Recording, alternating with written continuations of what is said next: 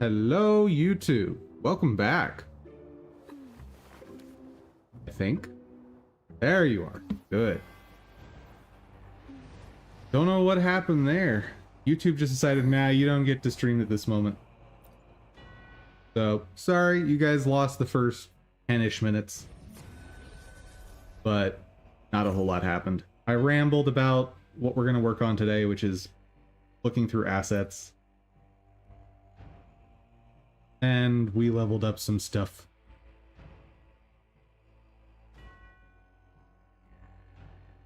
Let's see. Which team? Let's do this one.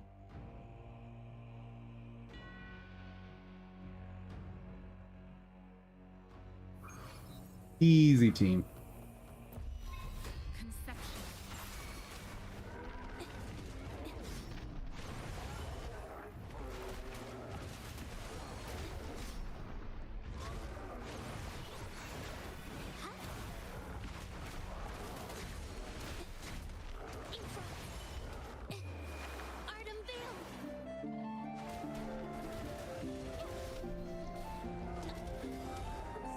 Arg.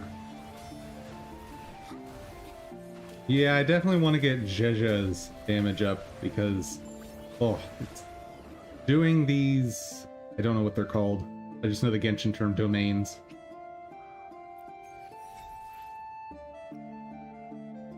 But they are so comfy with her.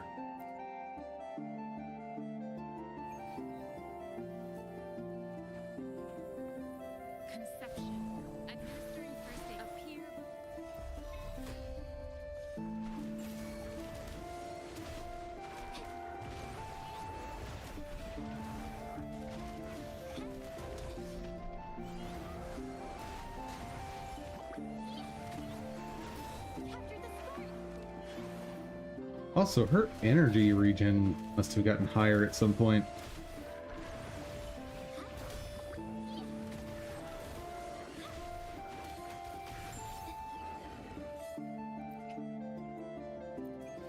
Okay, and one more.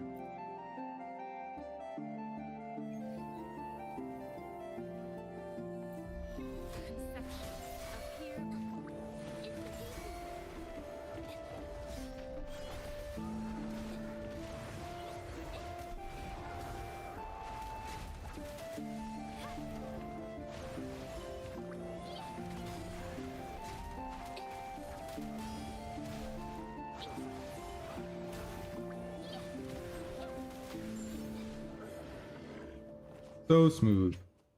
Only having to really use one character.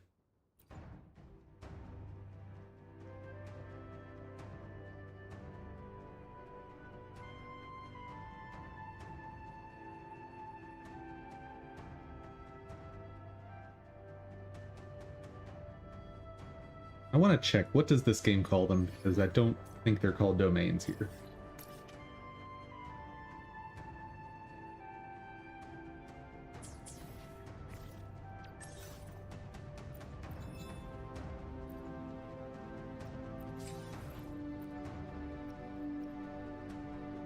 They are called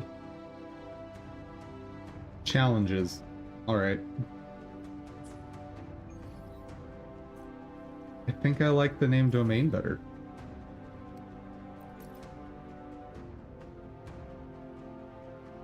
And I think I'll just call them domains from now on.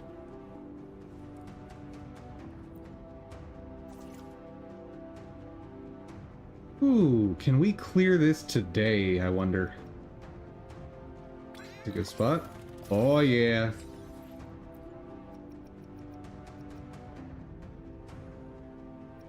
Both are good spots, sort of.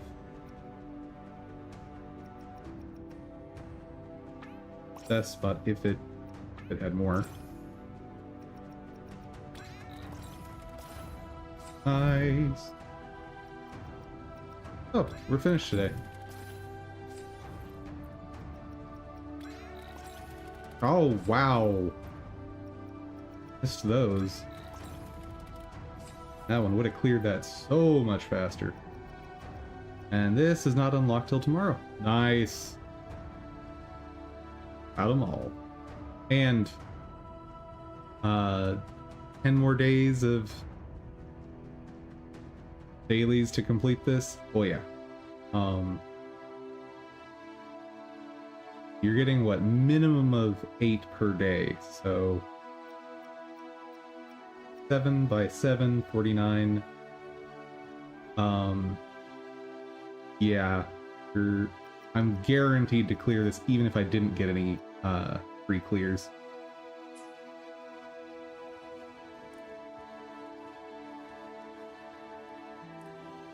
Part of me wonders, is it possible to be unlucky enough if you're like getting the worst possible selections on every single one? Is it possible to not clear all 3 if you're playing daily?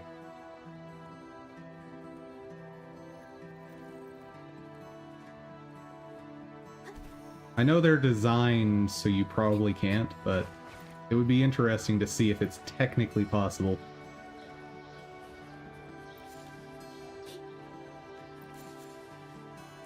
Alright. Anything else we need to do in here today? Don't really care about that.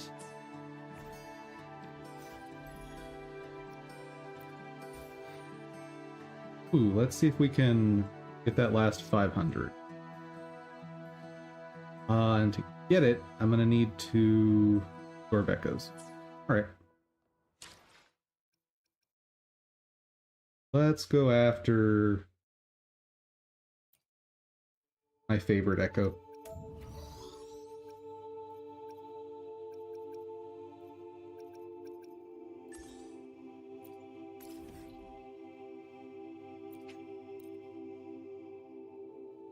Plus, they're super easy to fight.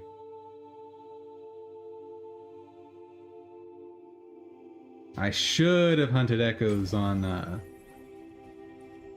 Wednesday, Thursday off stream, but not have time.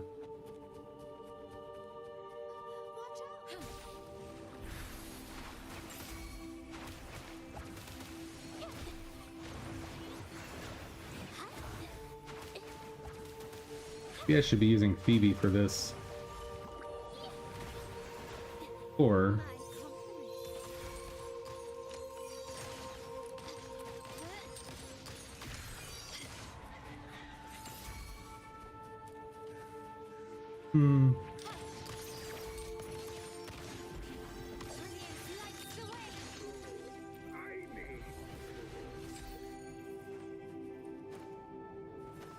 Quickly and swiftly.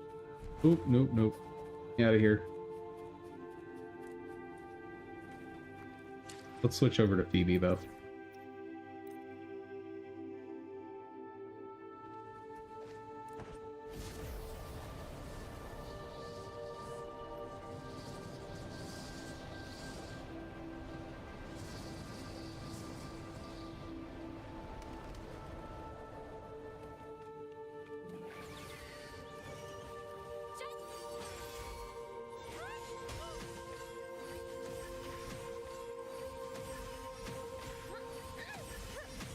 Yeah, that's so much faster.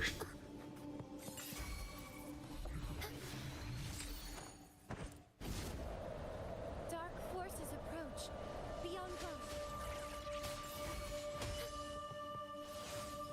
That's not what I wanted. Arduous. Crystals, give me strength.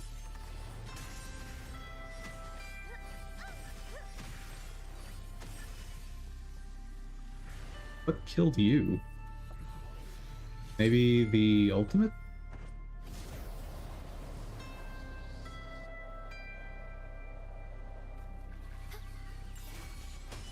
Over there.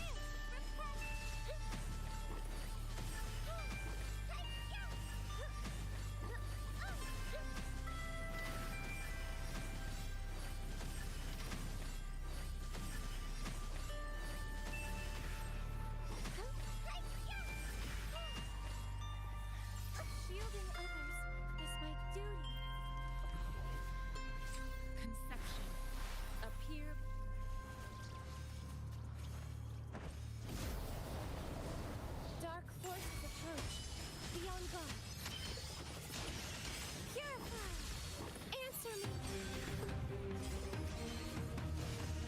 I'm inside the circle. Why are you not doing the better attack?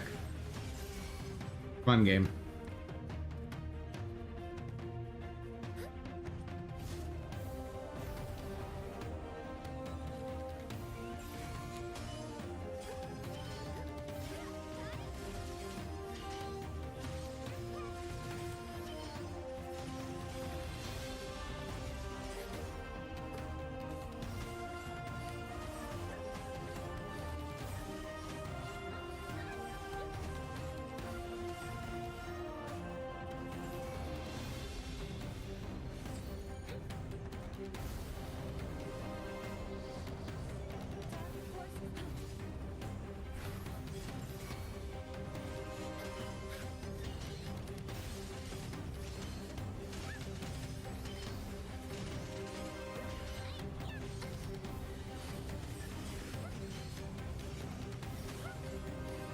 Yeah, we need a better frazzle applier, big time. Because in these situations, there's really no time for me to swap over to Rover. Which is lame, because I'd really like to be able to use her full damage. Maybe the trick for this is using her other stance. Let me try that.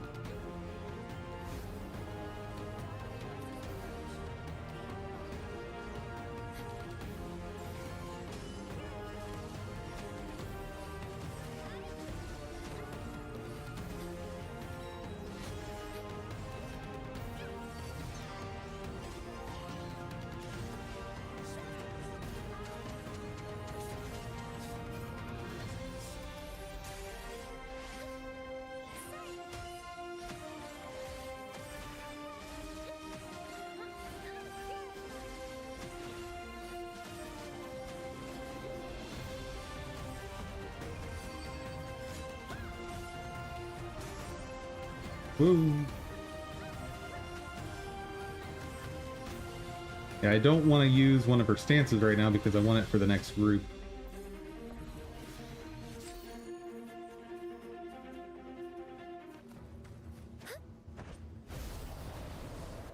BB's very awkward right now for world clearing and for AoE stuff. Be on guard.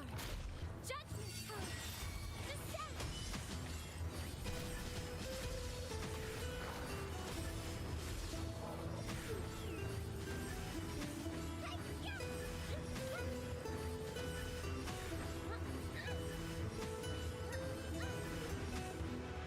Nothing? Fun game.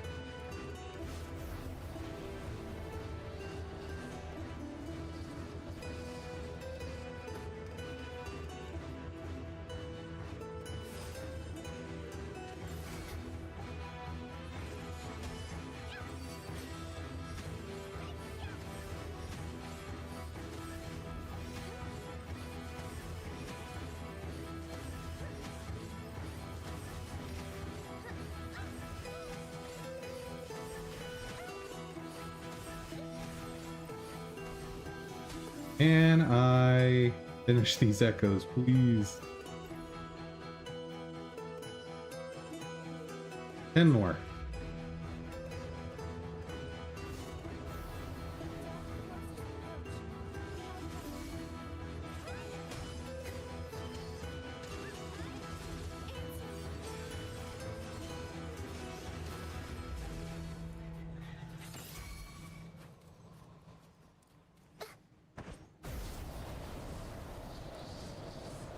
Oh, you are not these I wanted.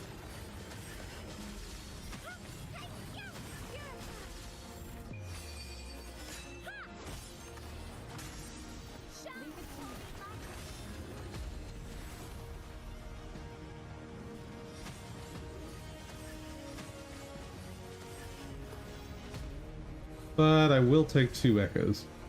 Thank you.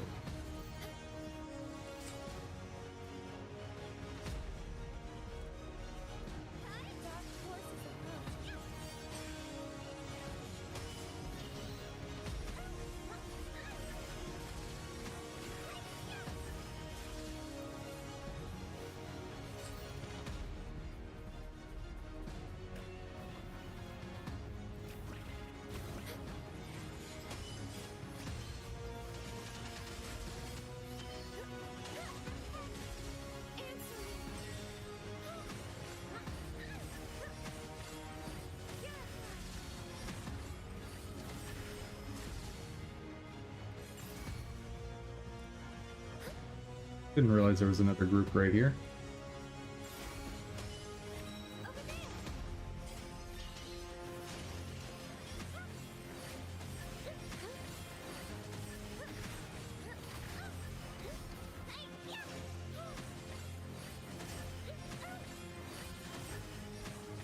Come on.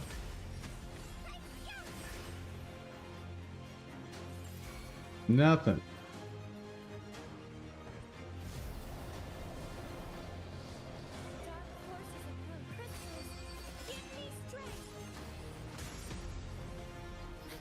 What?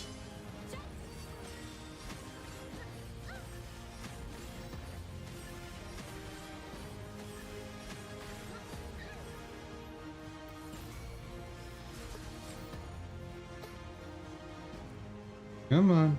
Get the last few echoes ready to move on.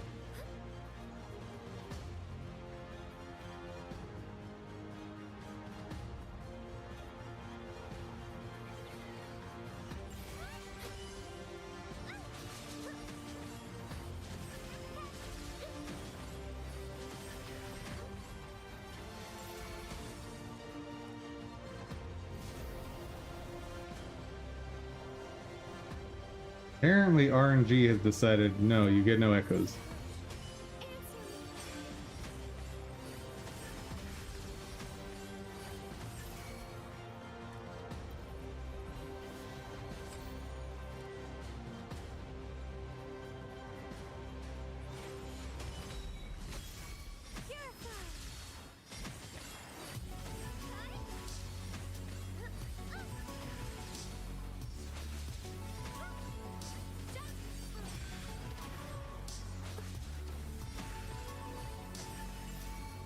None? Game. Very rude.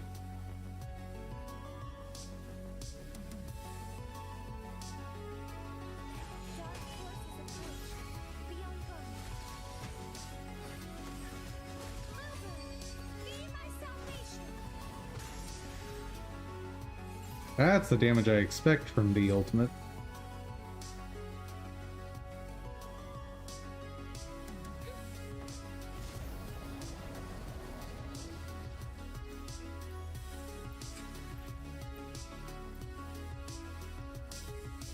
Four more.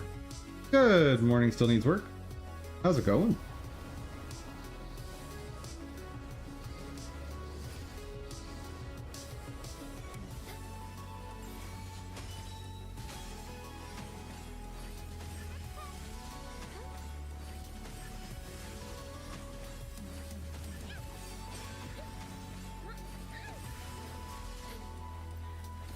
Okay, three more. Glad to hear you're doing good.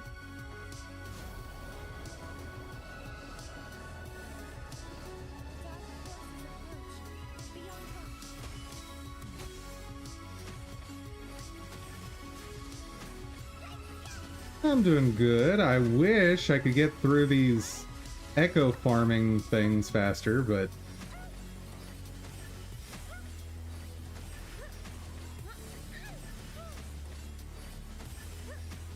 unlike Genshin, there aren't really any characters that just do great on their own. Oh. Where were you hiding?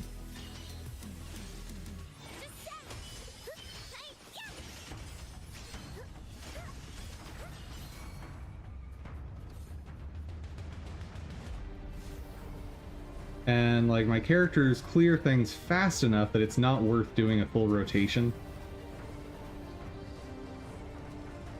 Once I get Zhezha stronger, she can be that character for me, but she's not quite there yet.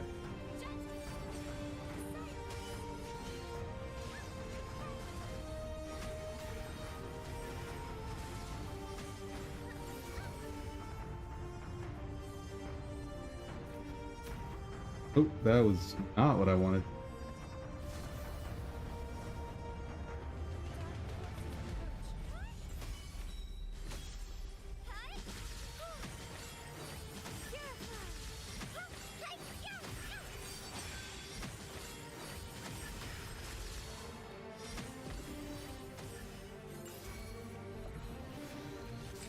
There. I think I need one more.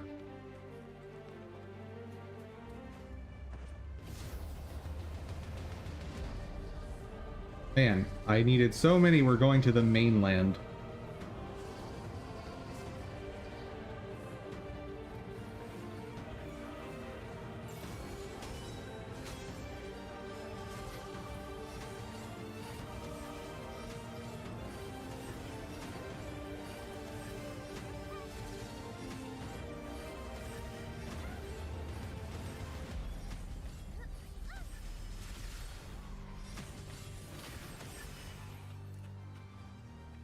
Come on, dudes. Found. The last one for the week. Don't be stingy. Dark forces answer me. Crystals, give me strength. That'll do.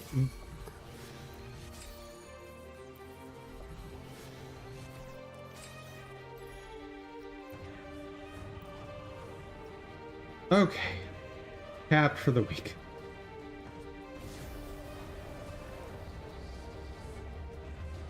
Find somewhere to drop Phoebe off so I don't get attacked when I log in next. That'll work.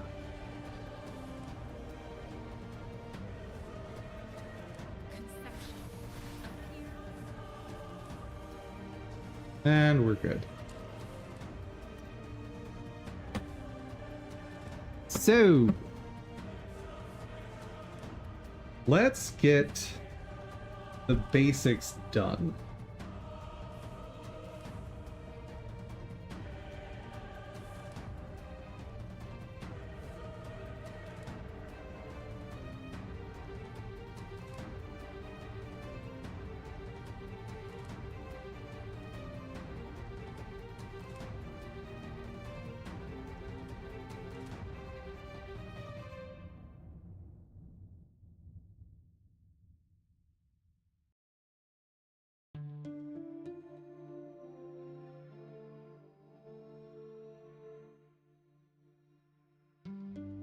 Because I'm gonna want an actual scene to work with instead of this fake stuff I'm doing right now.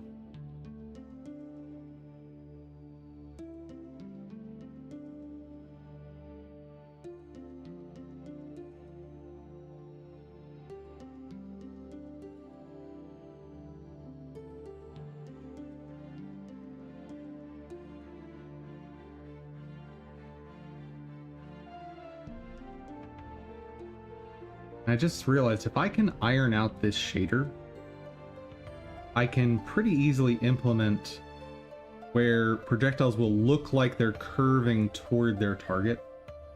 That's kind of cool. Hacks.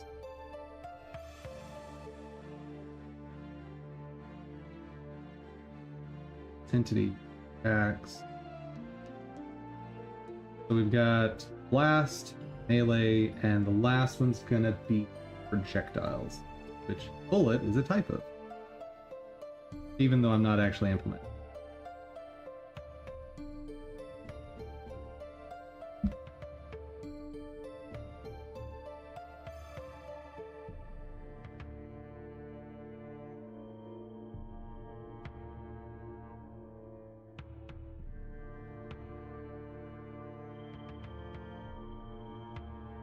Here it's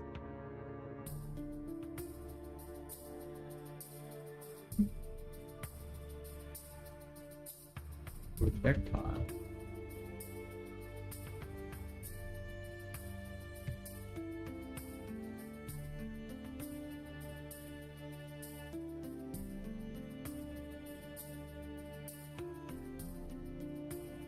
Eat.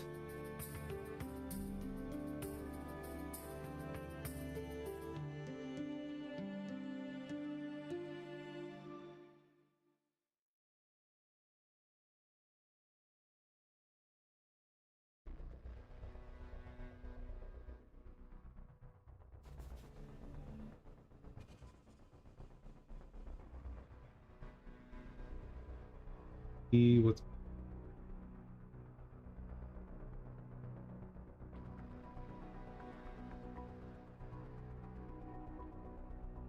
Projectile base is gonna have essentially the same structure here.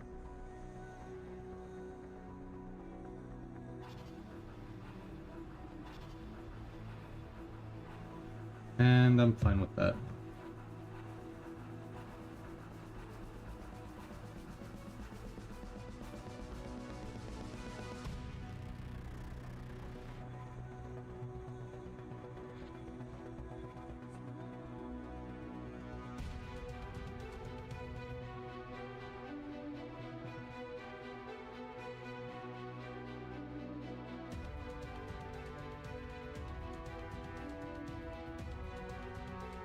I could reduce some repetition here by creating another base class, but not worth it.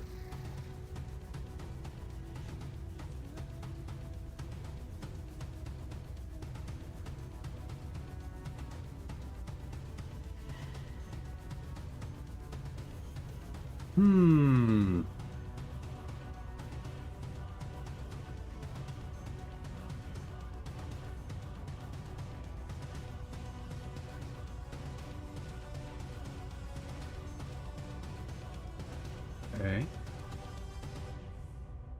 Now let's see blast base.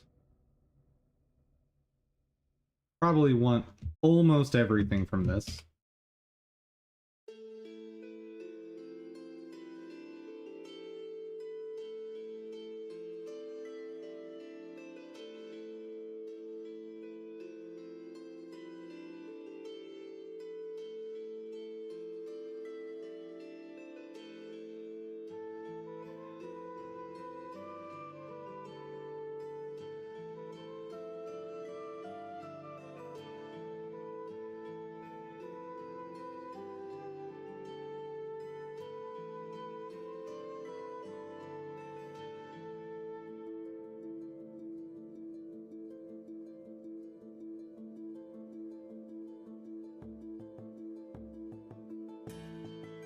It's unblockable. False.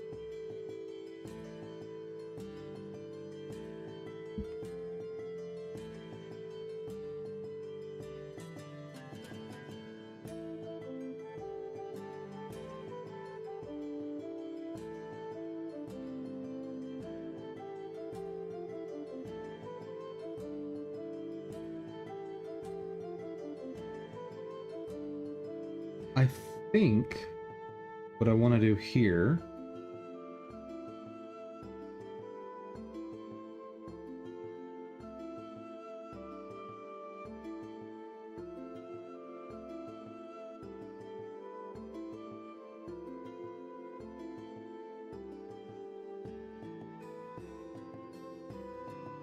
that. Let me just double check attack base. I'm pretty sure the default is empty. Oh, no, none.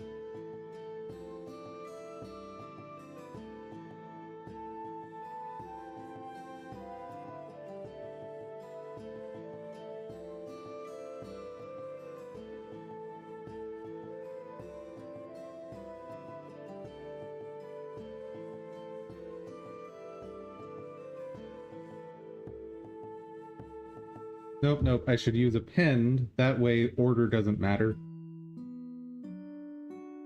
Because if at the next child level I call super afterward, I still want this to take effect properly. And having none in there doesn't actually do anything, so it's fine.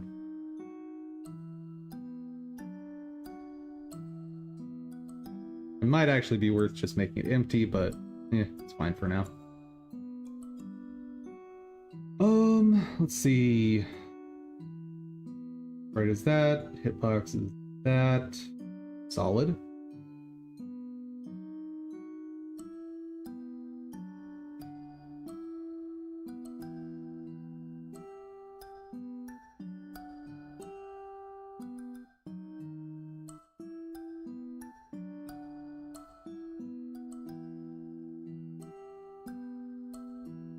This is going to have a physics process. Pretty sure attack base does not. Any physics processing. No. but projectiles will absolutely need a physics process function.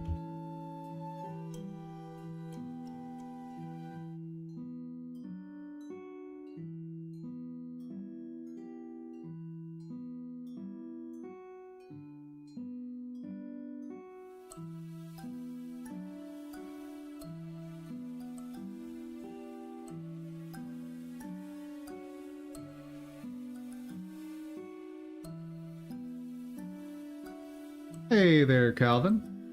How's it going?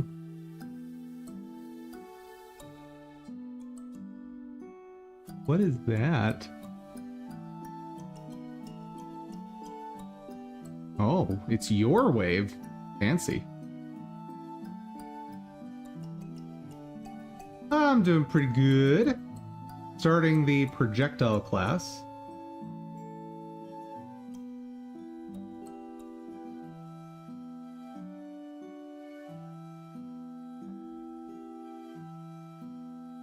I don't...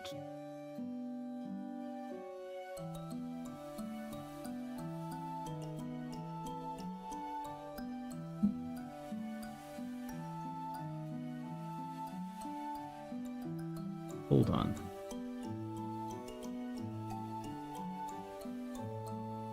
New shader material.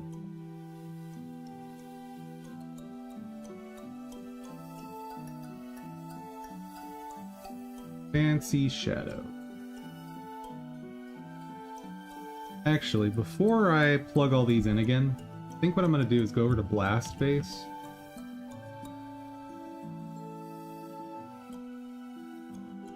Check something.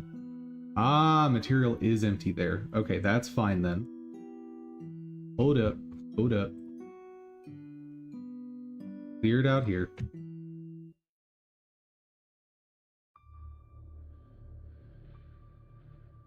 But one thing I want to change. Where is slime spikes? There you are. I want to update all of the defaults to be these, because I think these are going to be very common values.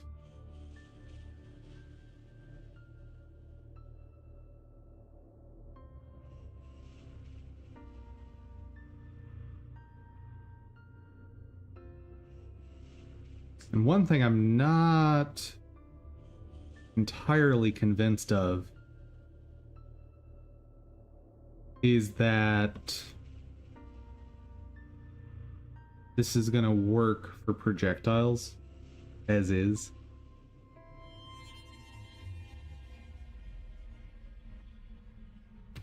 Yeah, I'm going to have to do something fancy for it.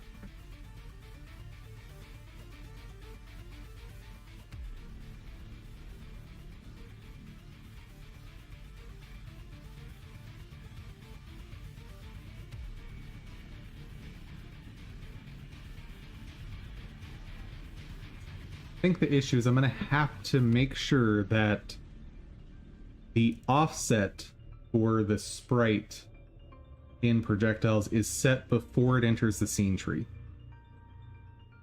Otherwise, the shadow won't follow it correctly.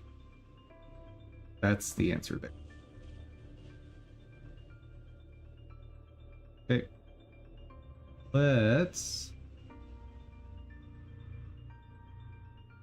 get these updated.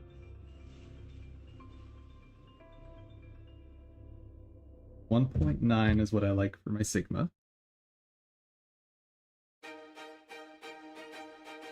H frames I can't set.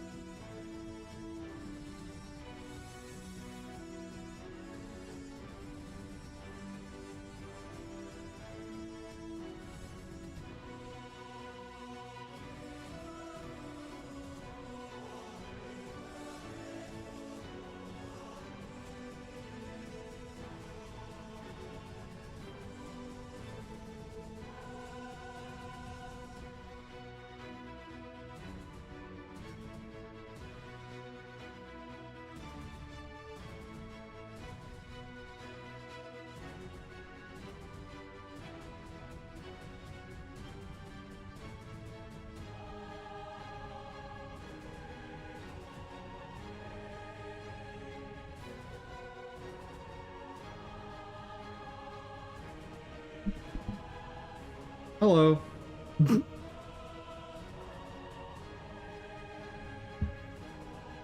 I think I muted at some point to sneeze and then forgot that it muted. Oops. In case I was muted when, oh well, I did have a conversation with Kelvin. However brief, so at least I wasn't muted then, and I can promise I didn't say anything too interesting after that. Just talking about what the shadows need to be doing and all that fun stuff.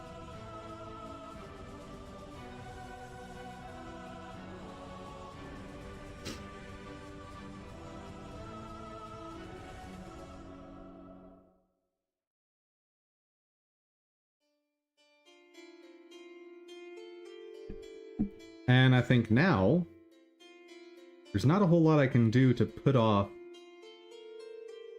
getting assets. As much as I'm not going to want to go do that, it did occur to me another term I could be searching on these asset stores.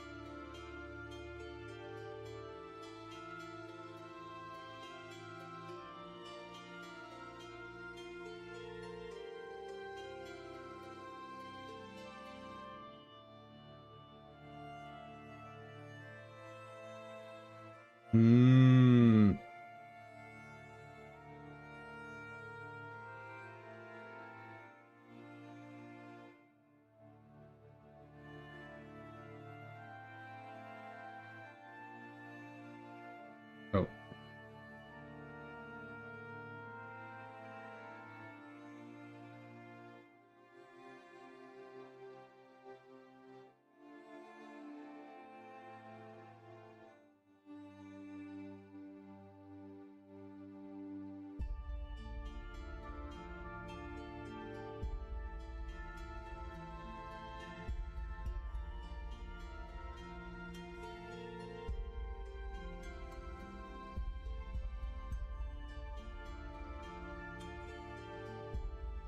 I would have thought for sure someone's made like an acid splash attack. Surely, right?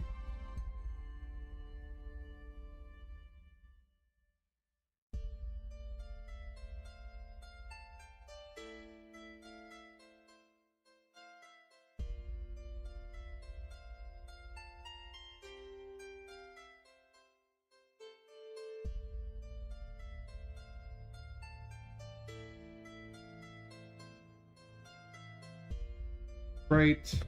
Asset. Acid. Let's just look for acid splash.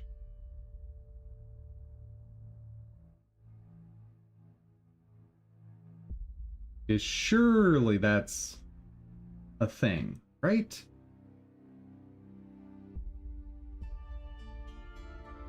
Unfortunately, that's the name of an actual spell in D&D, so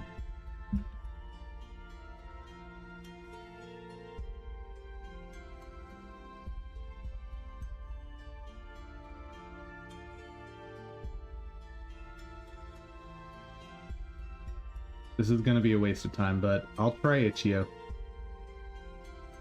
I'll try it.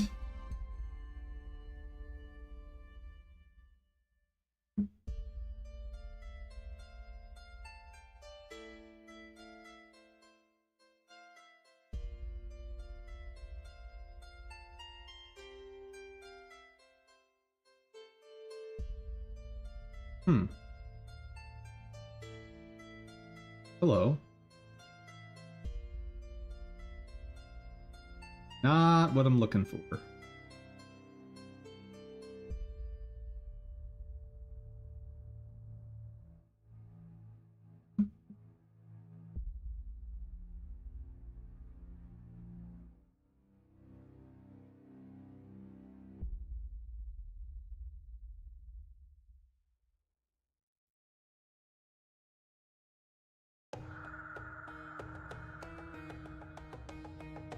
Go ahead and just load everything.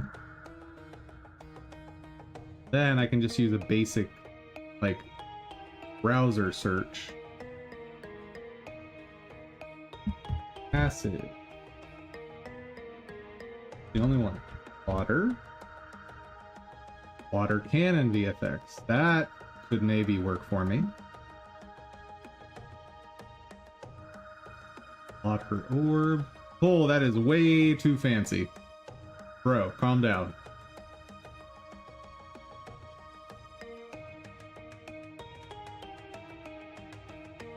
That said, maybe. Slime? Ooh. I'll search that next. Where?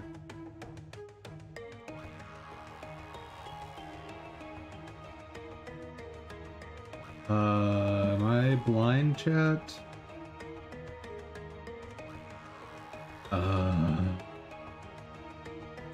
I don't see the highlighted text.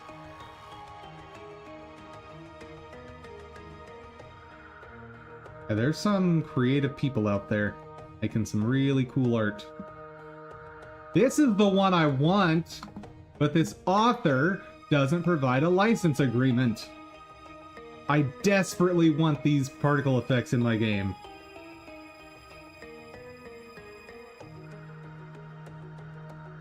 Because they look so good.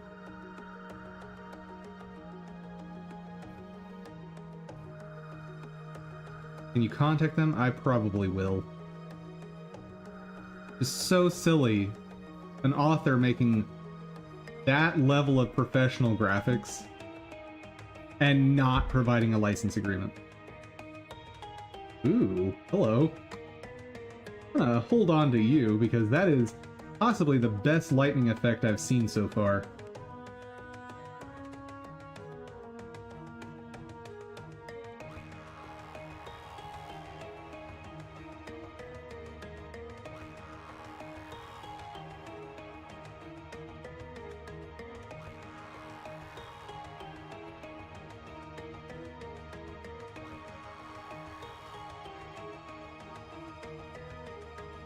Ah, there we go. And don't need a waterfall, but thank you. And I don't need a water puddle, but thank you. Let's see. So we tried water, tried acid, slime. What do you got for me? Take a look at those.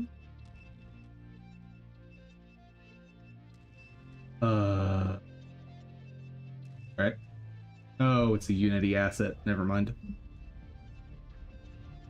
What other terms would you use for a viscous liquid?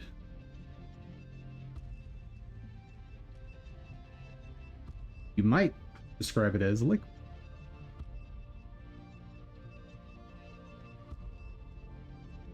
There we go.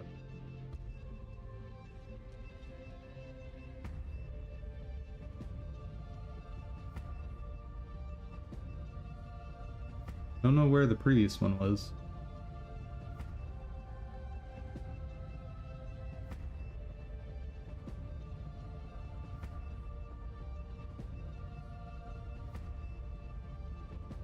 Where's the highlighted text?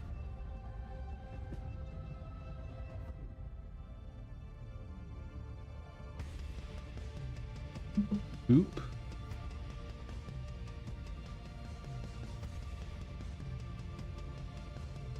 No goop.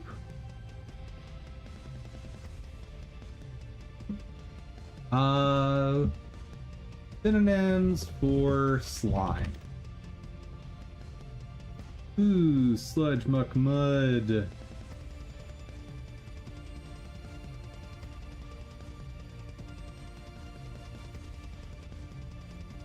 Maybe mud. I think that's about all. Yeah.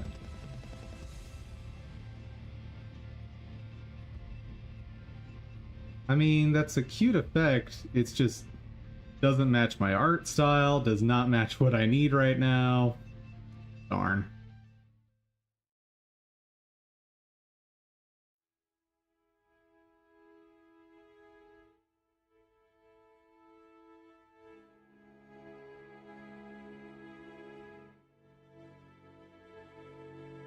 Oh. Fancy.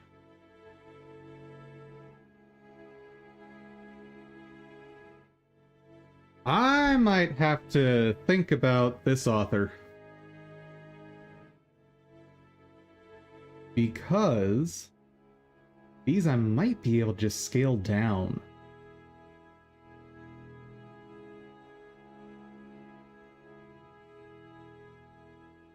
Like at their current resolution, they take up the entire screen.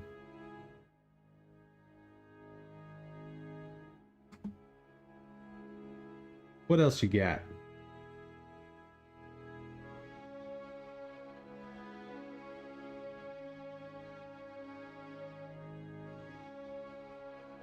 Oh no! Don't tell me it's pre-packaged for RPG Maker.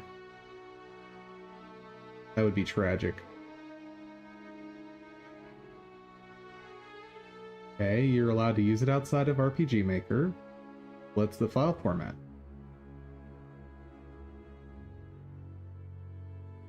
File format. Pretty please. Zip doesn't tell me anything.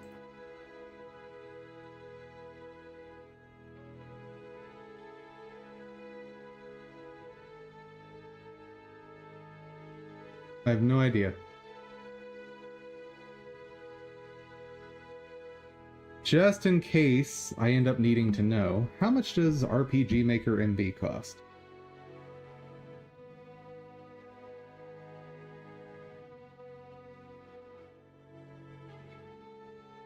This is acceptable. Full price, not so much, but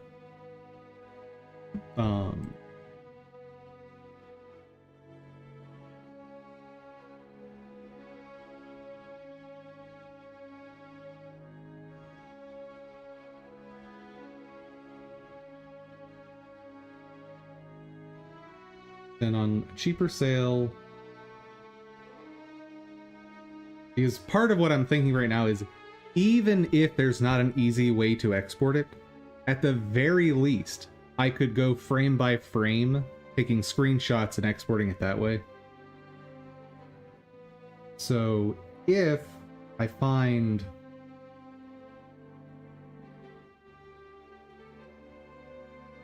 assets I want, I have an option, at the very least. So pretty frequently on sale.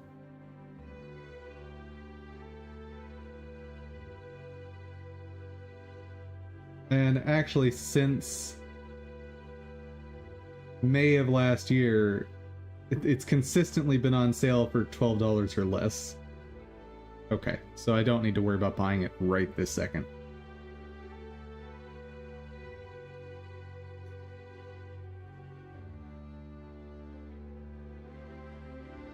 Yeah, I assume these are also RPG Maker.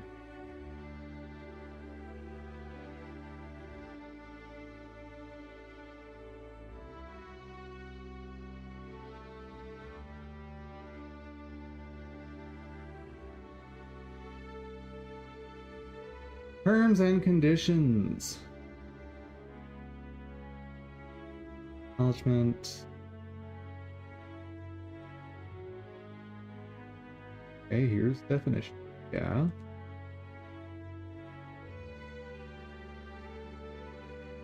Cannot be resold, published, distributed.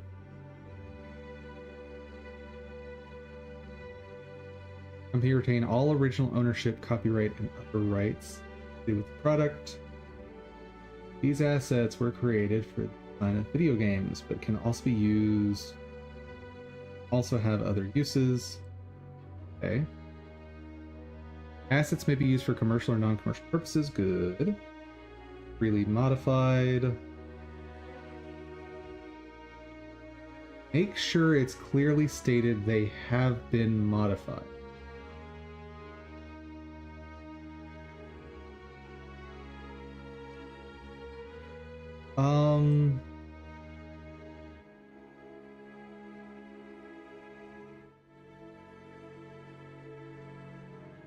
How? Like,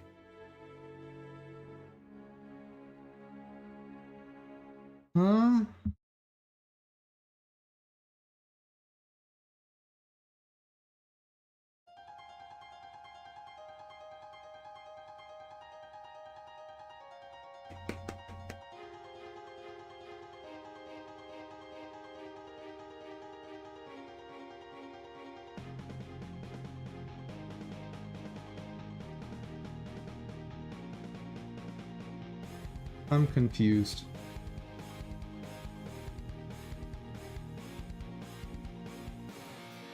I'm very confused.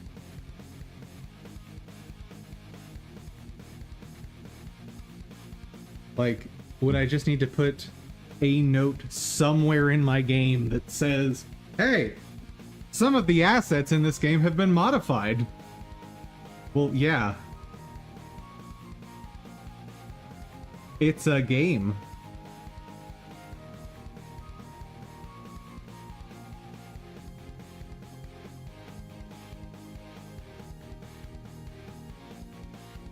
The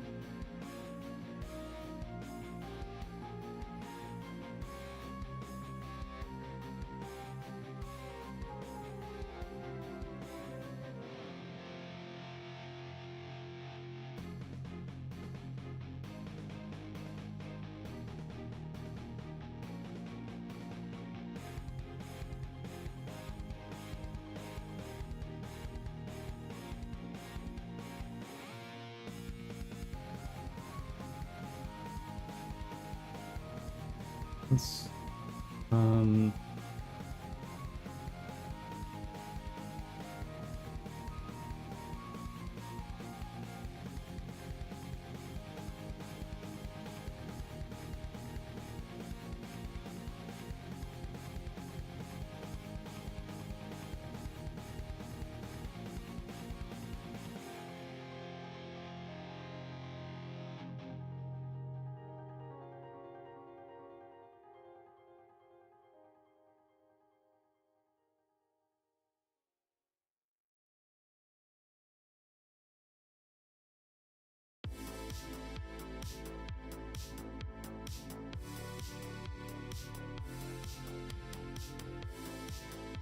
let me just double check.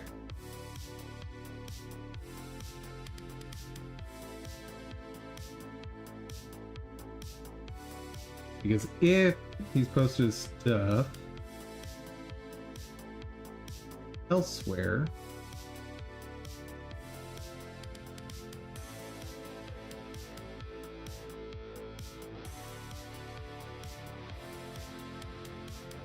how beautiful is that effect?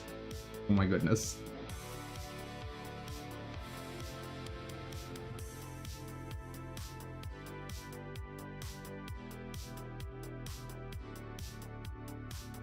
Oh, official implementation documentation.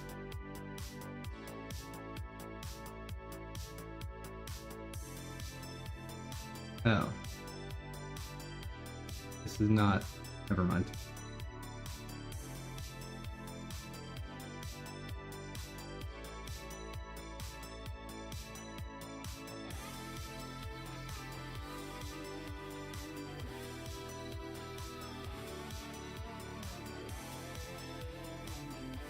Yeah, we're gonna have to post ask.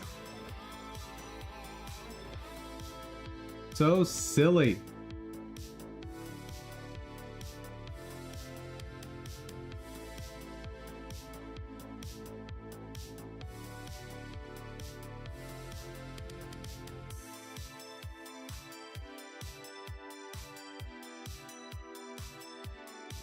I don't want to post specifically on this asset.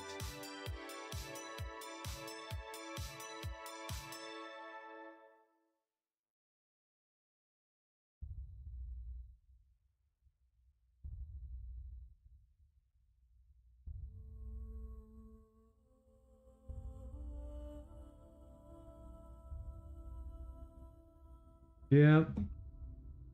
Nothing.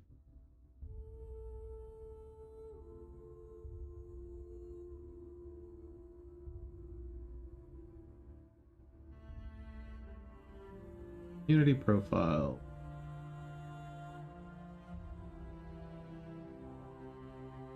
How do I post?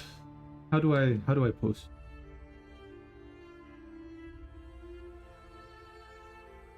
Um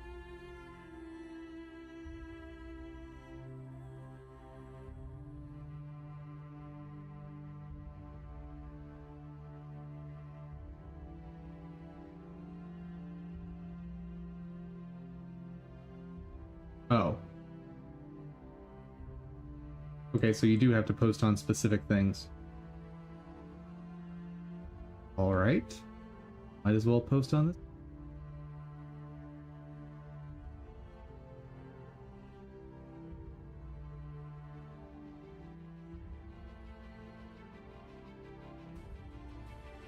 Hello.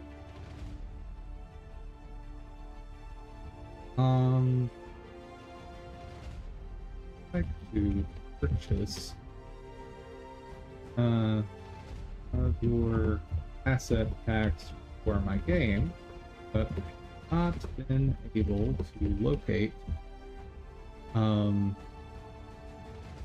a license agreement or a terms of document.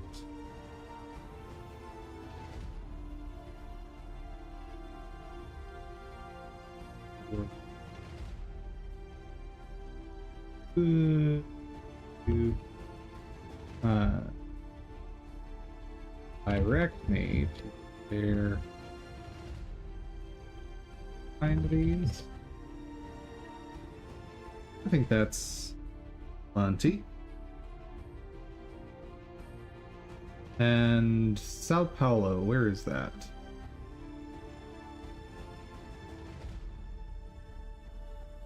Brazil. Okay.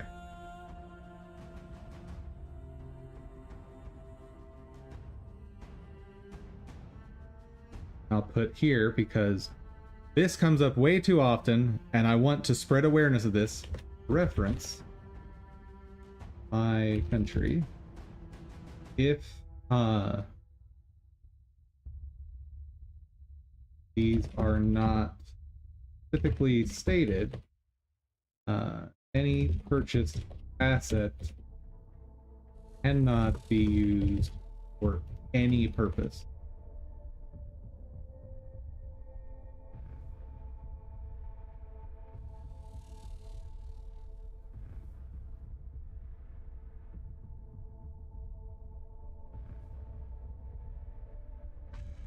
Commercial or otherwise.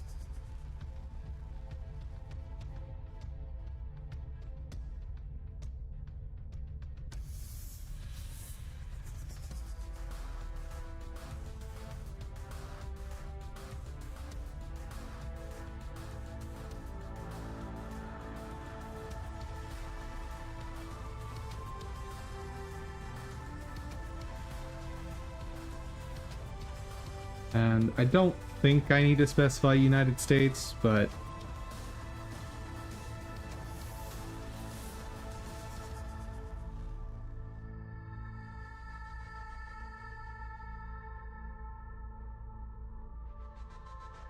tax game. Not been able to look document. I don't need to say document. Like, I don't even need a formal document. I just need there. That's. Did you direct me to where I can find the reference?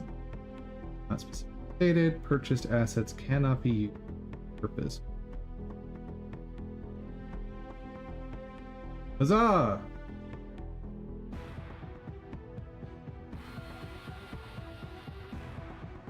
I'll just bookmark that. Sweet. Hopefully I get a reply soon. Because how gorgeous is this author's stuff? And actually, all of their stuff was available in a Humble Bundle a few months back. Or I shouldn't say all, but a lot of it was available. And I was absolutely up for purchasing that pack. But at the time, I wasn't really diving into visual effects. And I couldn't find a license agreement.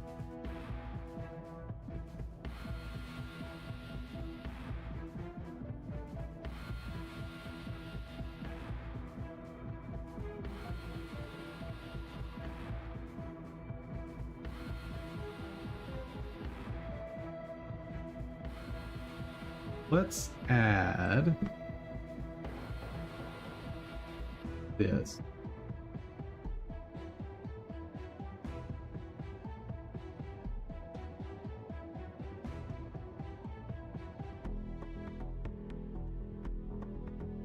Technology. Don't know what that is yet.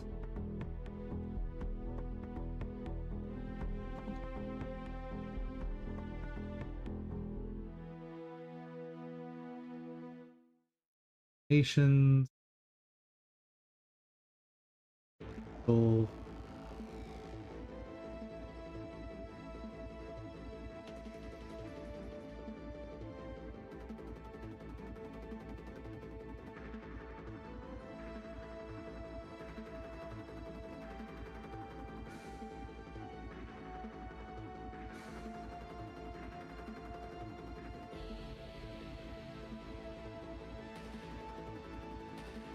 Hold on.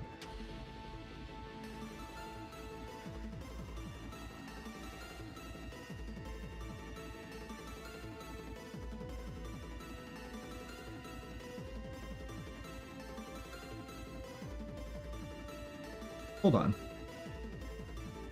This one has a license agreement.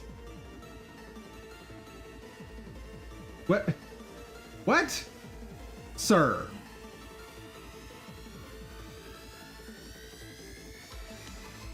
Sir. What the heck?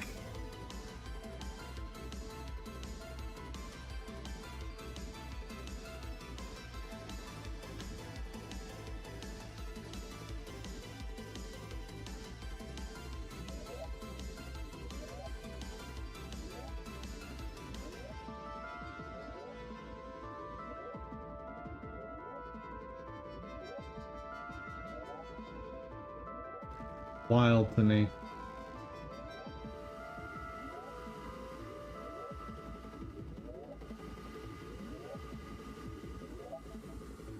Alright. That there because I do want that.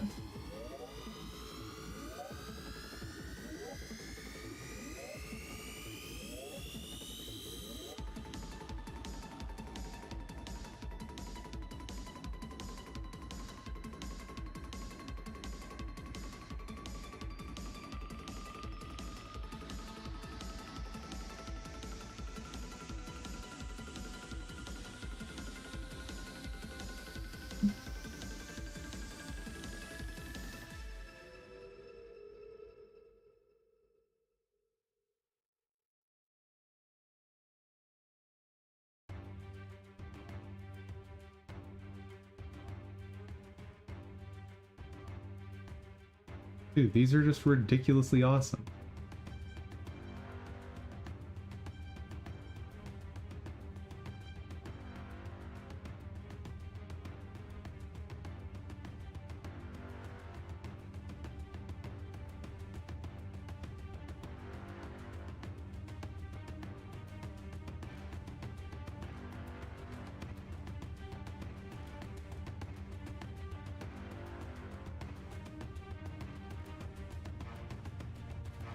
Now this one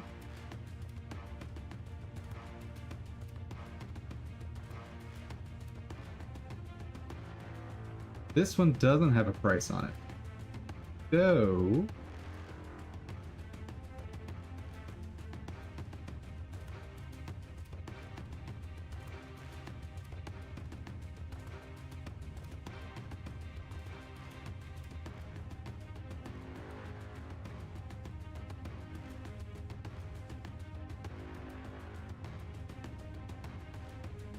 let's see if there's a license agreement hiding in here.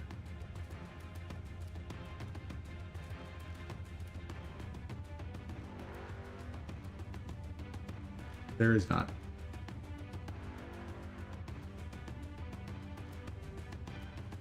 So lame.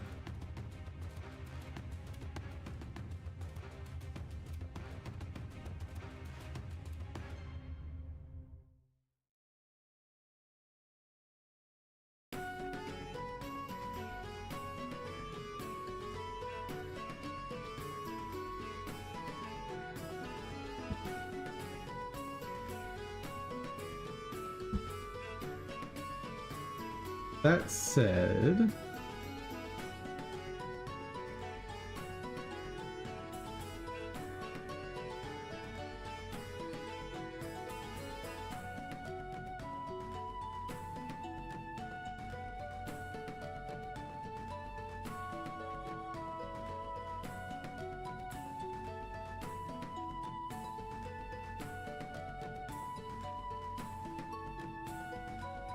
maybe might be overly ambitious. Maybe I could make my own effect?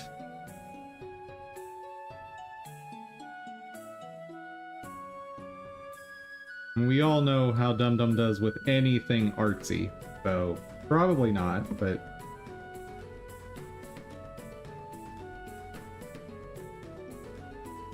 maybe effects here is just secretly super simple.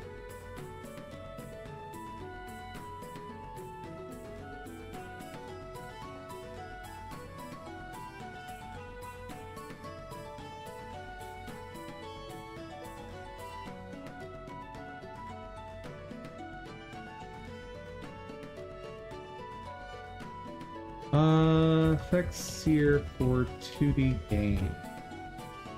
Is that a thing?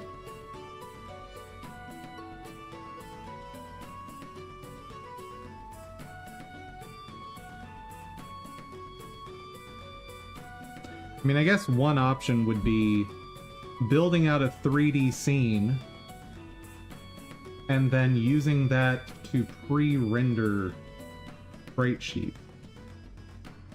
Okay, so there are some interesting ideas here. Create effects for a game that can create... wait. Creation of effects here. Okay. Both 2D and 3D effects. Awesome. You've already sold me more.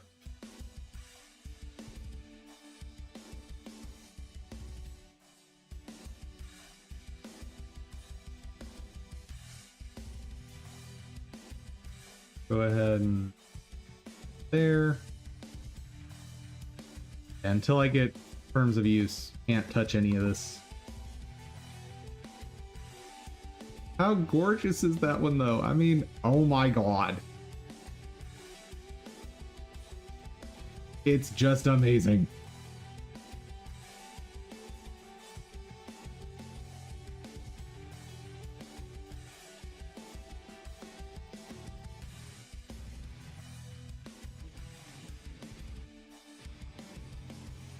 I already had that, right?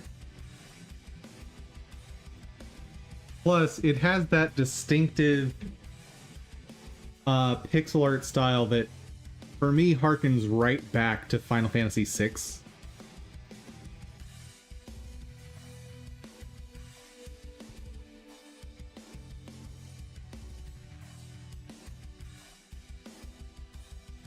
if I can find an example.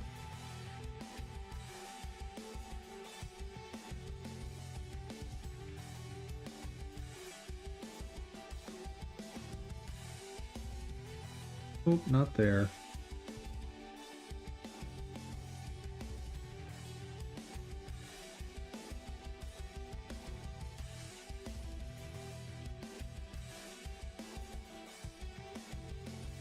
Show me that screenshot.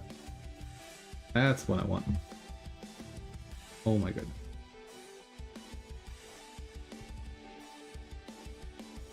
So notice the texturing here on these rocks.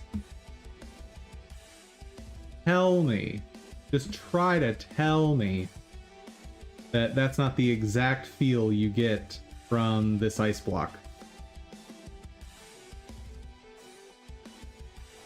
Like, come on. That's just ridiculously good looking.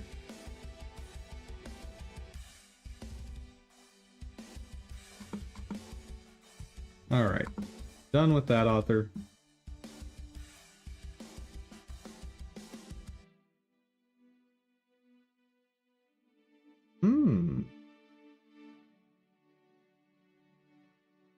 See, terms of use.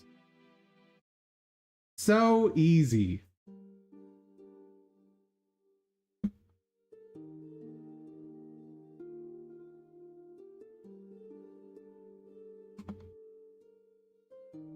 What is this?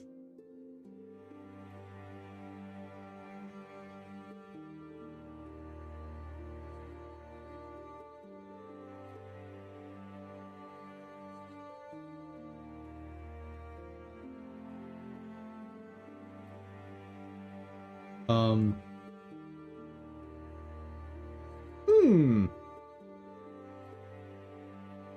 pretty good looking effects.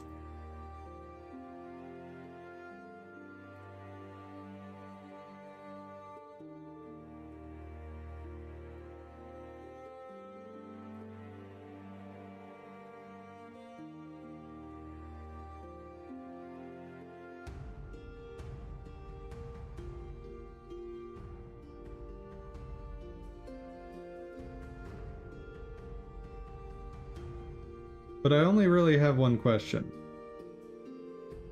Can I use these?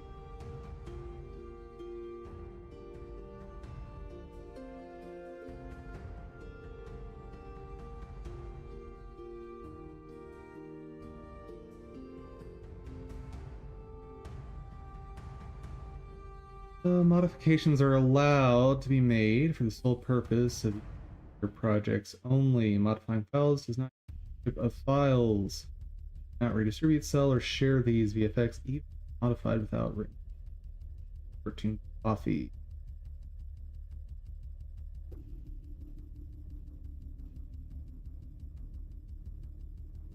Interesting. So this is a really cool way, and like a very high effort way, to be honest, to sell, to advertise your assets. I mean, this is a functional demo. That's really cool, dude. I'm not sure these are the effects I want, but it's still super cool.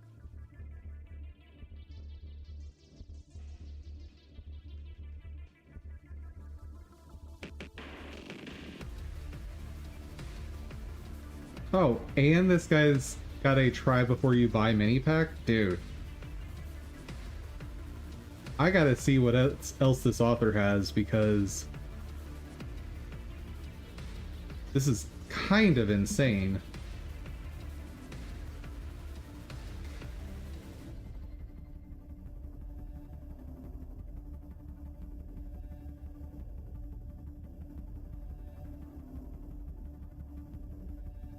Let's see, which one was I looking at before?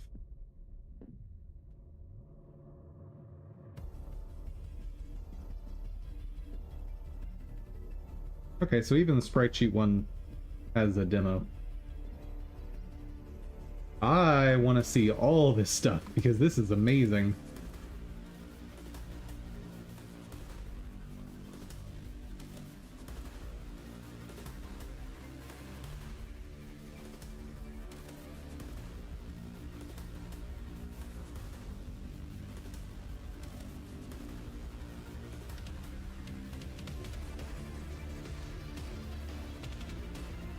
Oh, so does this just contain all of them?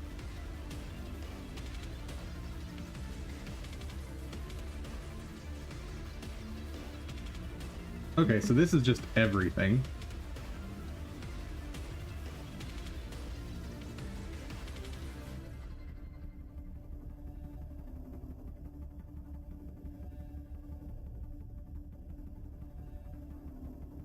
Bro.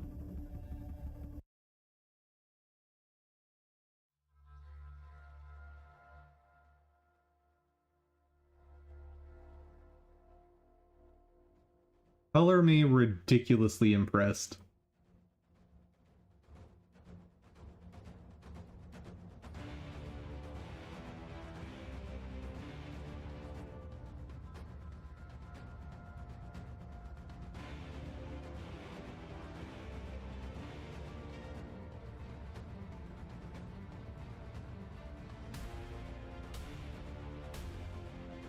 Ooh, that... It's a bit too gushy for what I'm trying to do, but...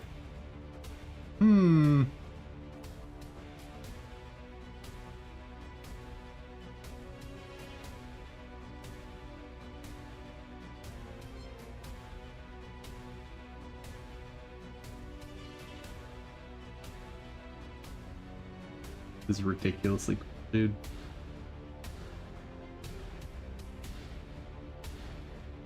And there's some randomness built into it. Very cool.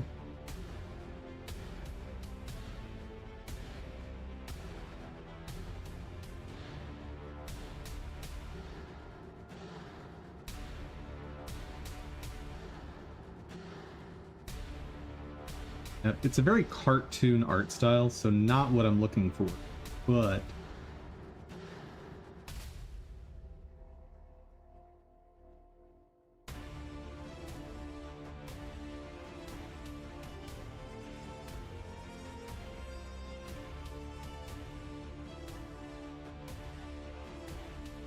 There is certainly some potential here.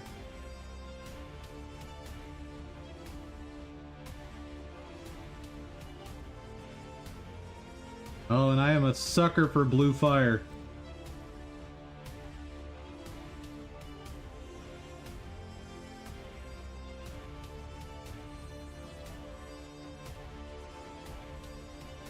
But probably super easy to recolor as well.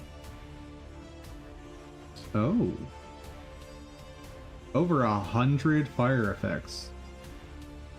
Interesting. Fire tornadoes. Burning ground effects.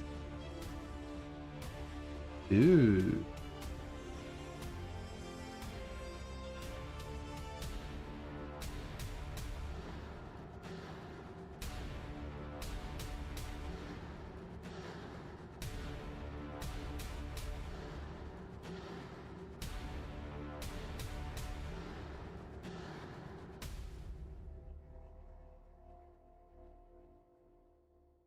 Okay, I'm gonna have to really consider getting these because these are ridiculous.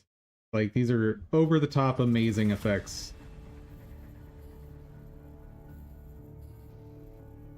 And I'm wondering if literally just posterizing them would be enough to get them sort of in my art style.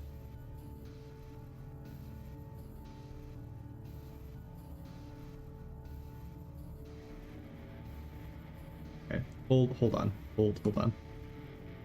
Go back here. You are getting added. And I need to go back to look at this one.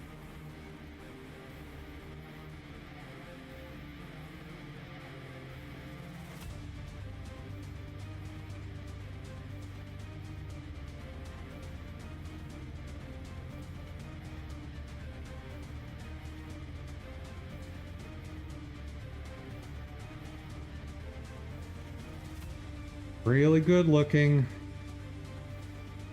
Just, I don't know that they would work with... And again, this guy does have the free trial pack, so maybe I should grab that.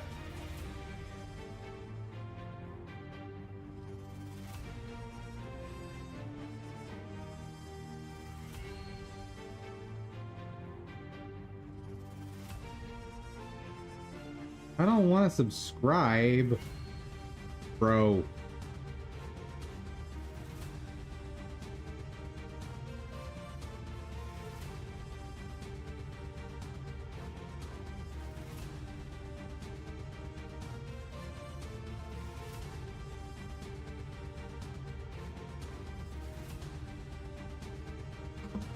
Okay.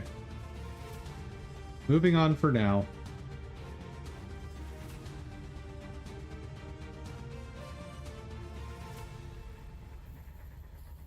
Then again, there's enough here that I could just say all attacks use these effects. I could do that. That's an option.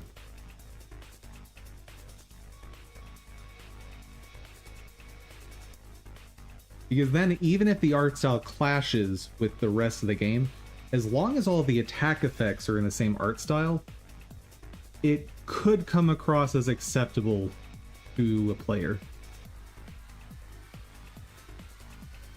Bro.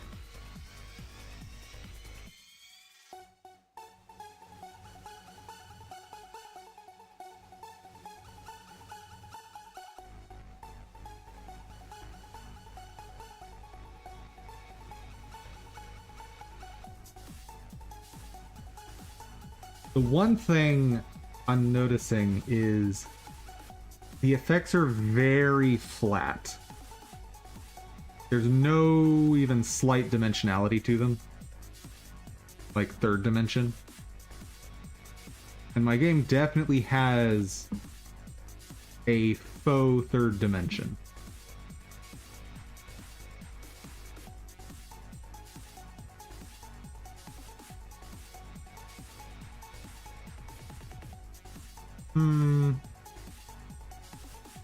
One thing I wanted to see again real quick. Sword and slash effects.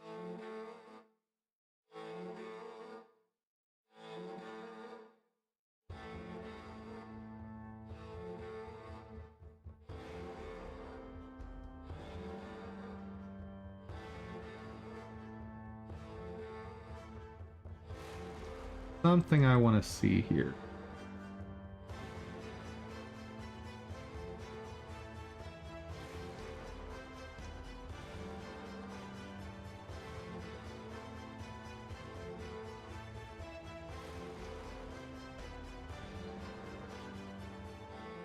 There's definitely the possibility of using these for a lot of different things. Ooh, claw slash.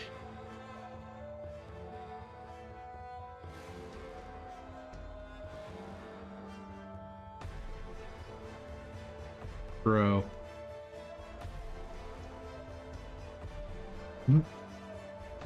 Well, if I need a whirlwind attack.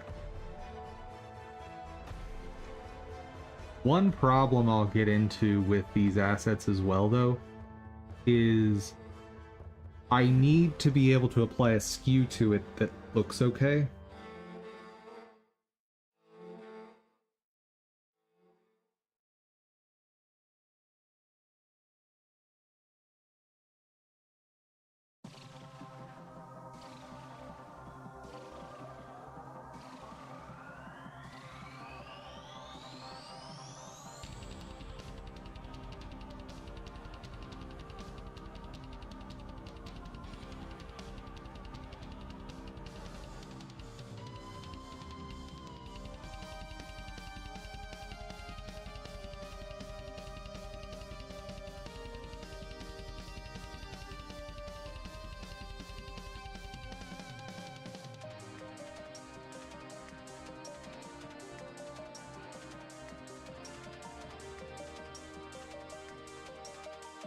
I just had a very interesting thought, though.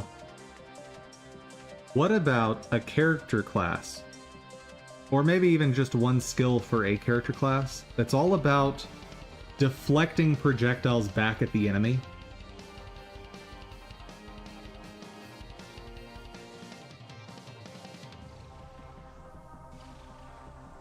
Maybe. Only problem with that is going to be before enemies with projectiles spawn into the level, they wouldn't have a way to attack, so never mind. As cool as it would be,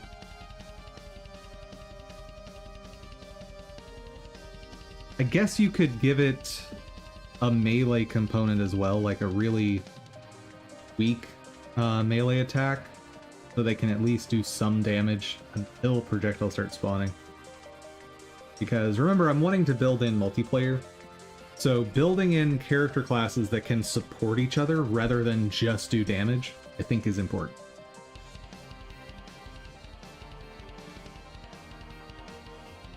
What else you got other than sword swipes in here?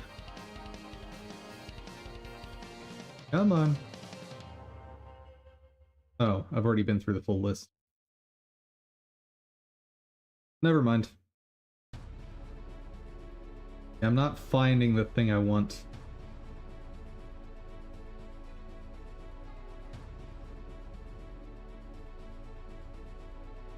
And this is a very good demo image for them to show off, because this illustrates that you don't have to just use these things as a circle.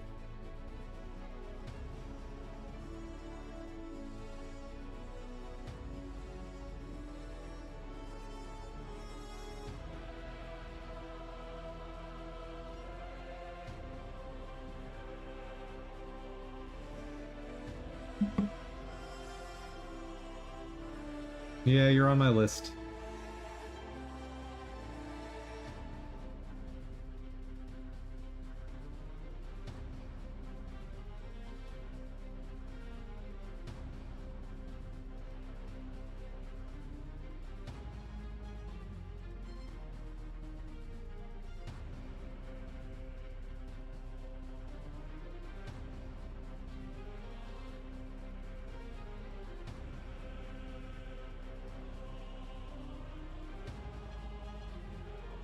Dude, there's so much here. This is kind of insane.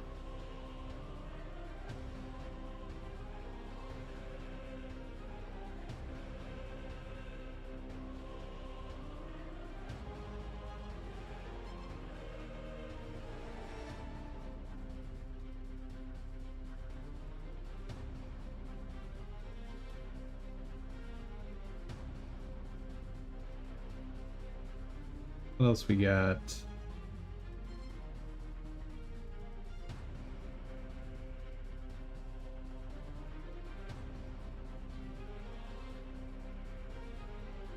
Moving on. What have we got here for slime effects?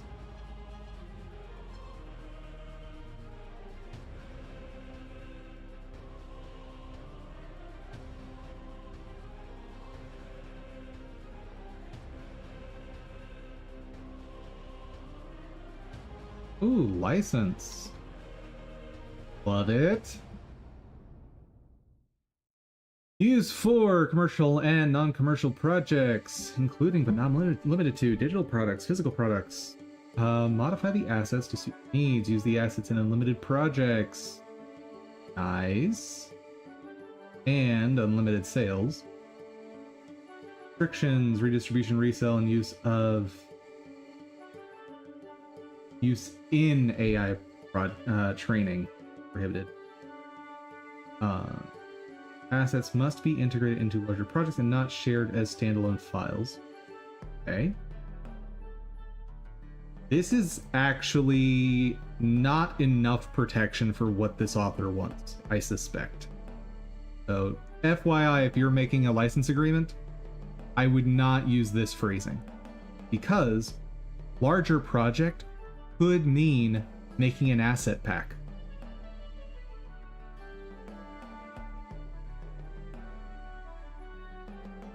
And I also appreciate this attribution is appreciated but not required, because if I'm going to use one of your assets, I don't know that that's worth an attribution. Now, if I'm using a whole bunch, sure. But, like, for instance, if I'm using an artist's asset for the dust being kicked up during a dash animation, is that really worth a full attribution within a credit screen? I'm not so sure. And part of how I look at that is, like, part of that worldview for me comes from being a contractor in a lot of work I've done, where I, of course, receive no attribution for anything ever. And I've done some amazing work over the years. But there's never even been an expectation that I'd receive credit for doing any of that because I received a paycheck.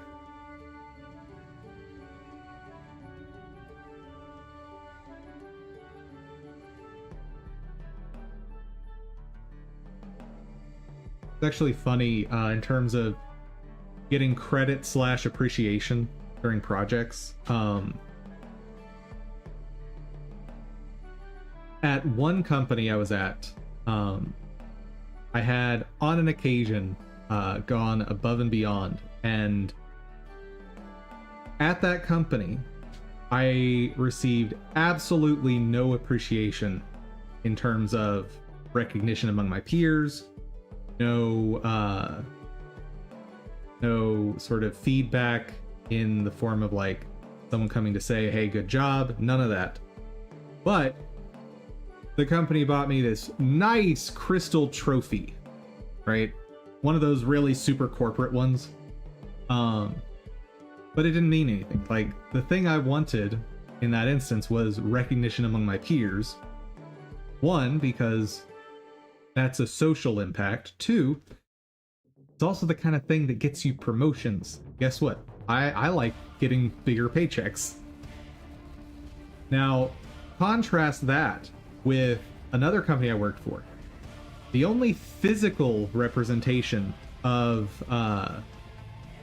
appreciation I ever got was a tiny little 3D printed keychain. However, that memento means so much more to me today than the fancy crystal trophy, because I worked with people that I knew valued my work, and they said as much. And of course, I said the same thing to them. Those verbal affirmations of appreciation in a workplace are so important. Like, the morale boost someone can get from just having someone in a small meeting saying, great job on that. Like, that's so simple, it's so fast, it's so effortless, and yet that can dramatically shift someone's workday and their work week. Just that one comment. And inevitably, it results in productivity gain, because happy employees do more and better work. It's very simple. The military was kind of like that, where you didn't receive any real recognition, but if you didn't like something, they would chew you out. So your motivation was always just doing what was necessary not to get your butt chewed out. Yeah, I understand that. In a military situation, I'm not going to say what does and doesn't work. I've never been there. I don't know. All I can say is, in the corporate sphere, people need to prioritize morale way more than they do. And the more places I've worked in where I've made that part of my job is to monitor and boost morale of my team, the more I've learned that it's really easy and it's exceptionally effective at creating a more productive team. It's wild how much of an impact it makes.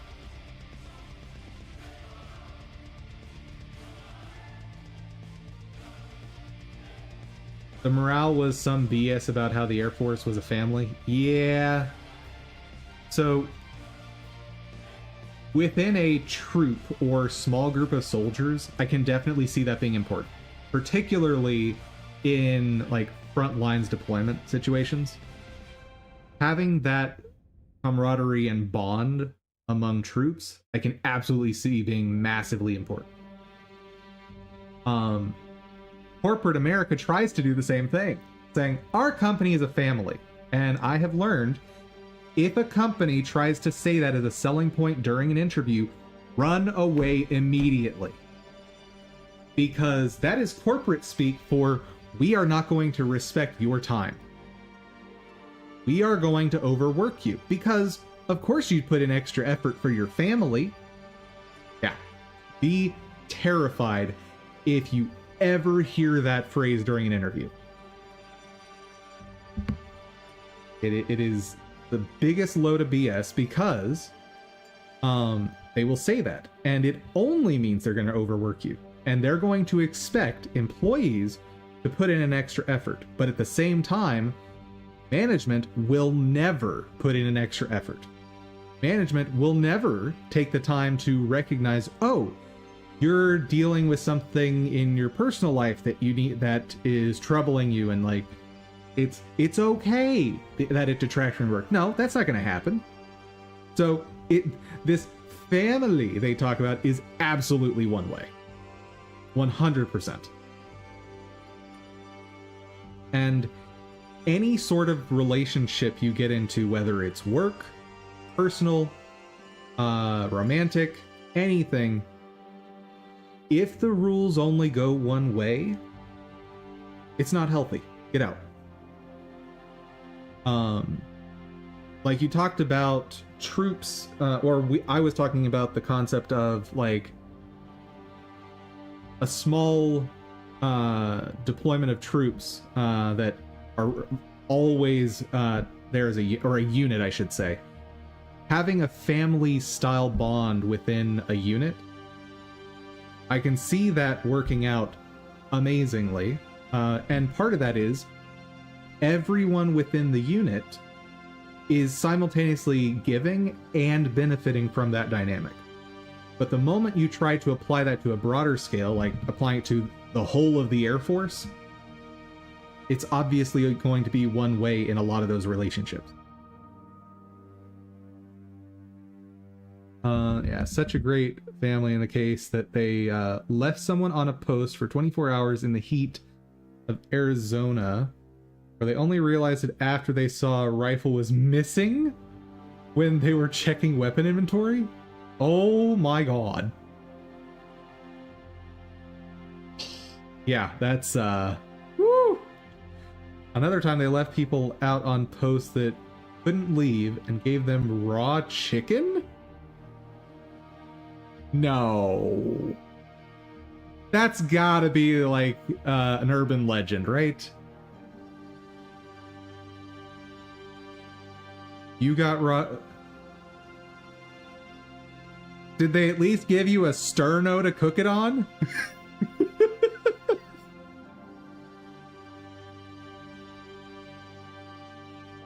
Oh, I remember this. So you were in reserves, I guess, during that time period. You know, I remember this, that there was,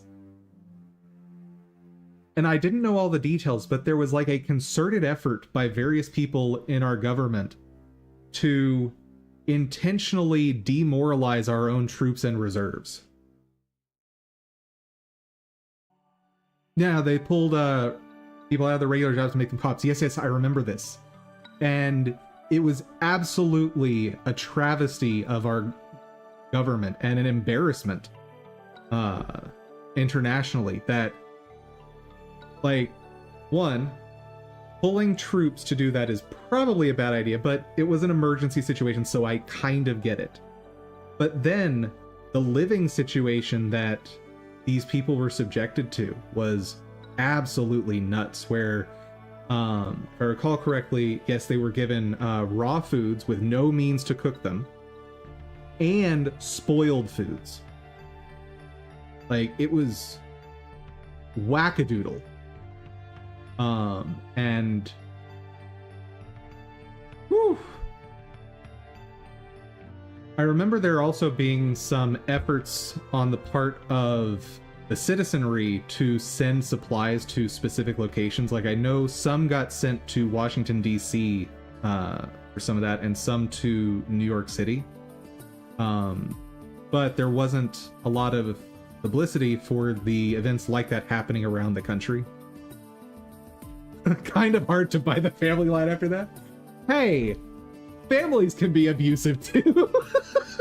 I'm sorry. That shouldn't be funny. I'm so sorry. Dark humor there. I apologize. Woo. Okay, back to work. Back to work. Feel free to keep telling me anecdotes because these are comedic gold in the dark humor arena. Let's see, restrictions. Cannot give away sub-license blah blah blah. Offering these things as part of... Okay, so the protections that I said they were missing up here, they did add them down here. So good.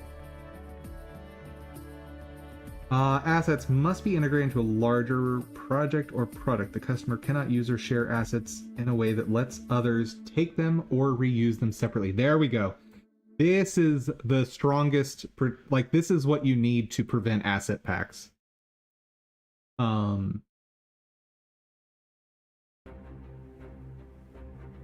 Strictly prohibited from using it for AI systems or data sets. Okay.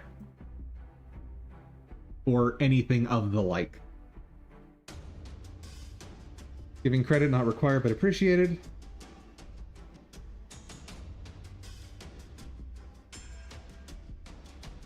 Intellectual property rights.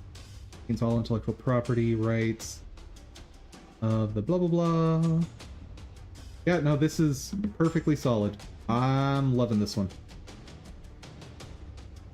Effective purchase of blah blah blah and remains in effect unless terminated.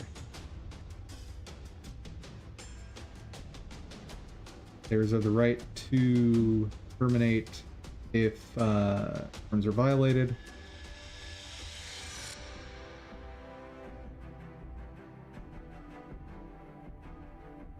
This is a tricky one. Like, that's a pretty aggressive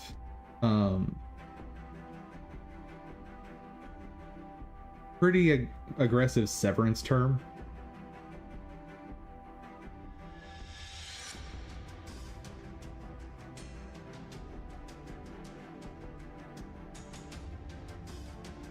And reason I say that, in like, it's not a totally unreasonable ask, but what this ends up doing in effect is it shifts the impetus of legal action away from the author and to the purchaser. So if there is a disagreement on whether or not someone has violated the terms here, without this, the onus would be on the author here to seek legal action to prevent continued usage of assets. With this term here, I'm now required to, if I was accused of violating a term here, I'm now required to seek legal action to be able to continue using the assets. So a little, yeah, there. Usage on streaming, showcase projects, social media, similar channels, as long as the assets are part of a larger project and not shared as standalone files. Sure. The customer may hire third-party contractors to work on projects that incorporate the assets, provided the contractors adhere to the terms of this agreement and do not retain or distribute the assets outside the scope of the project. Educational use. As long as the assets are not distributed. For clarity, the license doesn't interfere with any legal rights you already have to use the material. If the law allows you to use the material without permission, this license won't impose additional rules or limitations on that. I imagine that's relevant for international markets. Because I don't think this actually means anything in US copyright law. Because the terms here are very well laid out. There might be some fringe case, but Updates will apply to new purchases, but will not retroactively affect existing licenses. Ooh.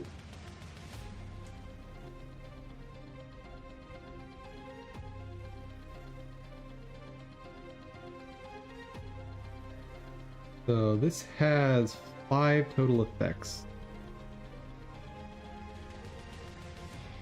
Yeah, I don't think I could actually turn these into a projectile though. That said, I do like the art. Pretty great. Let's see what else they've got.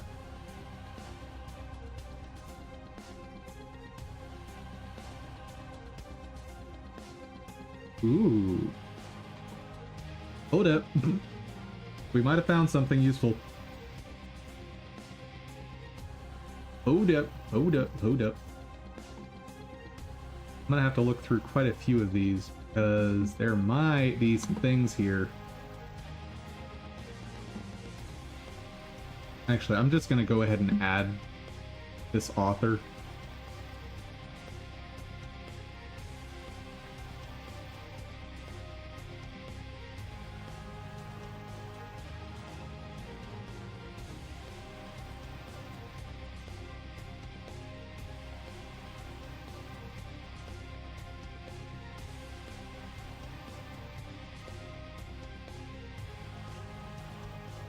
Alright. You know what? Let's just look at all of them.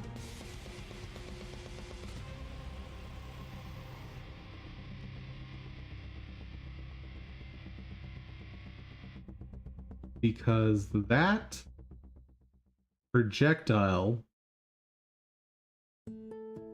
that you can see ever so briefly there, pretty nice.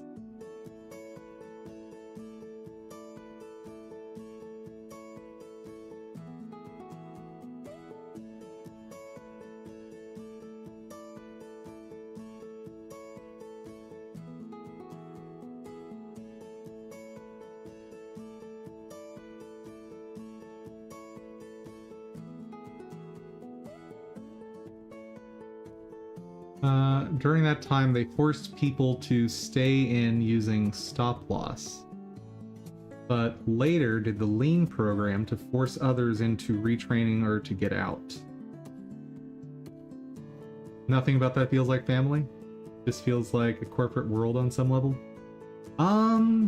So the using tactics to force people to resign or retire in that case. Yeah, no, that's absolutely a corporate tactic.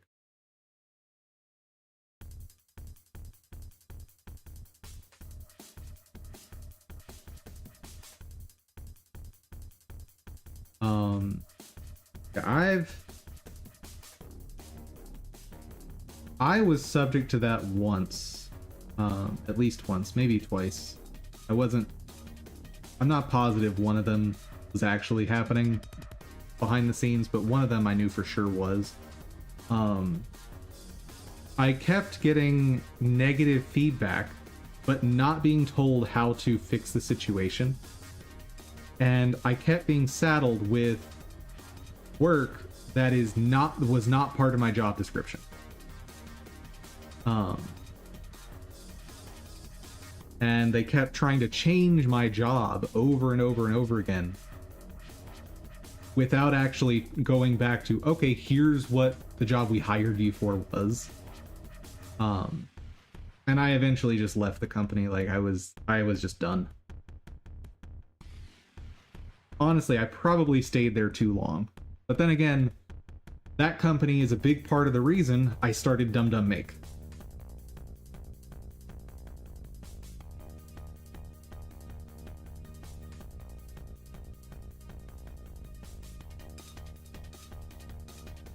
I like these effects. I don't think that energy ball is going to work for me though, for the current effect I want.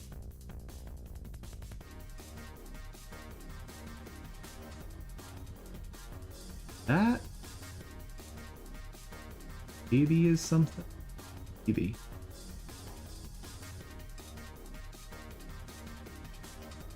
What prices are we talking about for this? $650. It's not crazy. These are ridiculously high quality.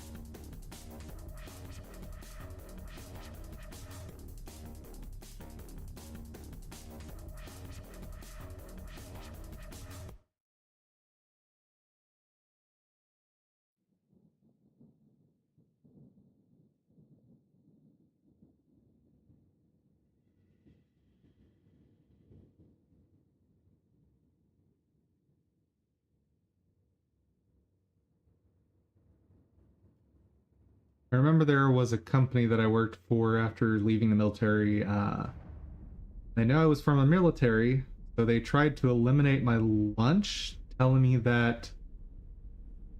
Wait, they tried to not give you a lunch break because you understood, since you had experienced that all the time in the military.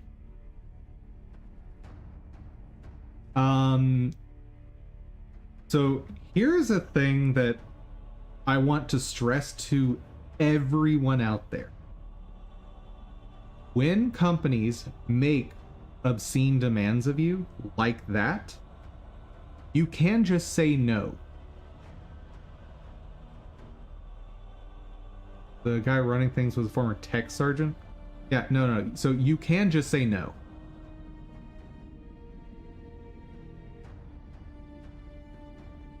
Or former manager? Okay. Yeah, like, learn to say no. And part of that, just everybody out there, one of the big milestones you need to work toward is having 6 months of reserve funds. Give yourself a 6-month cushion so you can more comfortably say no to things.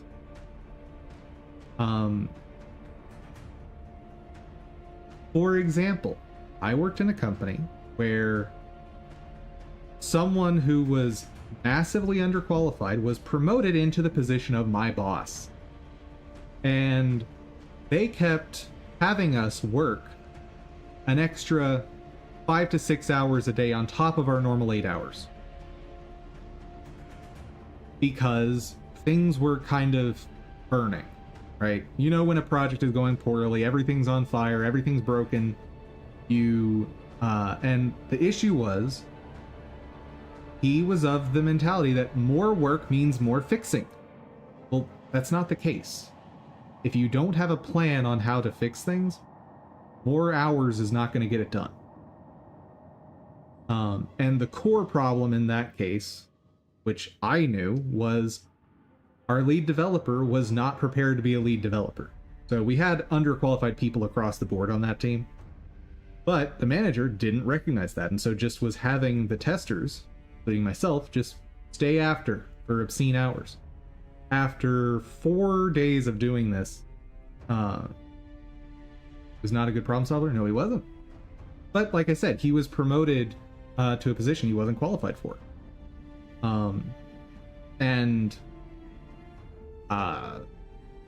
I guess since you guys don't know who I'd be talking about, it was very obvious to me that he was promoted through nepotism. Because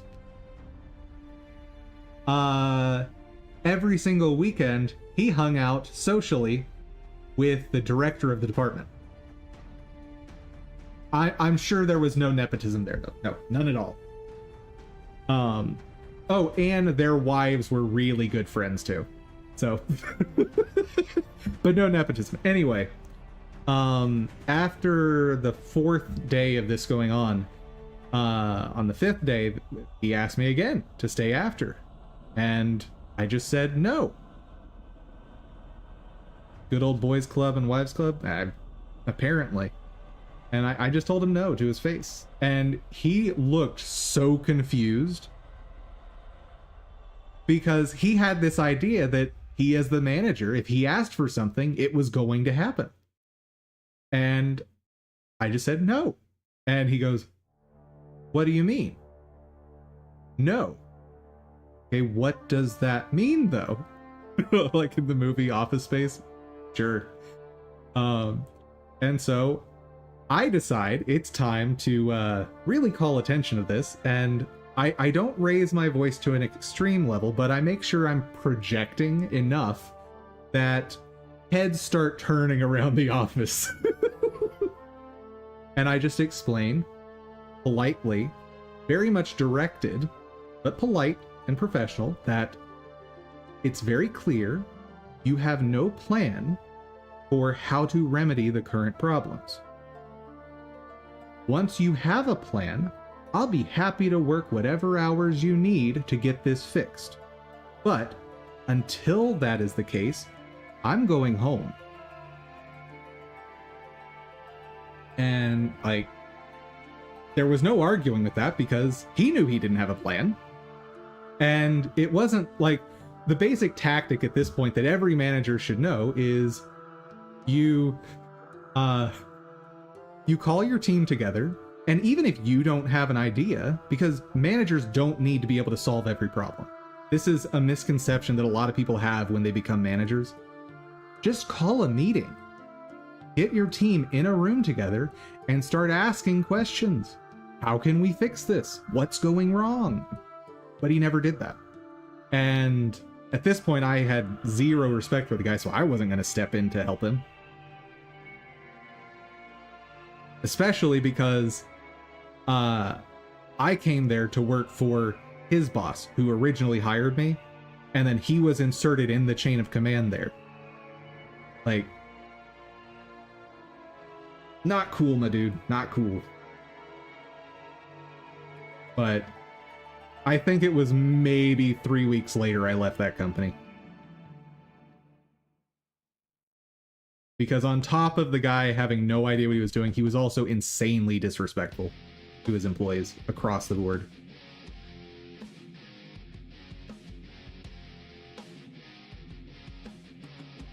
I've been hearing about how bad the AAA industry is, where they don't listen to anyone except upper management.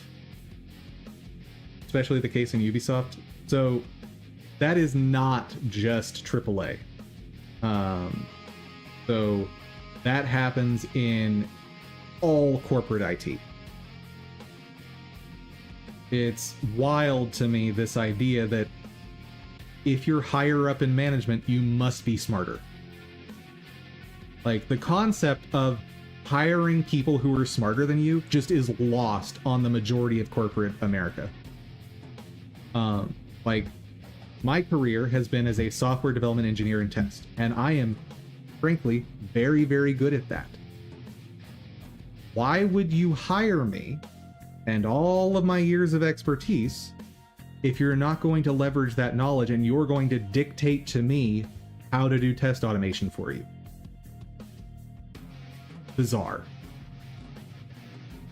Now, I've had some jobs where a manager was like, oh, I'm hiring an expert in this, so I'm going to let them handle it. I'm going to monitor for results, obviously, but I, as the manager, don't know anything about architecting frameworks, so I'm going to leverage my employee that I've hired for this.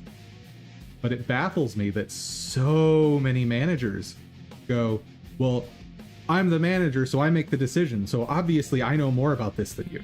Like, all right, bud, I'll do what you say. I'm getting the paycheck, but just know, and like, I'll make it clear to that style manager, look, your plan here is going to fail, and here's why. And inevitably, they just get confrontational. They don't like that feedback, and it ends up making the relationship rocky. So after a few attempts at that stuff, I've just stopped telling that style manager.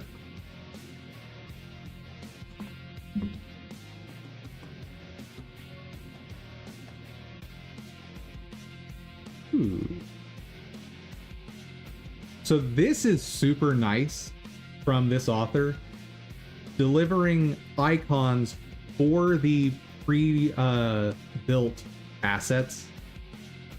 So you know the visuals you're getting for an icon are consistent with the visual effect. That's cool. Still not solving my slime problem.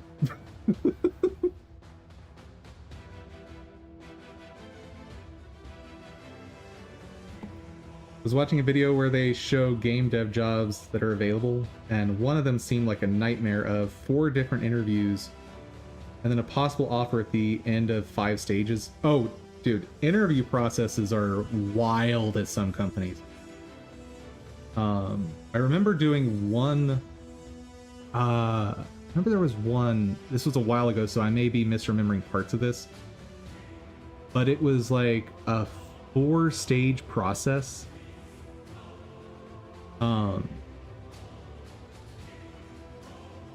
Like, it's very normal to have a 3-stage process, and I'll describe those 3 stages. You have the interview with the HR person, which is just the basics.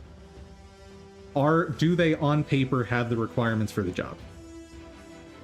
Then you have typically a phone interview with the manager. Now, sometimes 2 and 3 that I'm about to describe will be combined. And then third is an interview that's most of the time a panel interview that it has people from the team that the person's going to be on. But I've also had, in this one case, there was the interview with HR. Then I had 1 phone call with the manager. Then I had 2 sessions of in-person interviewing, which was weird. Like, why wouldn't... And one, condense it down. Another one I can remember, the in-person interview took, I think it was 3 hours. It might have been 4, because part of the interview was giving me a tour of their campus. Like, unless you're hiring me, I don't need to see all your facilities. Like, stop wasting my time with this. Of course, I didn't say that at the time because I wanted the job. But I think the job had free snacks and light breakfast. All right. All the side benefits like that in the world don't make up for a bad work environment.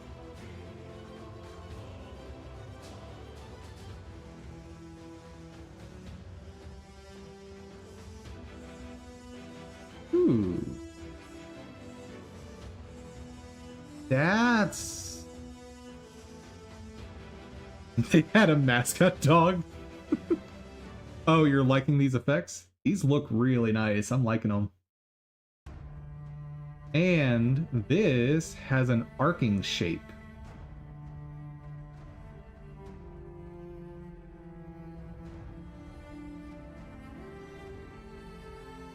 I could make... but it's not goopy enough for what I'm trying to do. I like it, but... And this author's already in my collection of Keep Them in Mind.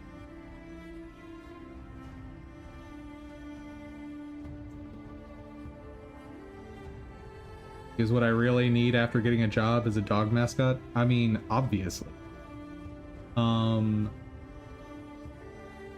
The most interesting side benefit I've ever seen at a company, and I've never worked there, but I've thought about applying many times, is Epic. If I recall correctly, Epic, all employees are allowed to bring their dogs into work every day. Which, hey, if your dogs are well behaved, I think that's fantastic. Like, I assume everyone gets an office in those, in their company, so, like, that's really cool.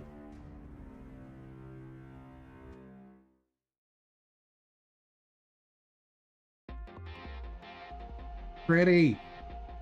Oh my goodness. Yeah, this isn't the effects I need right now, but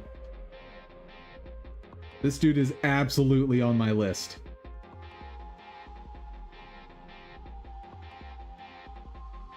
And now I just want to make a Headless Horseman character.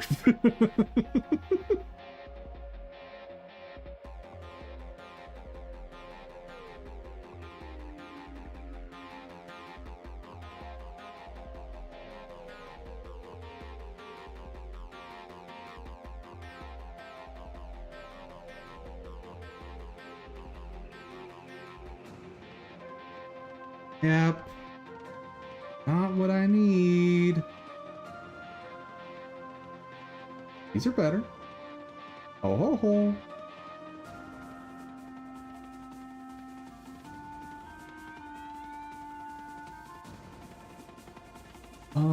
I think those people that made that advertisement is out of touch on what people are looking for, so I wouldn't apply for the job.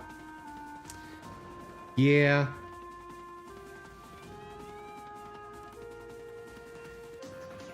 And speaking of being out of touch, that even applies to industry knowledge. I want to give very domain-specific advice to anyone listening.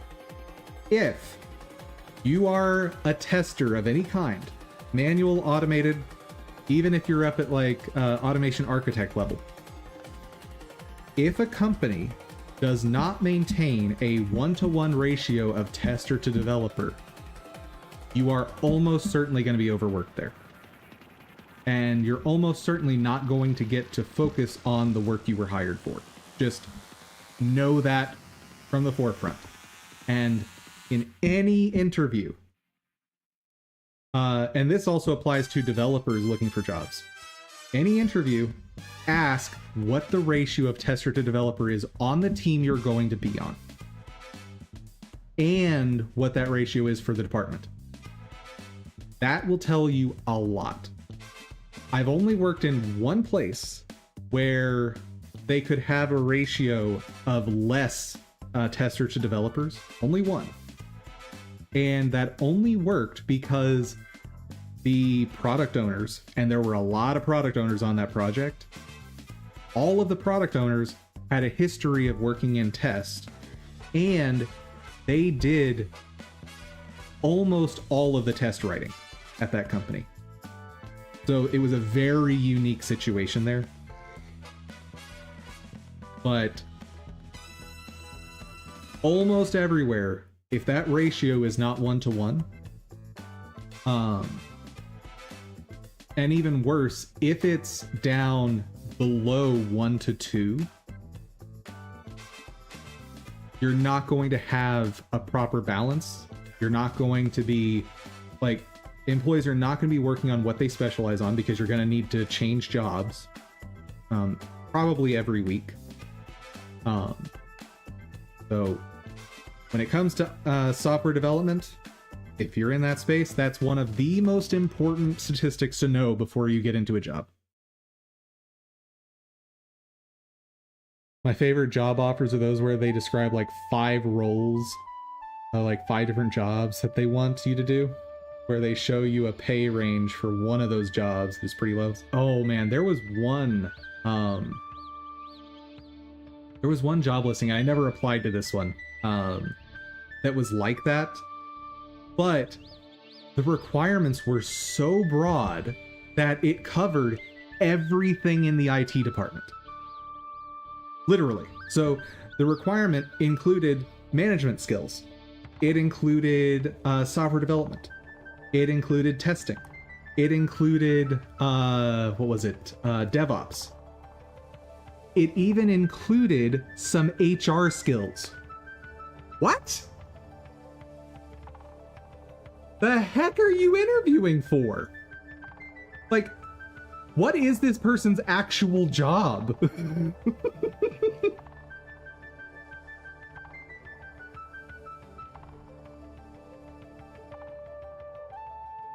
Never figured out what the actual job was, by the way, because I never applied.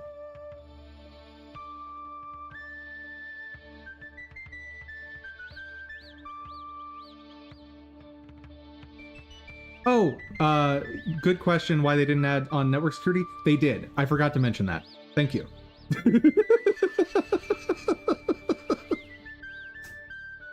Thanks for reminding me, chat. They also had network security. Like, it was legit the whole department. It was every possible skill you can have in IT, just in one job listing. Wild. And the job description, like the title, was something specific like test lead. Okay, why does your test lead need to know all of this stuff about management? Why do they need to know all this stuff about DevOps? Now, if you're hiring an SDET, yeah, every SDET out there, software development, engineer, and test, should know DevOps, at least DevOps basics. If you're an SDET and you don't know DevOps basics, go train. I see that as a basic requirement.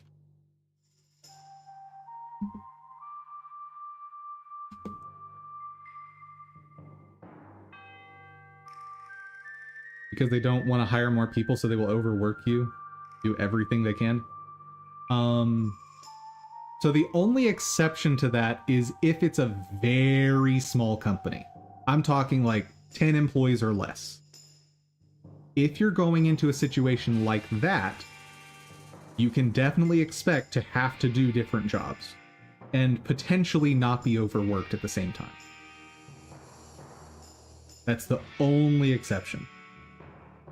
You've seen big companies just no, so that does happen, and if you see that at a big company, run.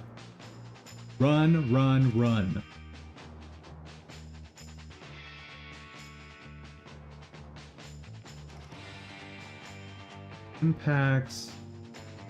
Might find something in the energy set.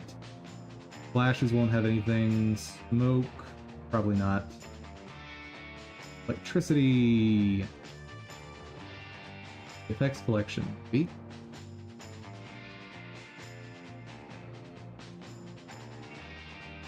Alright, let's look through these.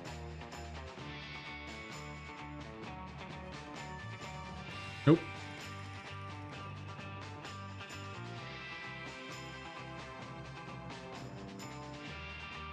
This fireball might have some... I might be able to use this.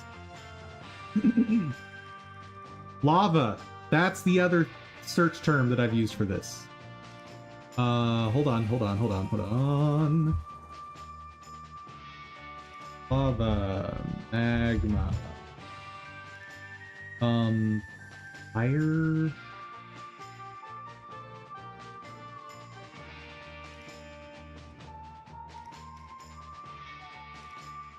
Certain fireball effects, when recolored, can absolutely look like liquids. I forgot to add that to my search term.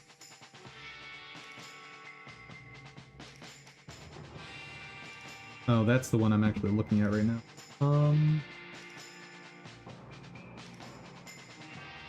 Fire.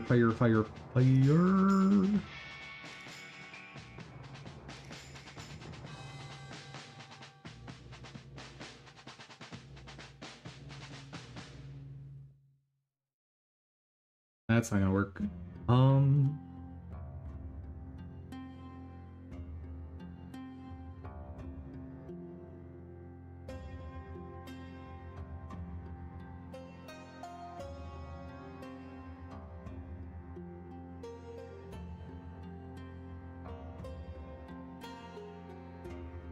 This style effect could also work for my game. Fireworks. Fire shield. Inner fire. Unity, can't use it. There. Oh. Might find something in there.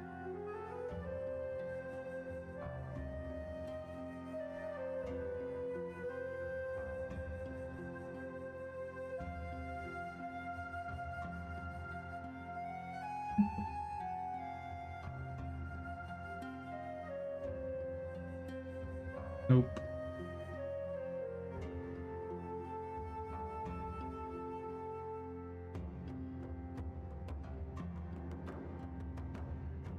Maybe could do something with that. I'll definitely have to reshape some of the sprite if I end up using that.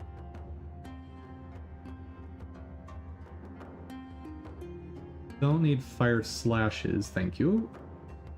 Unity. Oh, but also prefabs. Oh, that's the one I looked at.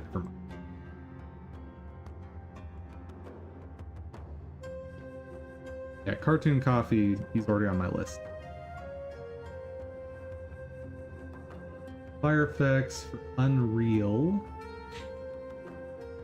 which means it's using the Unreal Particle Engine. Don't remember the name of it, but will not export.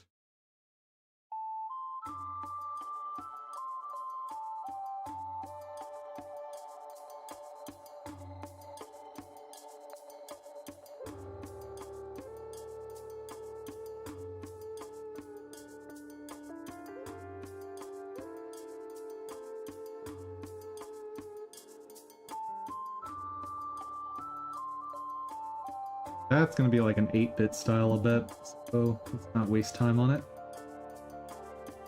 The Unity Fire Skill Collection, if they've got pre-rendered ones, might be something there.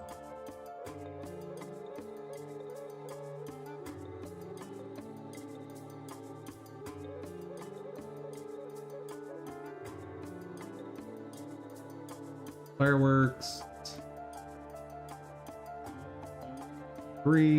There's a possibility of useful stuff there.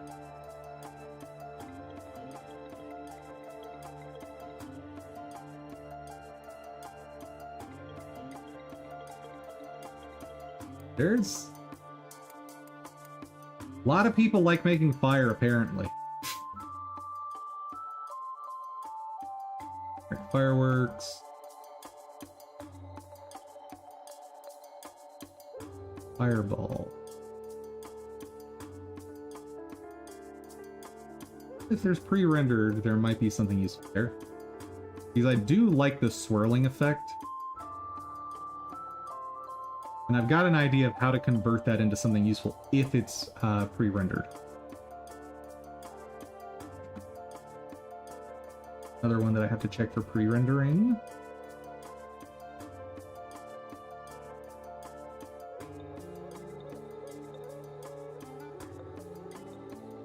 Oh, particle system. Is it a system or is it effects? Yeah,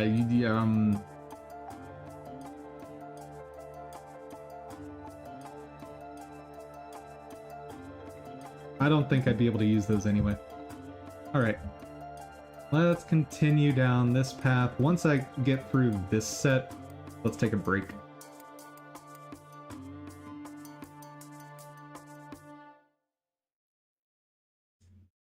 Right, Cartoon Coffee's already on my list, right? Yes, yes he is. Good, good, good, good.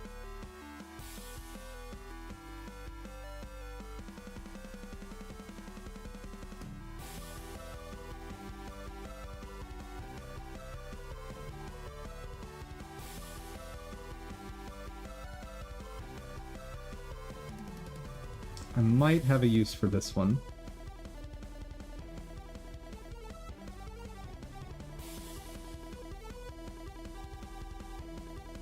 Go ahead and add it for consideration. Oh, wait. I forgot about the most important part. License!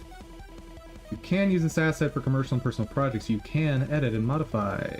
You cannot resell and or distribute this asset pack. Sweet.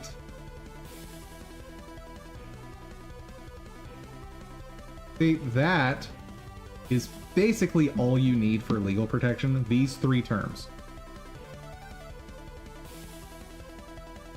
And this explicitly gives permission to someone purchasing your assets for what they need. Really good stuff there.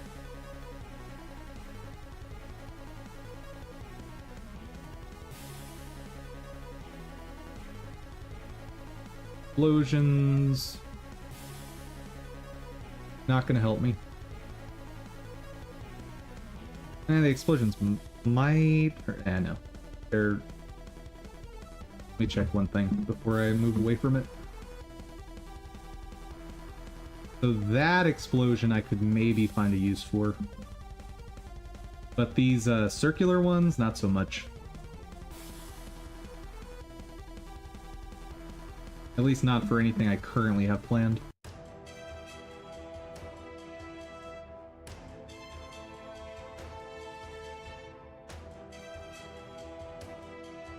Ooh, fancy.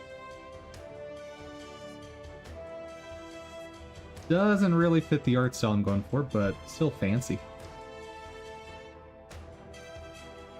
Oh, and this, I assume, is like a pack that has everything? 40 pixel art animations of smoke, electricity, fire, and sparks for your project.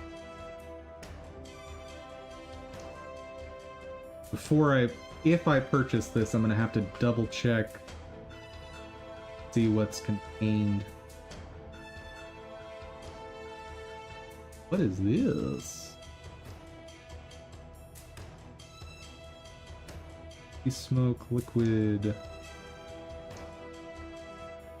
flash, energy.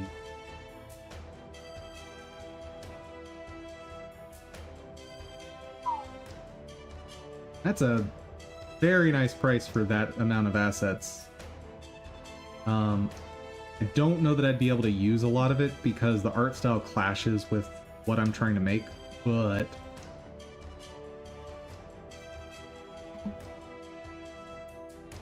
that price is ridiculously. And it's really nice to see that this author put together sets of packs. So you have options to buy, like you can buy them individually, which is great.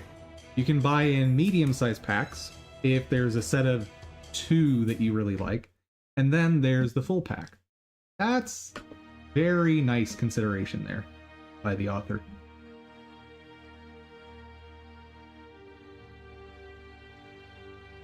Good job, author man.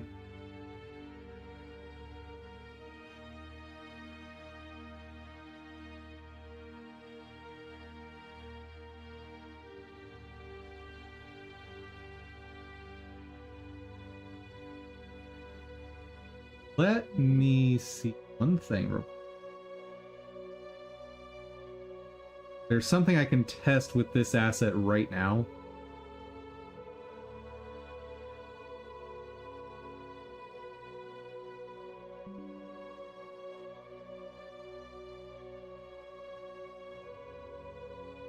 How many colors do I have access to?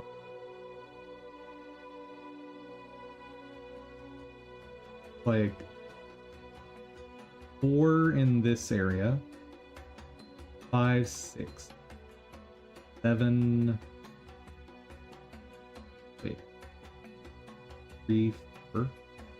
That's that same orange. 5, 6, 7, 7 colors.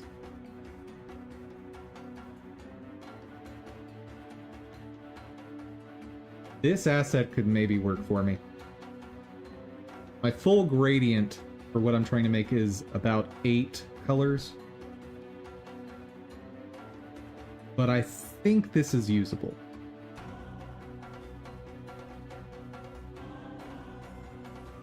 And I could see myself doing something like adding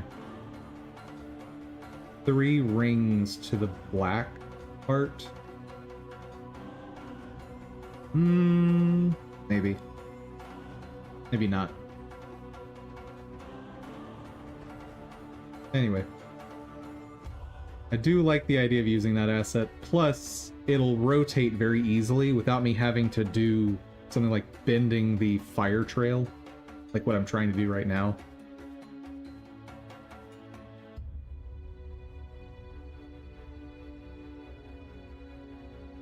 Like this one, if I were using it in an arcing pattern, I'd want to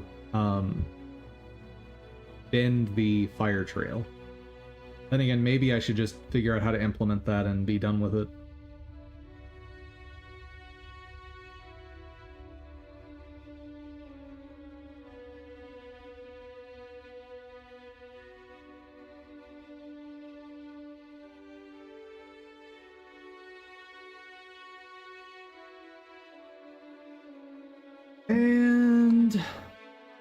Let me go ahead and...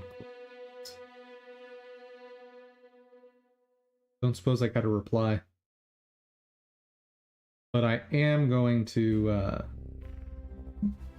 pop that here for safekeeping.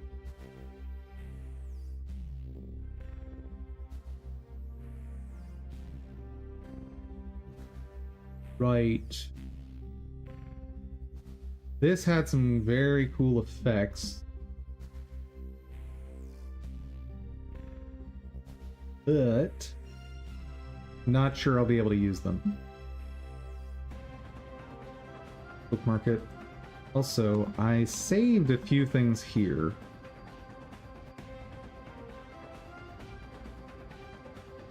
Oh yeah, I know this author. I own like 1/3 of the VFX stuff they make anyway. Why did I bookmark this? I guess there's a few things in here I might be able to use.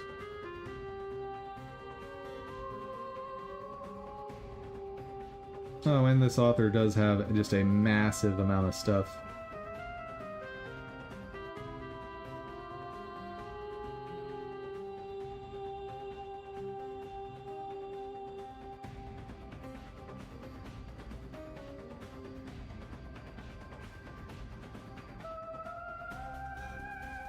But not what I'm looking for right now.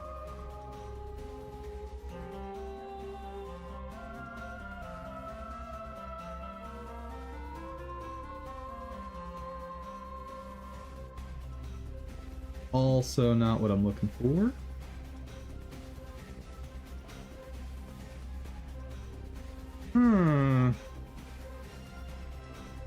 Potentially what I'm looking for.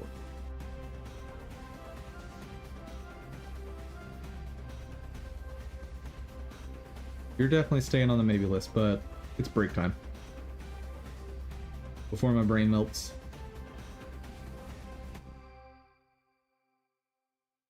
What is the Terraria plan for this break? Let's see, let's aim for around 312.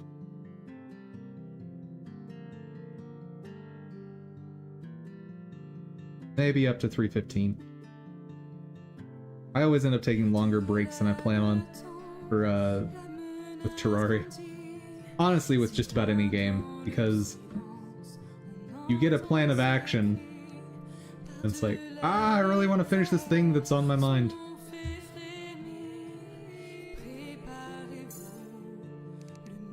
For those who missed it, I now have an army of 4 bees. Oh, right. One thing I need to be doing is getting... I need to kill another queen bee. And these bees are going to make that much easier.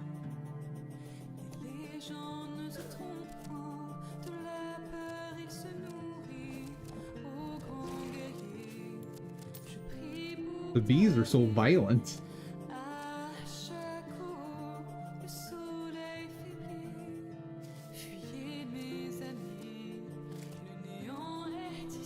Get over here, bees. I need you to protect me.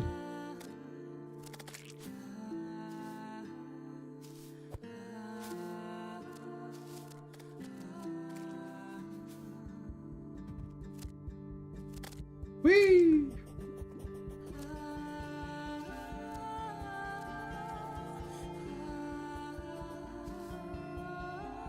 Wait, did I? I didn't start multiplayer, did I? I'm sorry, chat. Give me just a second to fix that.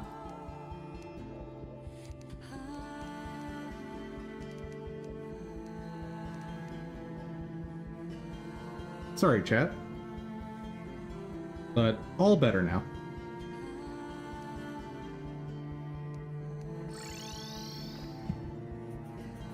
Oh.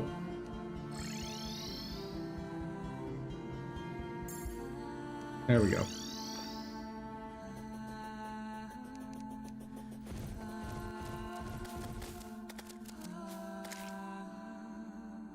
Hmm.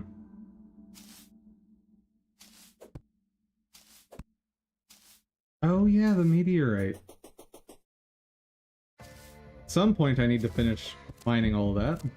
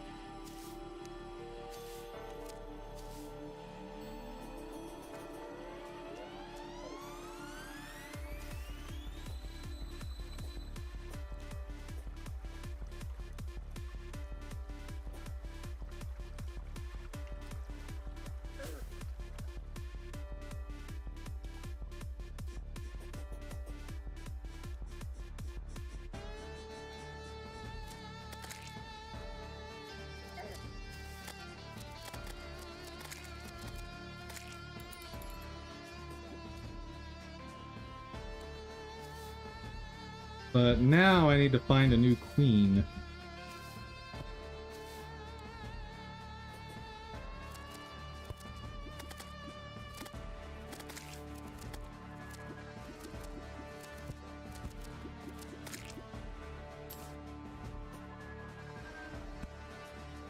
Yep, not finding one there.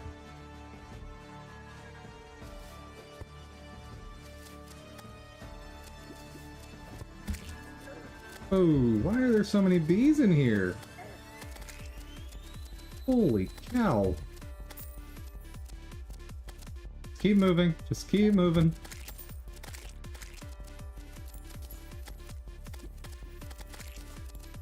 Take a small dip in the honey to recover.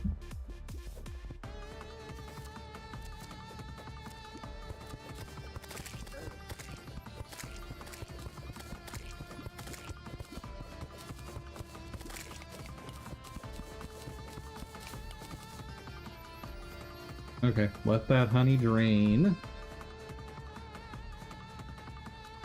Actually, there.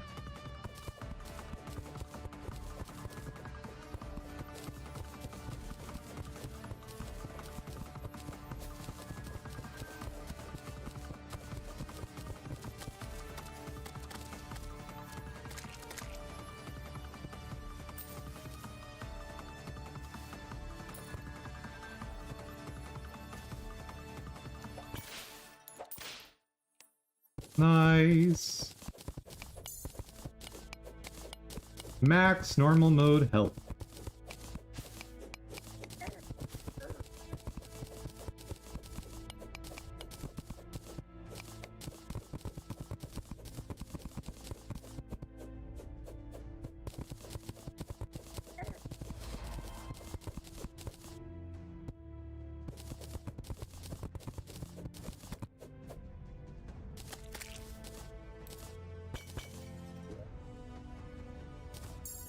Huzzah! Yeah. Ooh, platinum, nice.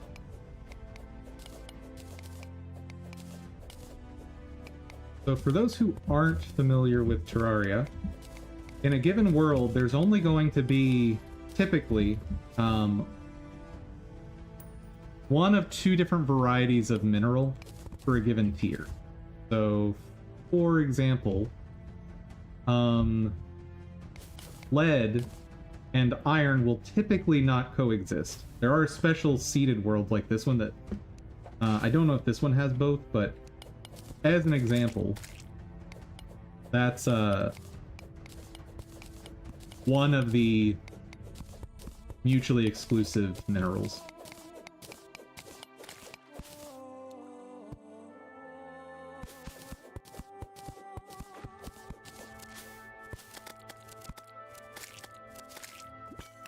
Whew.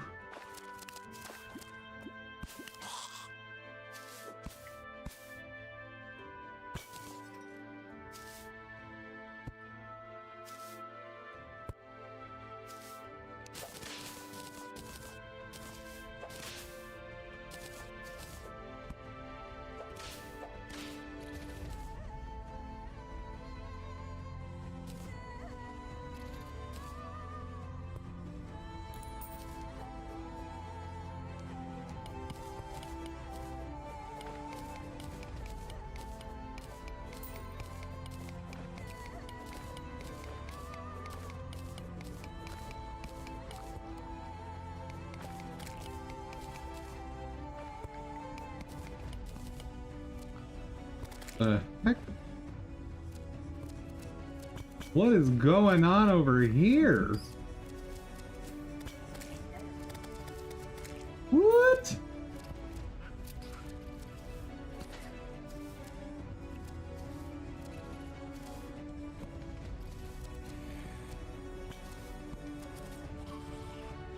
Oh, this just transitions right into desert. Interesting and very dangerous. I think I will stay away from you. I don't like desert.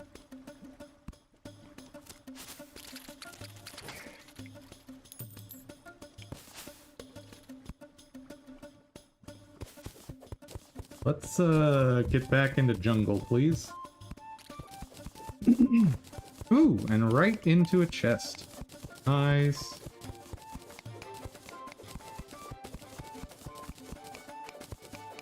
And jungle spores. Dude. RNG's being a little nicer today.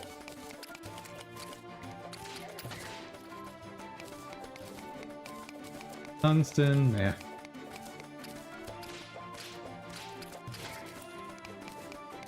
Get me away from that desert.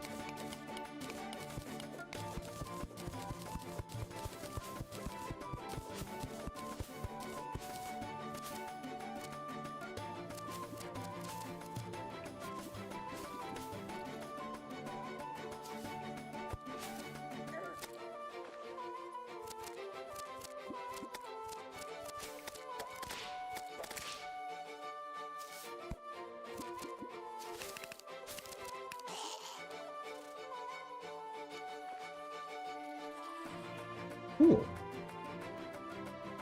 We can grow flowers by walking.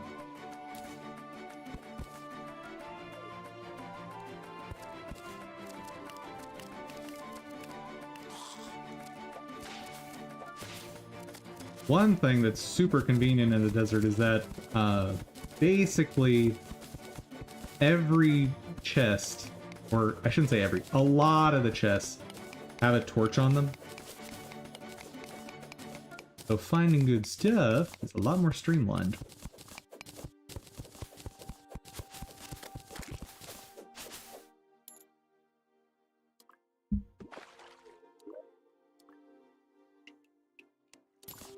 Ooh.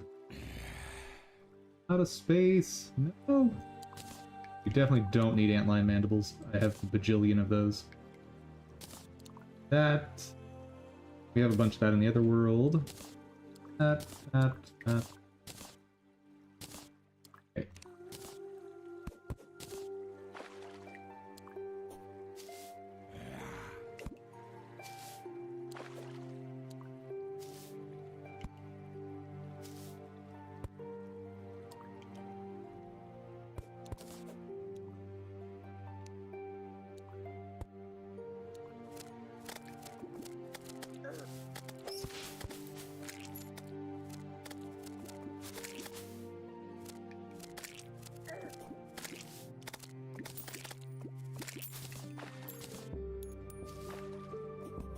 Oh! Hive! Yes, please.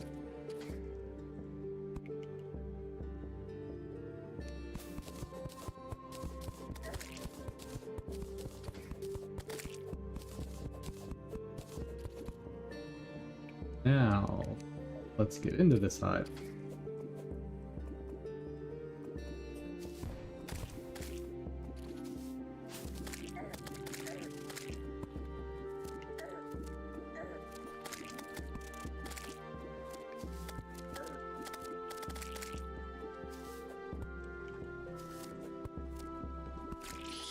Oh. Well, the bees were a bit anxious.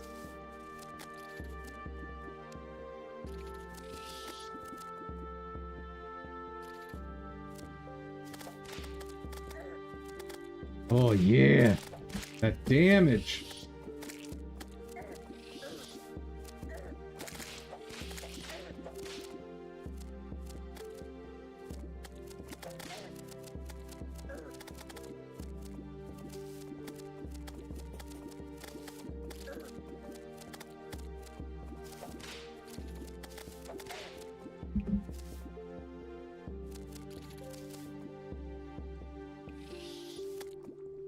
Come on, Queenie.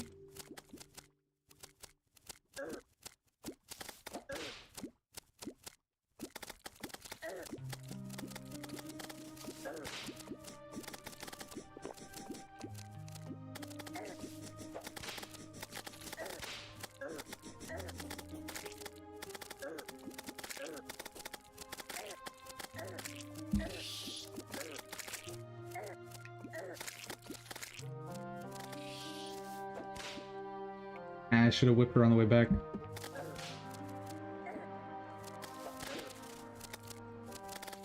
Come on. Please. More damage, please.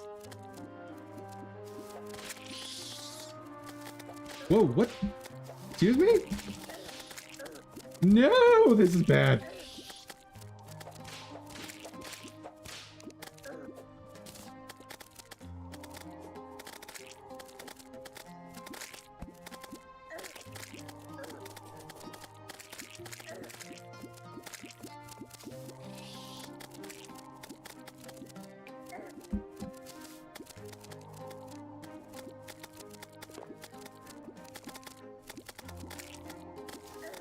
Okay, I need them to kill the 1B at least. There we go.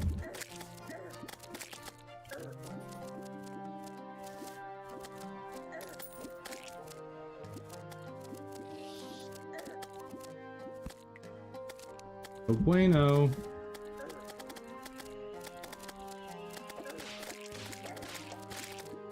Oh god. I'm gonna die because of stupid...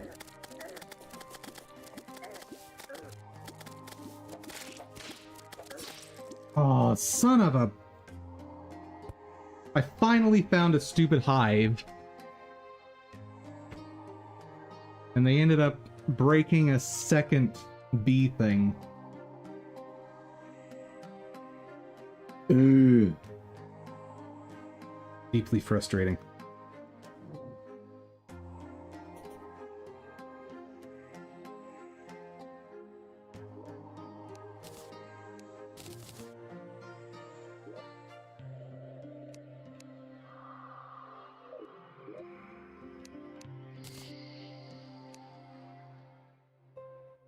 Do I have any better potions?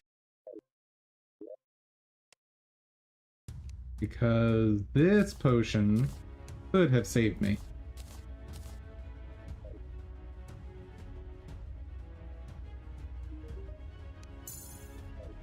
Larg. And the one was almost dead. So sad.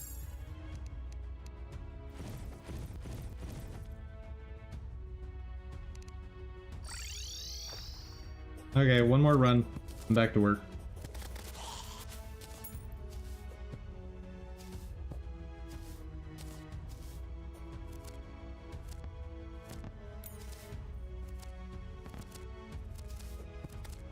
I guess I could leave the meteorite biome here. Because then I have the option of just infinitely farming meteorite.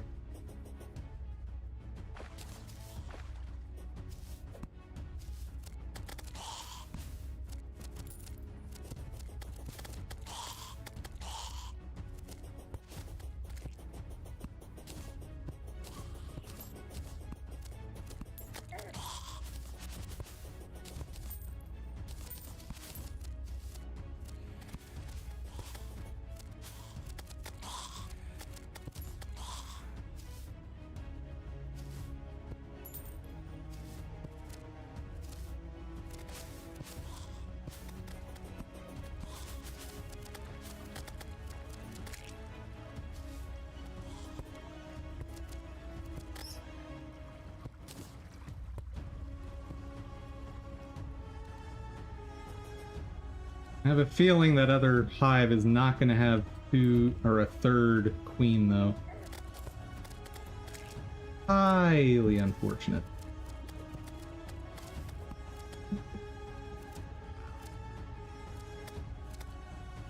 Hello, salamander. Completely forgot those even existed.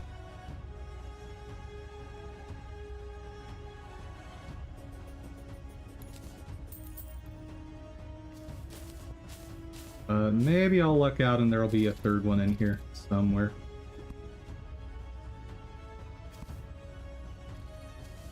I'm actually at a loss. Where was the second one that...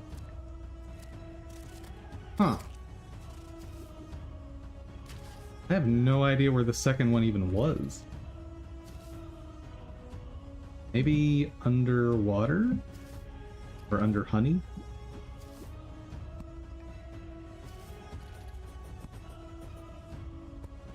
Maybe. But I'm never gonna know.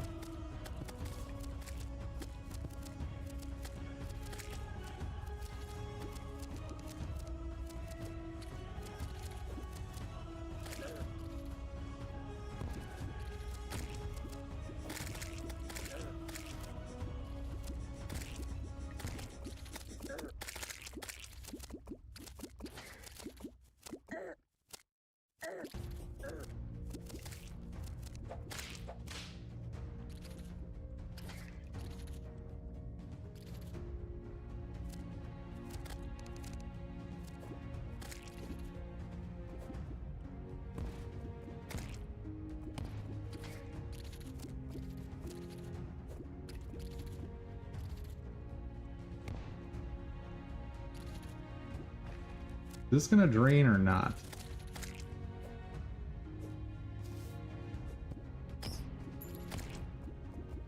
Now it will. Good.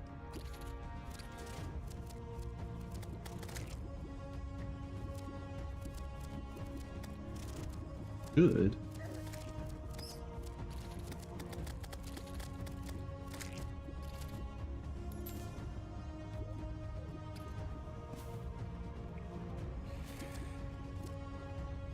Oh, there's a statue of Bass somewhere around here. That's cool.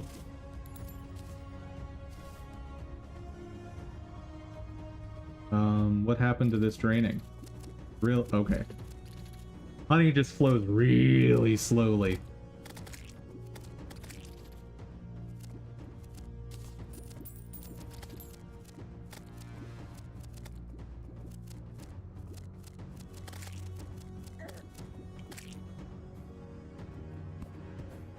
Ah, here's where the other queen was.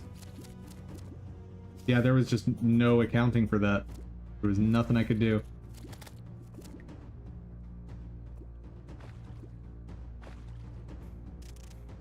I guess the play would have been to leave the hive. That would have been safer, I'll bet.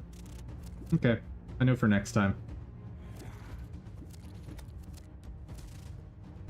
Just draining the entire hive of honey here. Don't mind me.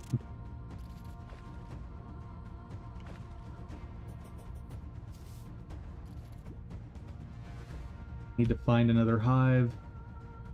That's how much they're spaced apart.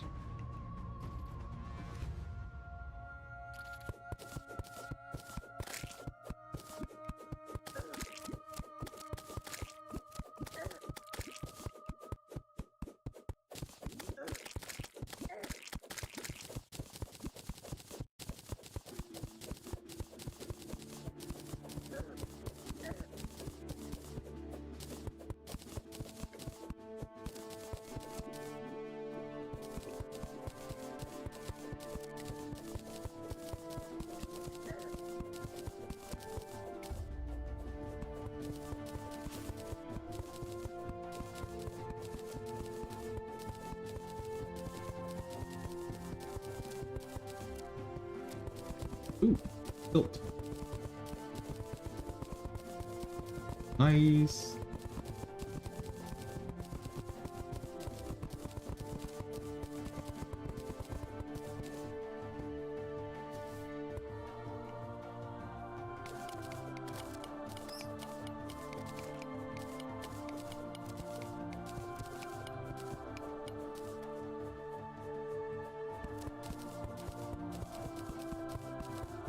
Oh, we're past time. If I can find a hive, like, right here... Oh, well... Convenient. But I do need to find a spot to fight queen at. Because having 2 queens spawn again is not going to be great. Oh dear. Oh no. Oh no. No, no, no, no, no. Oh heavens. Oh, well. We're starting.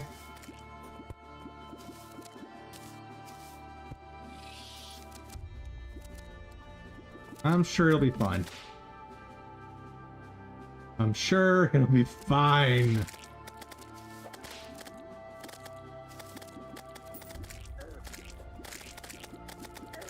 Ooh, ooh.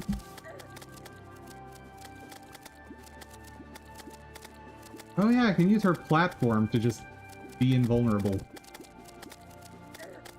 That's convenient. Ooh.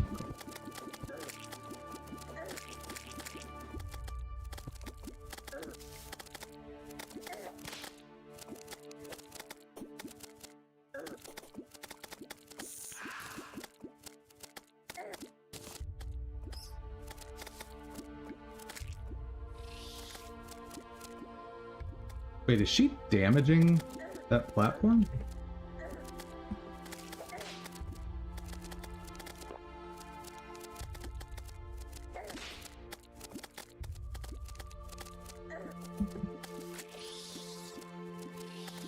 Crud.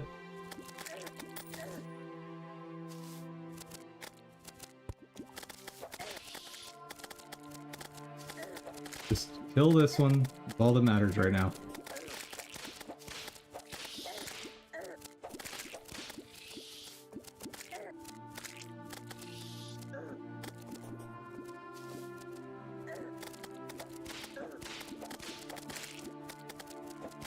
Please.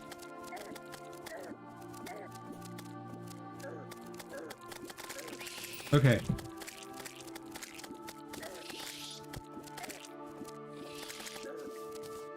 We're in an okay spot. Not a great spot, but 5 seconds until I have heal back.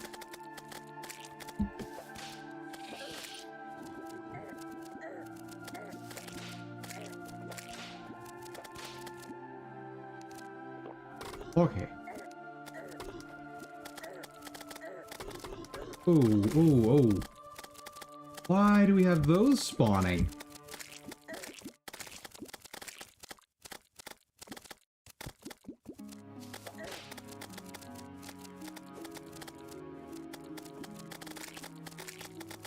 I'll take it. This might be cheesy, but I'll take it. I don't care.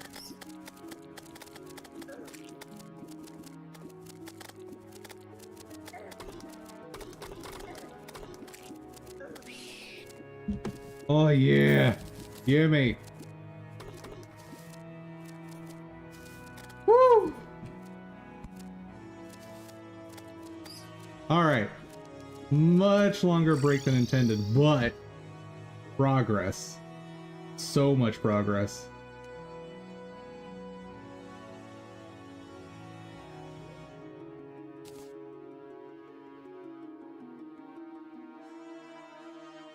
What's the last piece of armor I need?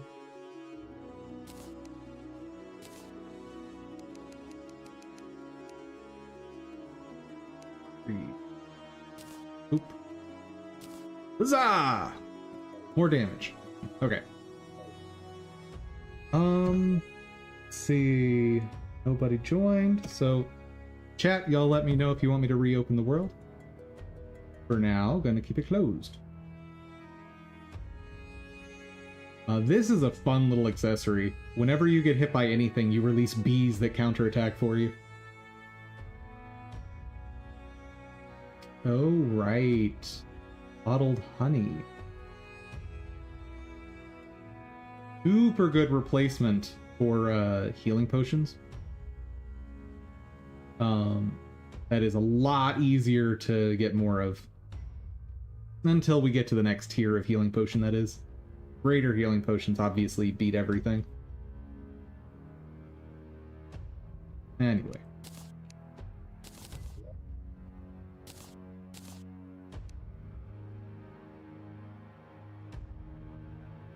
Where's the thing? Mushroom.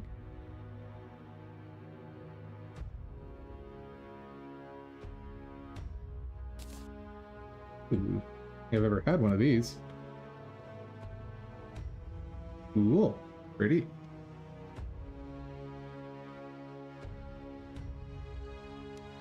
And there you are.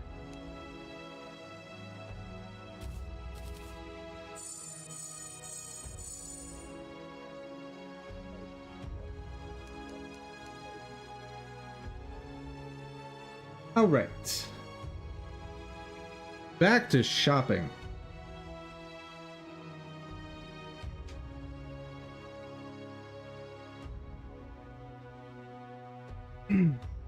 I might have to just bite the bullet and pick an art style.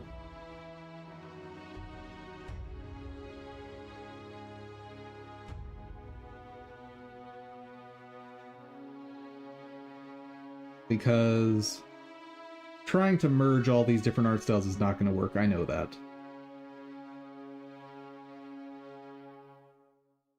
But let's quickly get through these. Well, that's not going to work.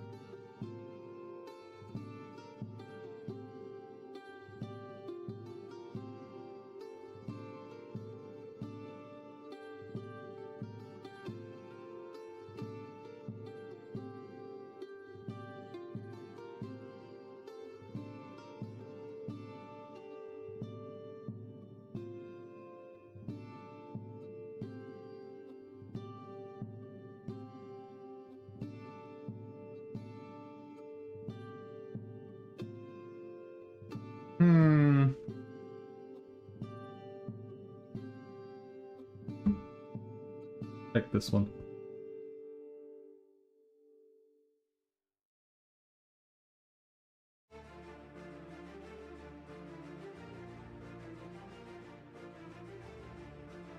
Too long of a trail on those. Nope. Nope, nope, nope.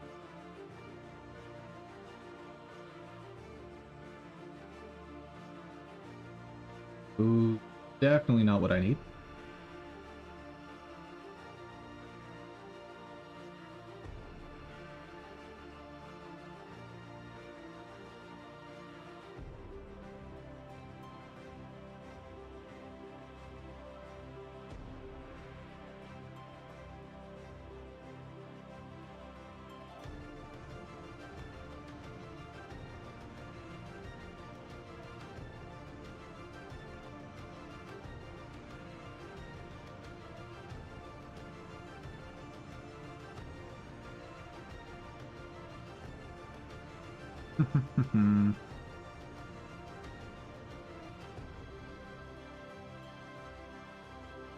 Terms of use.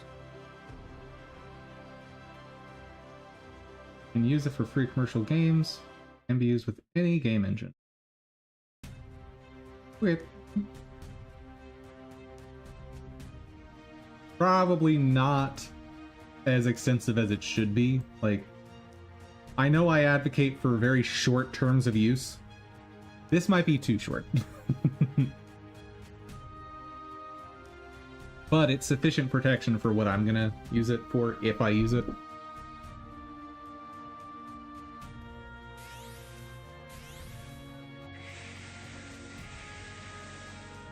Alrighty.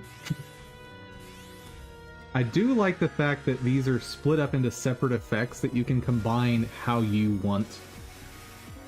It's very smart.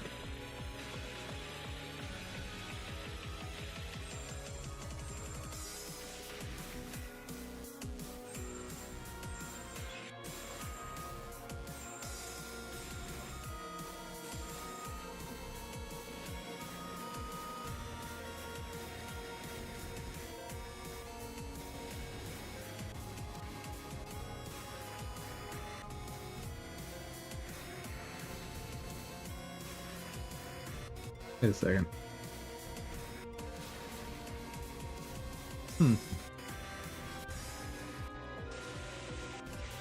Have anything to meet my current need? No, do not.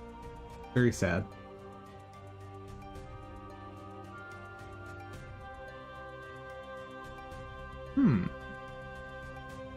So one thing I hadn't considered that could be a neat effect is putting an outline around my effects like this. That could be kind of cool.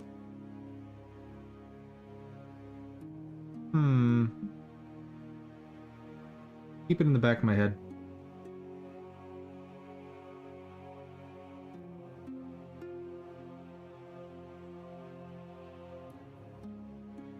Oh, this is... Who is this? Kiddo Link. Yeah, I've already looked at this author.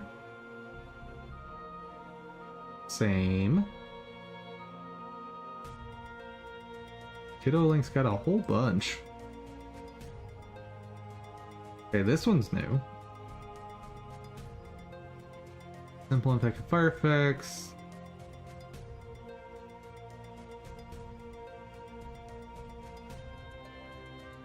Prefabs ready to use with Unity's URP. We can pull.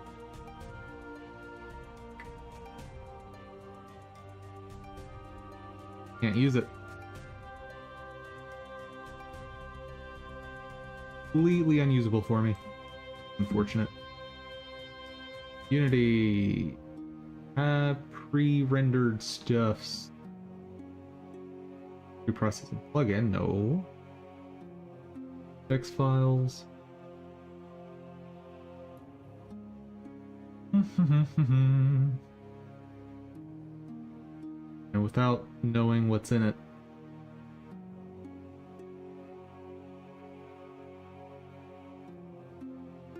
Import into Unity, okay.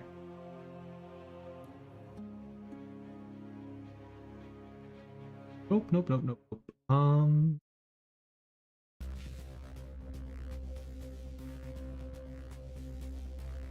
You can use asset in your game and sell your game. Credits are welcome but not required.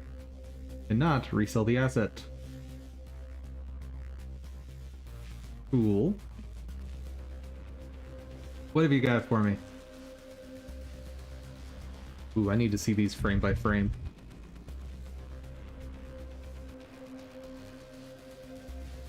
Maybe they're exploding effects. Do you have anything other than explosion? No. Oh, this is an explosion pack. Okay. What else have you got? Ooh, bubbles. Bubbles!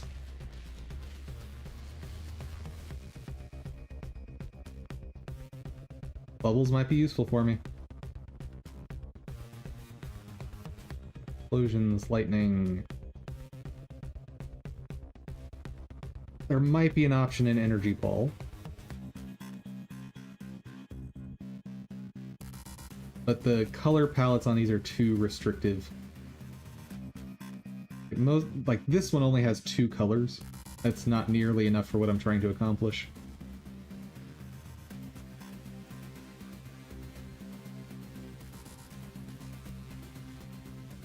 What else you got? And this is definitely an author that you could purchase all their assets and have your game taken care of.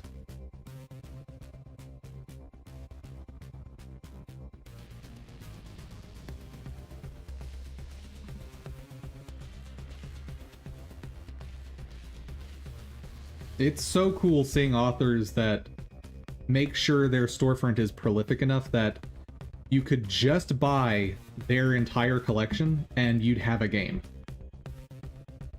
That's very cool.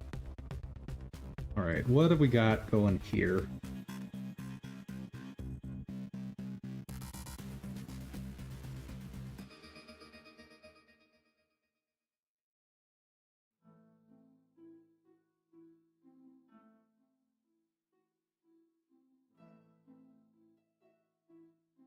This?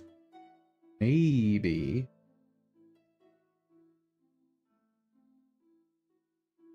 Maybe.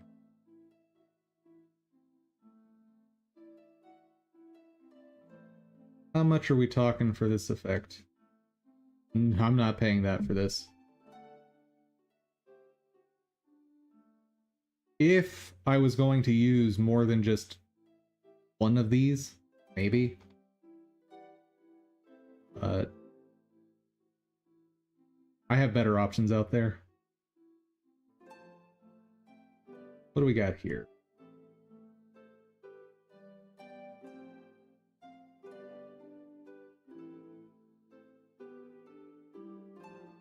This one could be interesting. Maybe. I'll keep it around as a maybe. This fireball, if there's... Love to see a version that has a shorter trail.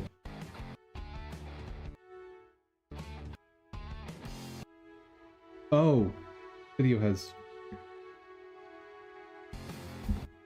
Tap it. I don't love the breaking apart fireballs do.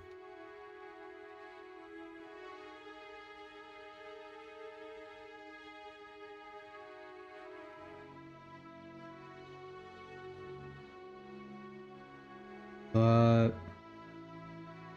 there are aspects of the fireball here that look really good. Okay.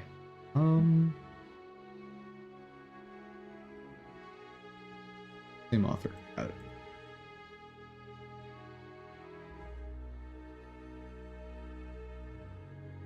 Nope.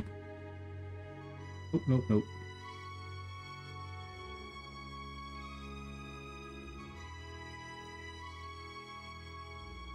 Ooh. Pretty.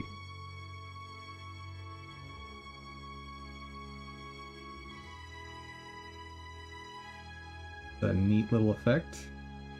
Not sure how I'd use it, but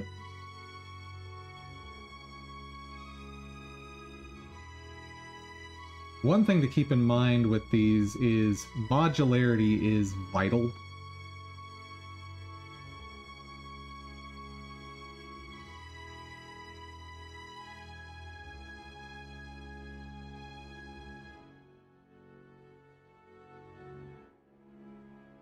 Some of these are not super modular.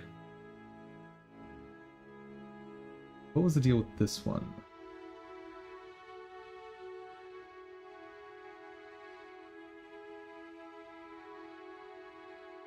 For commercial purposes.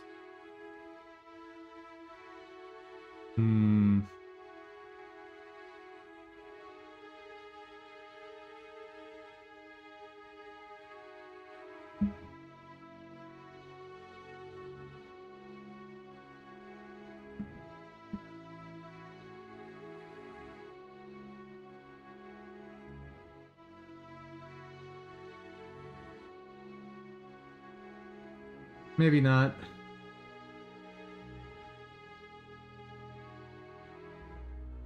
Yeah, no.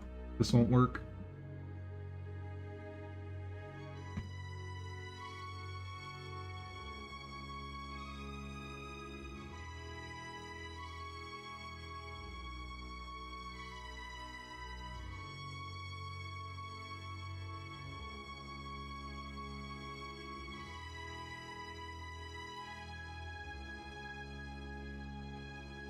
The same author?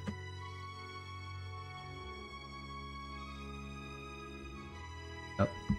Same author, not gonna work.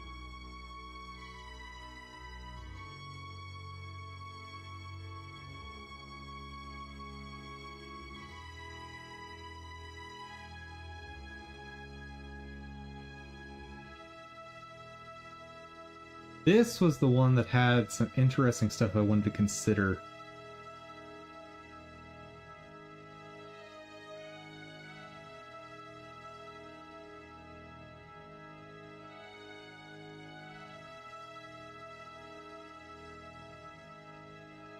Wishful thinking on my part there. Alright.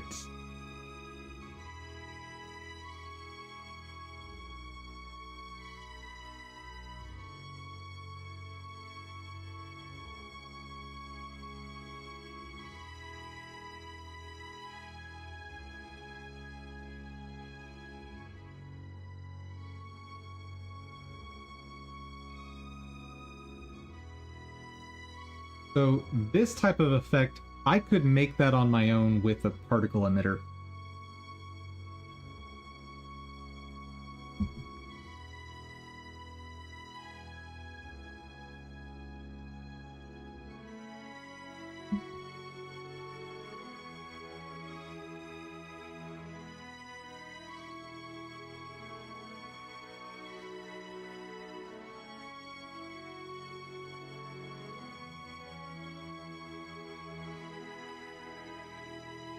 Out.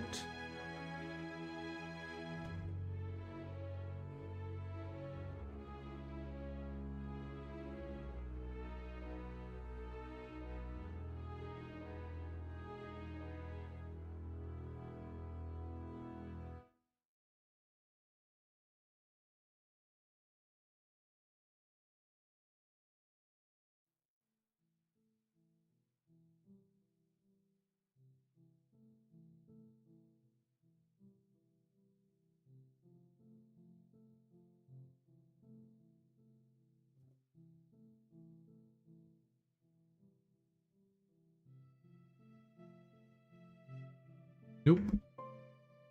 Nope, nope.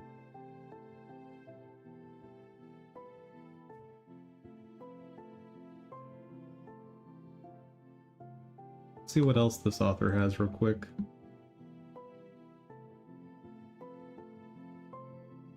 Oh dear. Oh dear.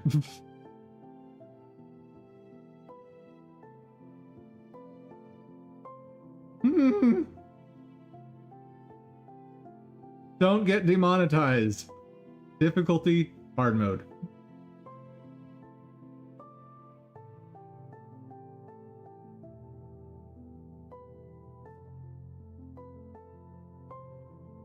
What other asset stores might have some?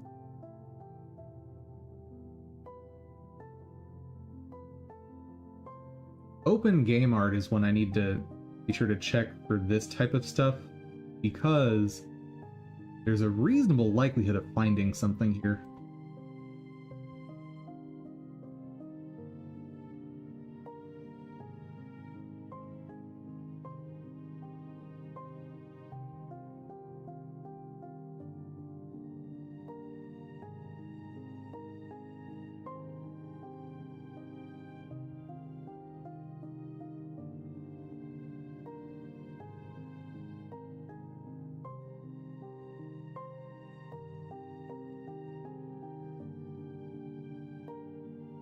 Nope.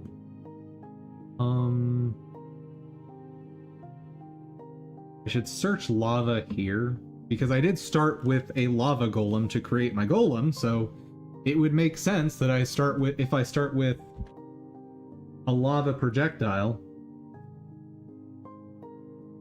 the end result might look right. Little too basic there, or like it's mobile artsy vector graphics thingy bob. Not the look I'm going for.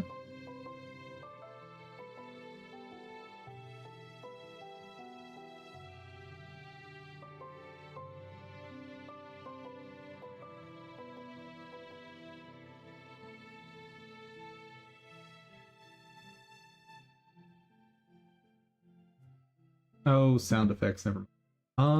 Final test is gonna be fab.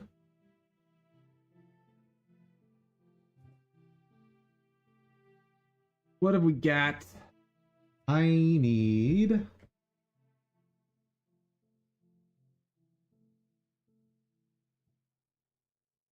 Ow.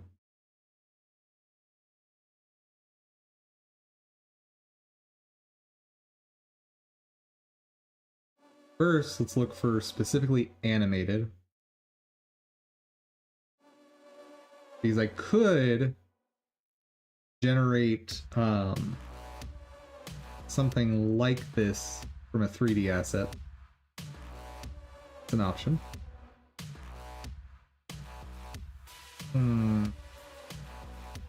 Or not. These have potential, but I'm guessing they're not animated. Watch the video. Ooh. Hold on.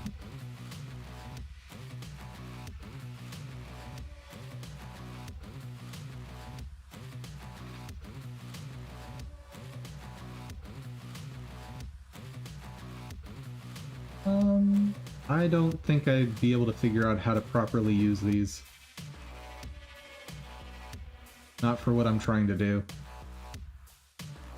Yeah, that would take way too much effort. What I'm trying to do. Sorry, buddy boy.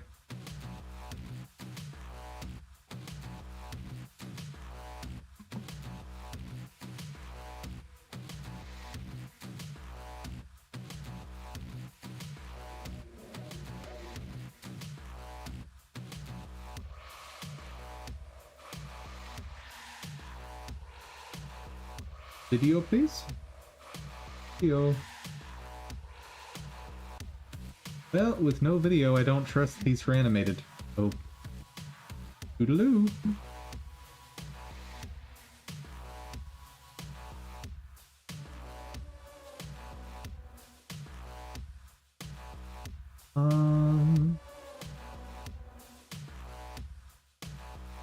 Let's not go for animated, but instead for 2D assets. What do we got?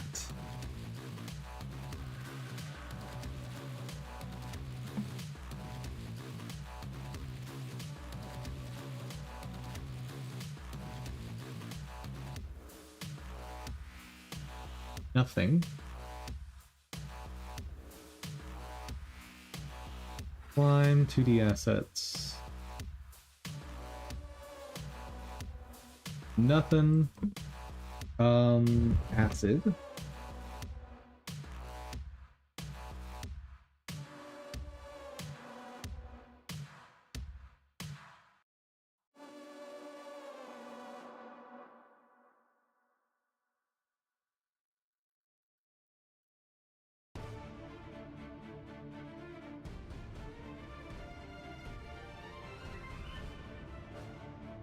I recognize you.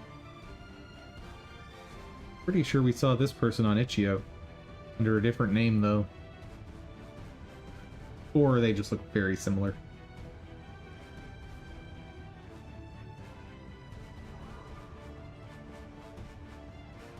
Liquid elements, maybe. Maybe.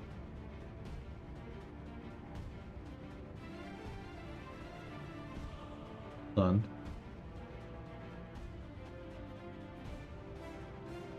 These are just shapes, though. Be a lot of effort to try and combine them into something useful.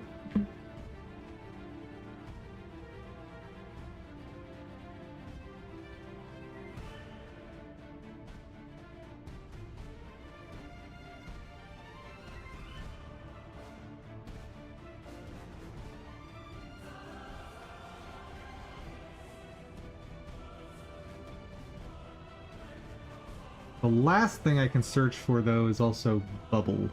Forgot about that.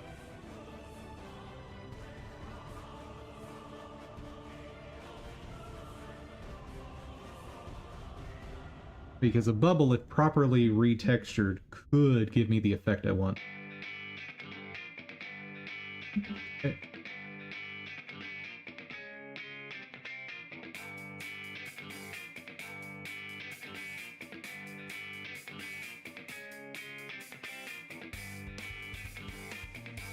Nope.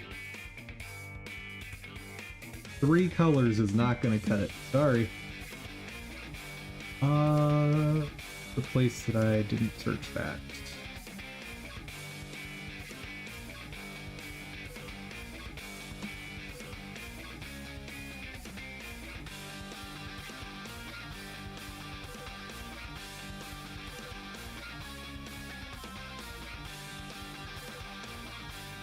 Bubble shooter bubbles? If they're animated, that might be useful. Especially that lava-y one.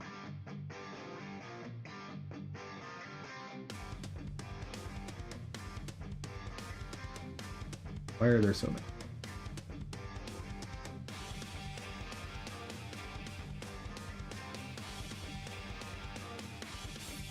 So many pages. Help.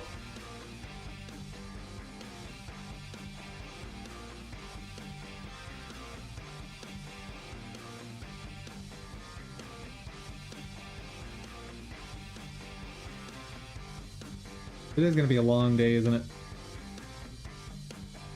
Yep. Today's a long day, because I at least want to get something from this into Godot today.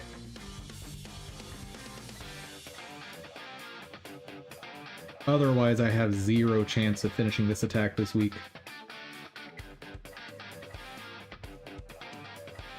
And it wouldn't be the end of the world having this extend to a second week, because it is the first projectile I'm making in the game, other than Bullet, which was basically just for testing.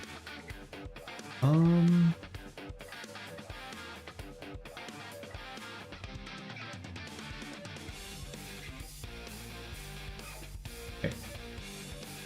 Enough. There. Not animated. Got it.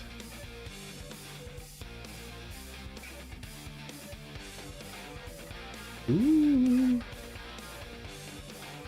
Pull your horses. There's a maybe useful asset in here. Is that the one I was looking at? No, it's not. No! No. Where's the rest?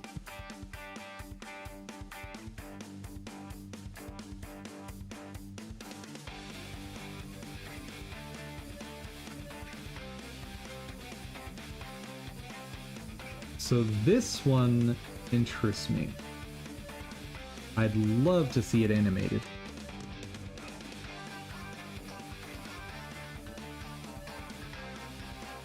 Actually, these have too much color, interestingly.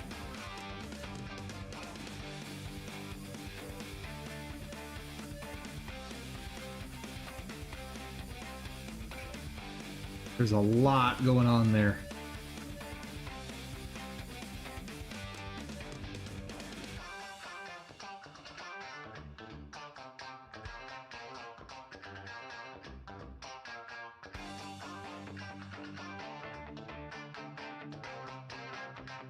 Yeah, 39 bucks for a maybe useful. Sorry.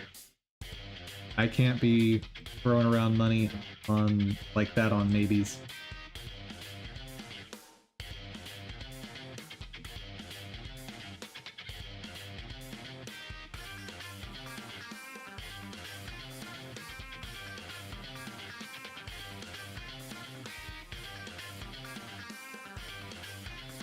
Oh, this author. I know this author. Let's see. The explosion B. Right, VFX.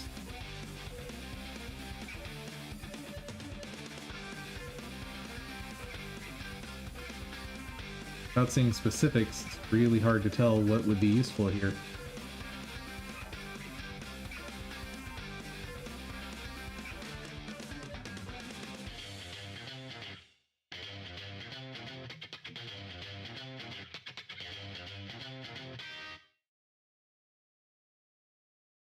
Splashes. Oh wait, that's the big bundle. But I don't actually get to see anything.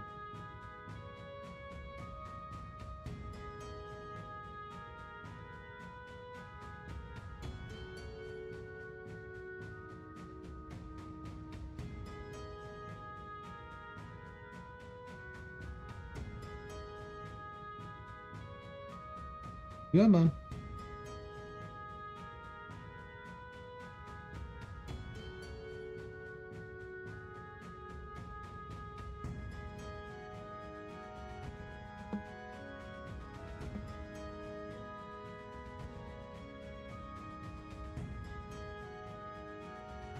Nope.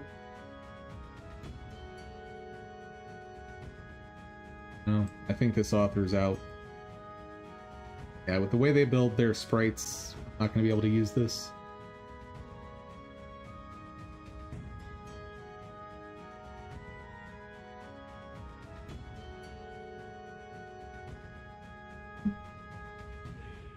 Yeah, you need to be going for more of a minimalist effect than what my game is.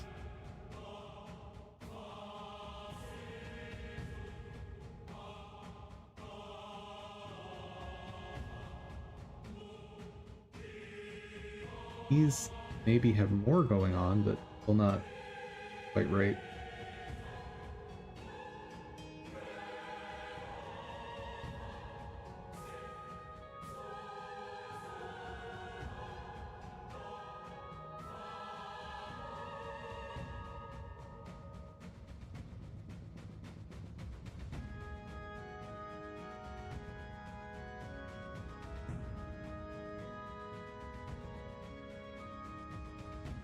Good. Damn video.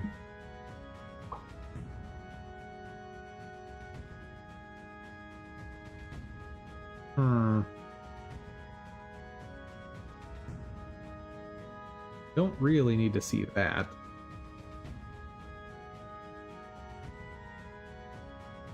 I kind of like that effect on the ball there. But there's not really enough colors. Also, what? What?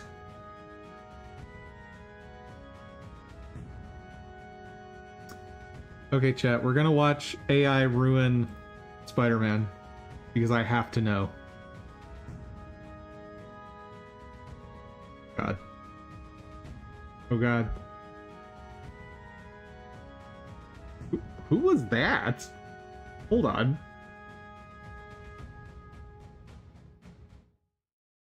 Who? I have no idea where AI grabbed that from. Alright. Oh, and it's push-ups time. Of course it is. I mean, when someone... when someone falls to the ground, the only result afterward is push-ups. And, you know, I guess the up and down motion is somewhat similar to a DJ, maybe?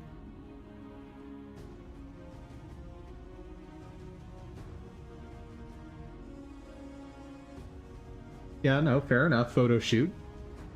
I see where AI's going. Oh, come on.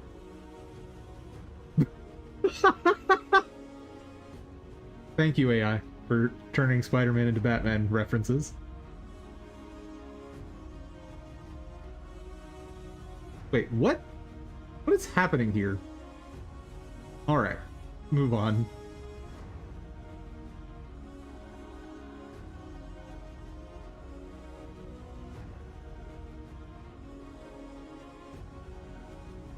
Hey, that's just the movie. Come on.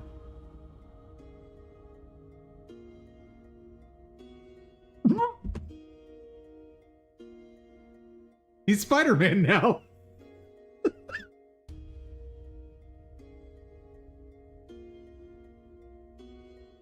Gross. No, I don't want to see Willem Dafoe making out with anyone ever. He is only there to be as evil as humanly possible. Nope, I'm too scared of what this is going to turn into. I don't trust AI. Nope.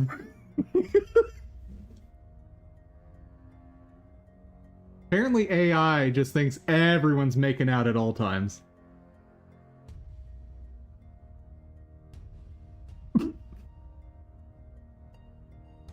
You know, fair enough. You're not yourself when you're hungry, Peter Parker.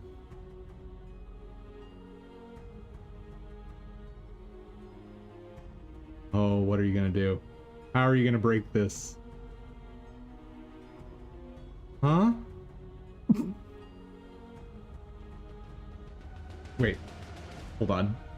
Did Spider-Man have 3 legs there? I'm pretty sure he did. Yeah, Spider-Man's got 3 legs. Good job, AI. And it turns into a dance. With fusing arms. Oh, don't, nope. Oh, God.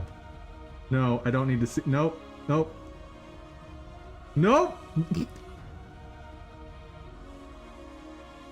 AI is a travesty.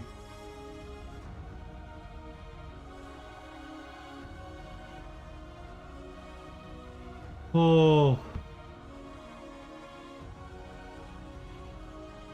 I'll have him fly away right. Oh, nope, nope. We're done. AI, go home, you're drunk. That was fun. Let's see. All of those can pretty much guarantee I'm not going to be able to use. Super high frame rate on these, though. That's wild. Here we go. There's some maybes in here.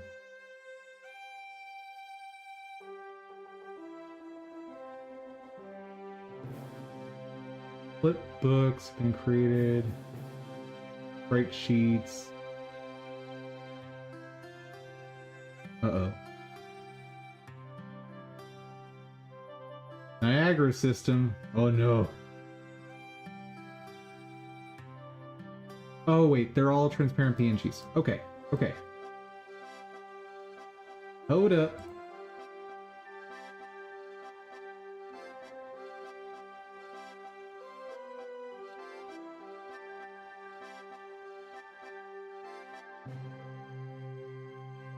Can't really see. Oh yeah, it's all meant. Yeah, it's just shapes mostly for integration with the Niagara system.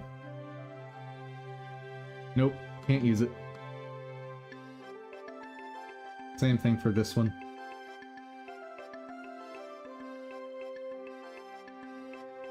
Very unfortunate.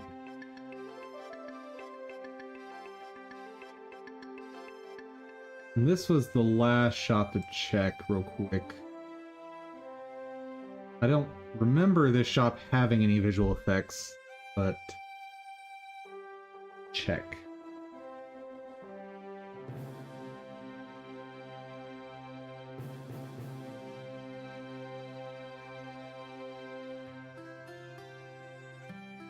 Oh, well, clearly there's some.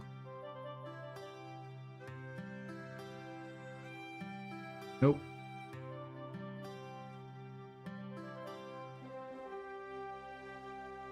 No, not what I want.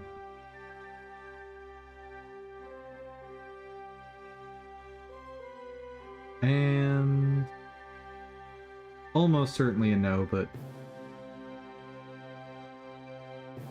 nope. Okay. So, final contenders. This one I can pretty much recreate on my own. Like, I don't need... I'm not going to gain anything from that I couldn't build with a particle emitter. This one's an interesting option.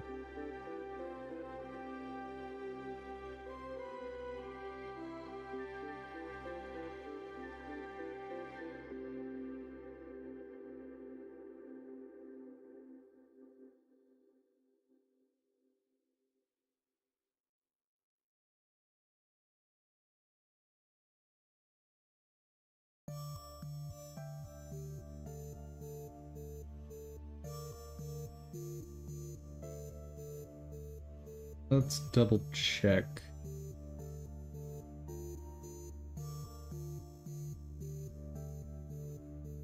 So, options I came up with were these four.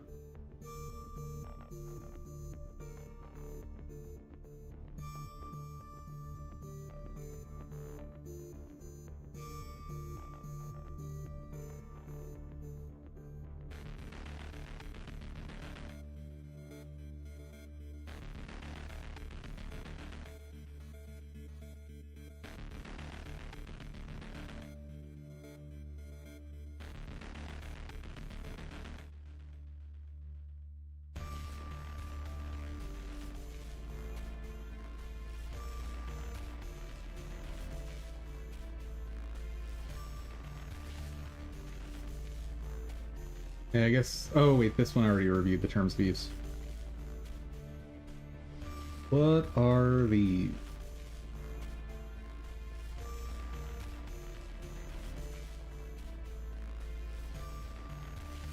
That effect is kind of great.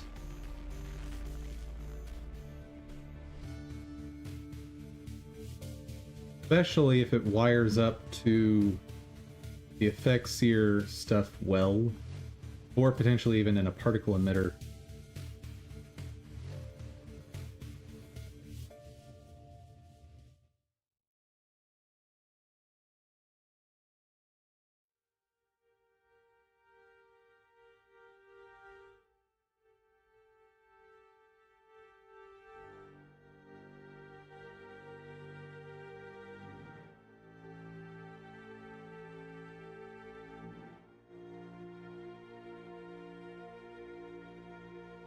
Oh, I don't get access to this even if I buy it.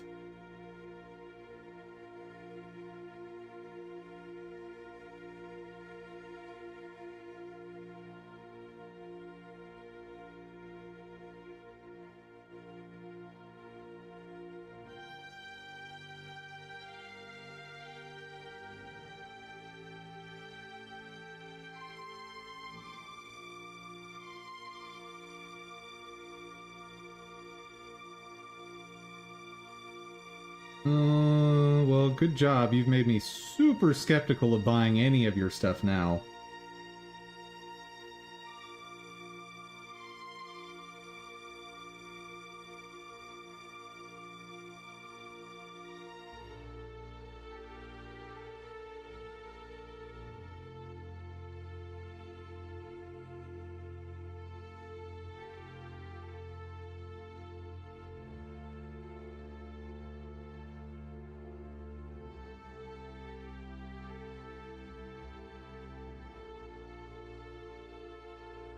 Yeah, I don't know what these mean.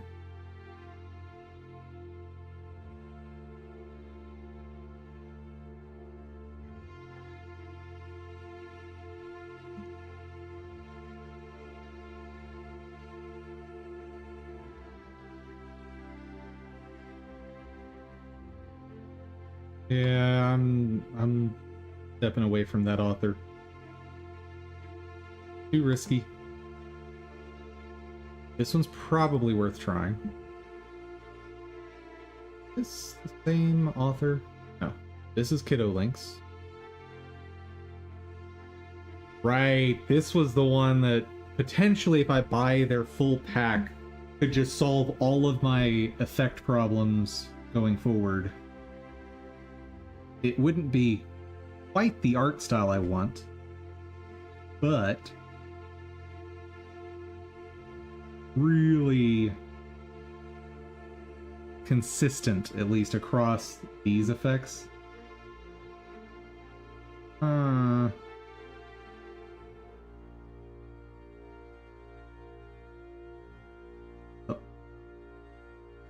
Main options I had here were these two.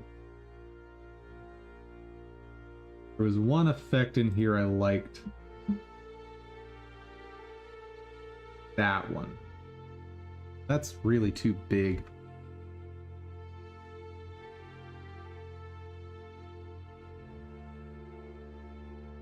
Yeah, even if I try to fill in pieces of that, it's too much going on. And the tail effect is too long.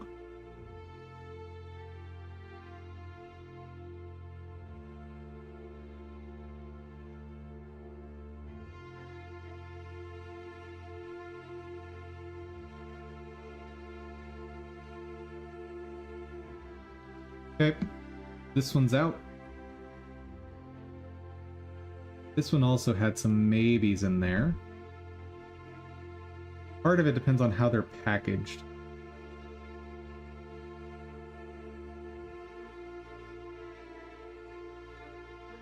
The sparkles are killing this one for me.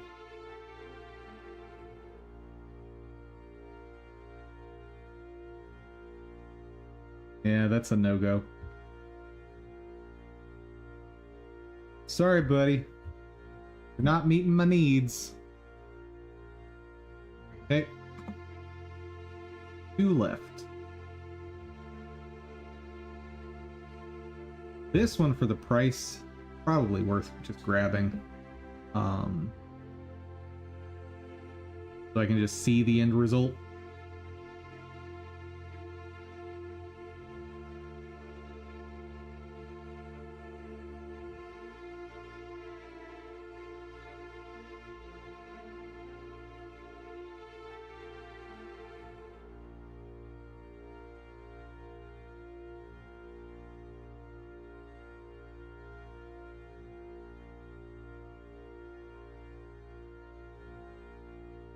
Question is, does this author have other stuff I want to grab? And if so, should I just get the big bundle from them?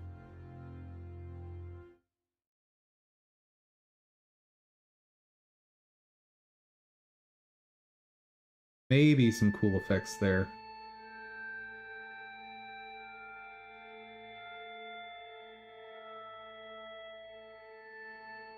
See these again. I do really love the fact that they made a playable demo out of this stuff.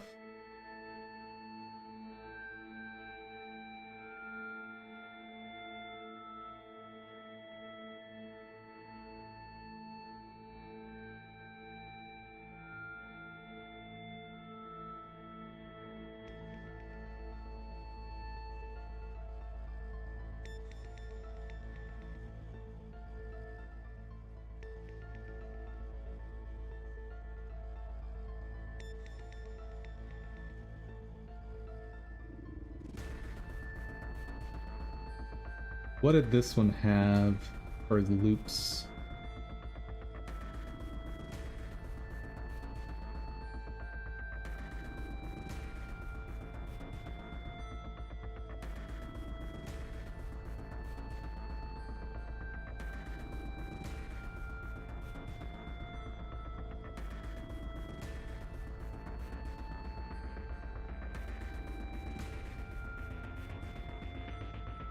Just so violent.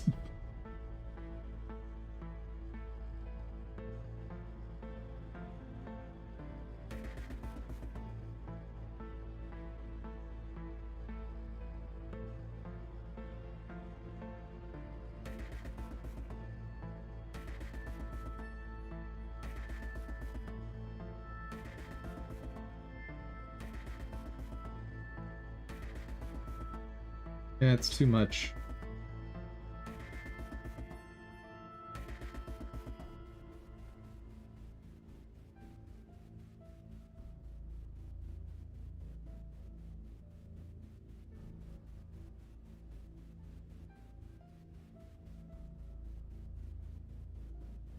As cool as some of these effects are, it's just, it's a lot.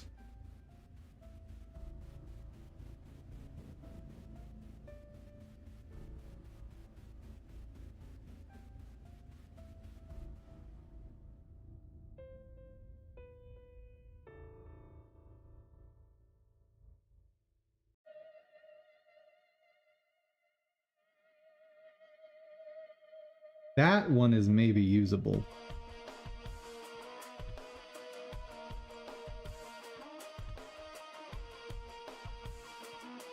If I can eliminate some of the extra particle effects coming off of it and slow this down, there might be something useful there. Like all of these I need to slow down.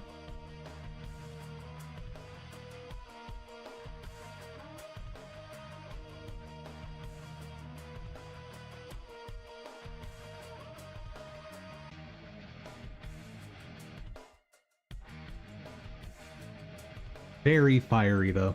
Alright. Basically decided.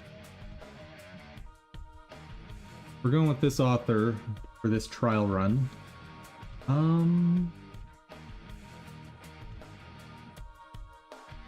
The price on the complete set. $15. That is a nice price.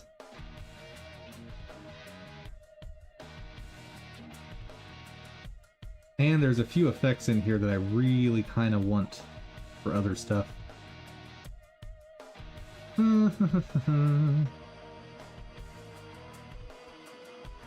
Let's do it. Stop thinking, just do it. Okay. Hold on, guys. Can't show you my fun payment stuff.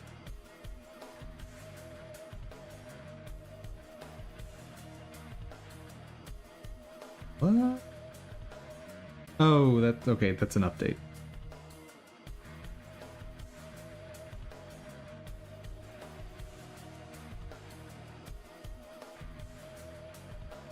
Let me just absolutely sure this is not showing for you guys.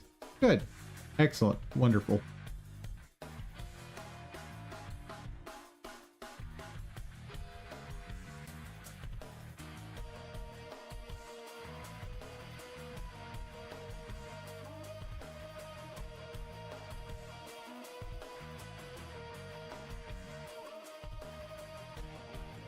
I don't act. What? Hold on a second. Oh dear.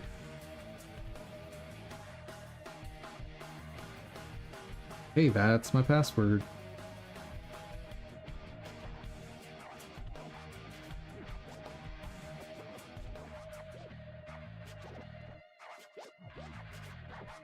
Excellent. And do not want you saving my password, Ichio. Get out of here. Now let me make sure there's nothing sensitive on here. We are good. Okay.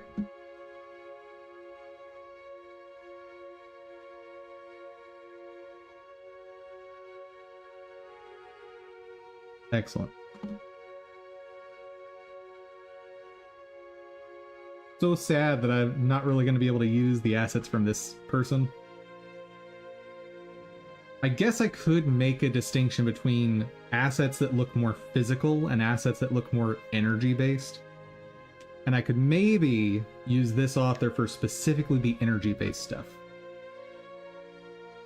Out of curiosity, what was the price on the mega pack for this game? $100.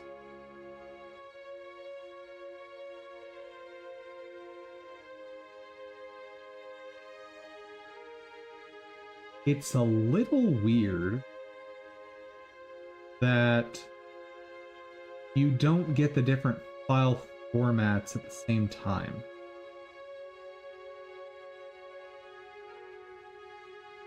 Know what I mean?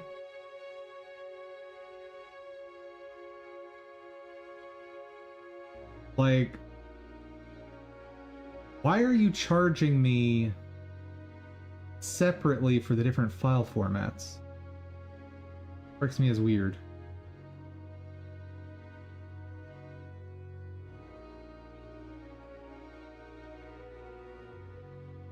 But $100 for the massive amount of effects, pretty good. Like 1,500 effects? Comes out to what? Let's just say per dollar. So 15 effects per dollar. So if you get 1 out of 15 you find useful, probably worth buying this.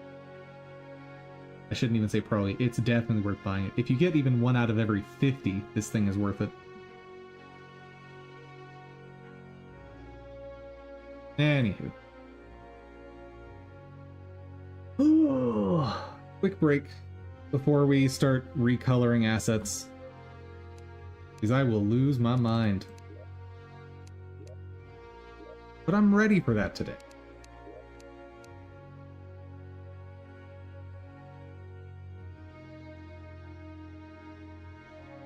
So what's the plan for this 10 to 15 minute run?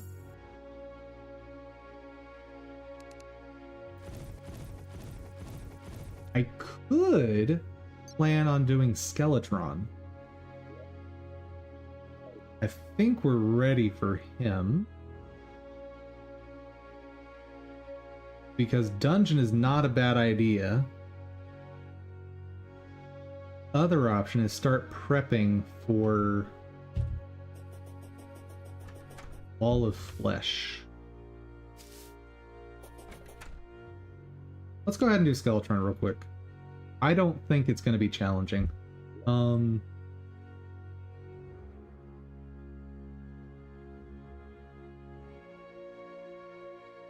First things first, though, I need to cut down some...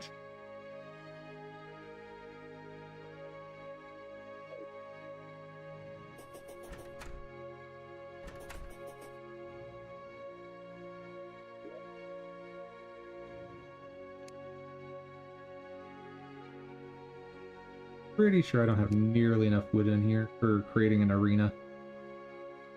And I don't need a serious arena for the dungeon.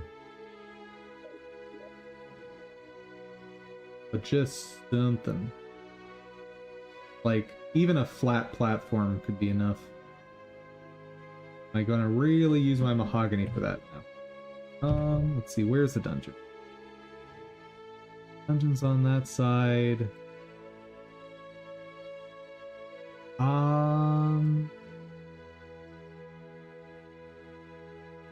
Gonna be weird. So I guess the desert's fine as far as arenas go. Go.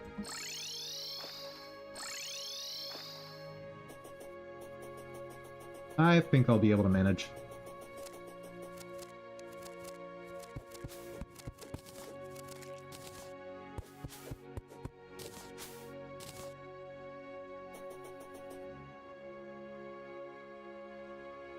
Oh yeah.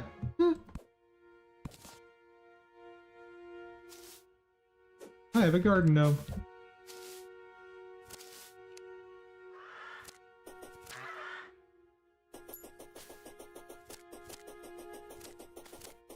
Alright. So here, I'm gonna need to get out of the dungeon very quickly.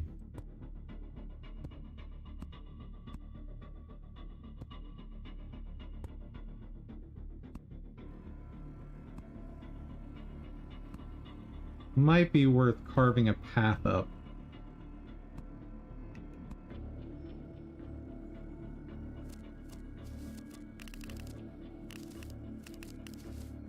Unless I want to try and fight Philotron down here. That's a little scary. You know what? It'll be fine. I'm gonna just trust that it'll work out fine. Hey, old man. Oh. Oh my goodness, golden key right here. Let's go. Oh. Muramasa! Dude, this could not have worked out better. This means I could actually go through the steps of crafting a really solid melee weapon.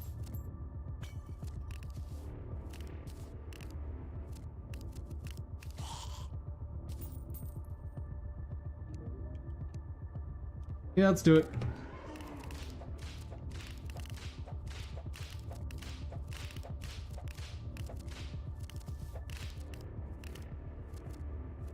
We're just gonna fight Skeletron here.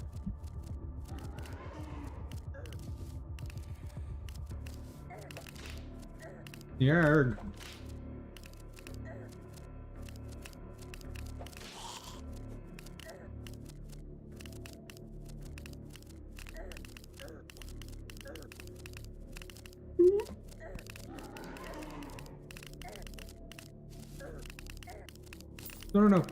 No. I can just get rid of the hands, we're good.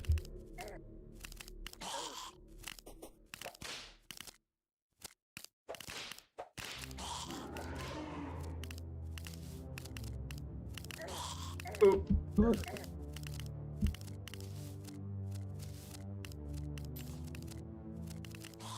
not good. We're not good. We're not good.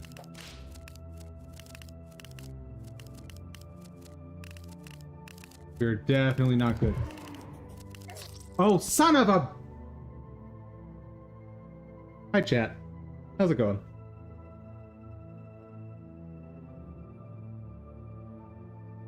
Yeah, I knew better. I knew better. I should not have tried fighting him that way. Here's what we're gonna do. Here's what we're gonna do. Dang it, dum-dum. Brandon, teach me. How do I craft the thing I want to craft?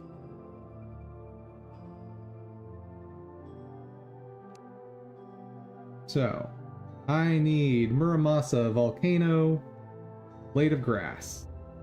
Awesome.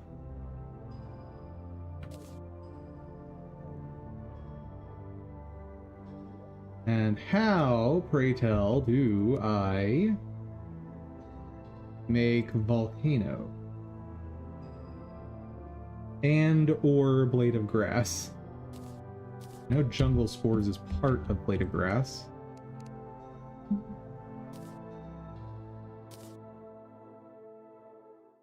Oh, acts of regrowth.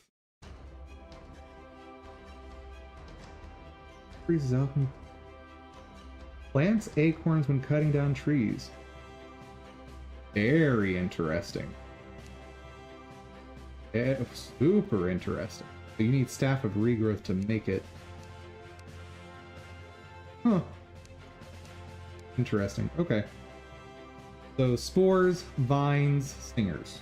12 stingers, 3 vines.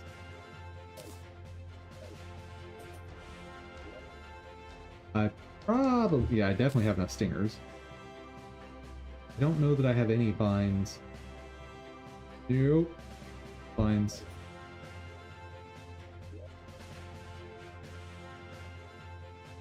Nope, no vines. Okay, so let's make one jungle run. Oh, need to buy bombs. Oh, please.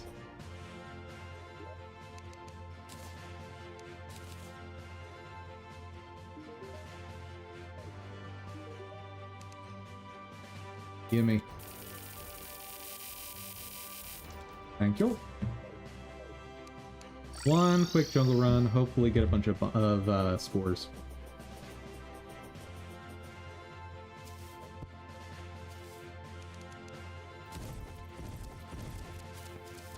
Eh, 3 should be enough.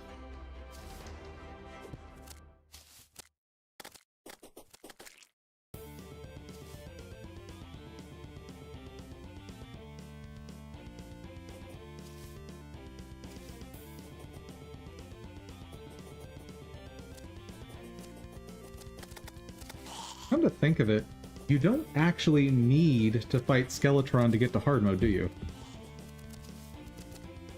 And I know in the past, I've fought Wall of Flesh with this setup exactly. It's not easy, by any stretch, but it's doable. And having hard mode weapons makes Skeletron an absolute joke.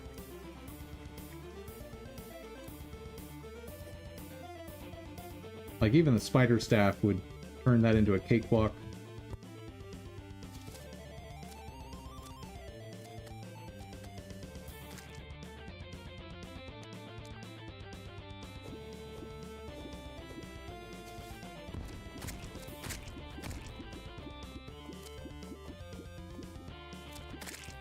Help!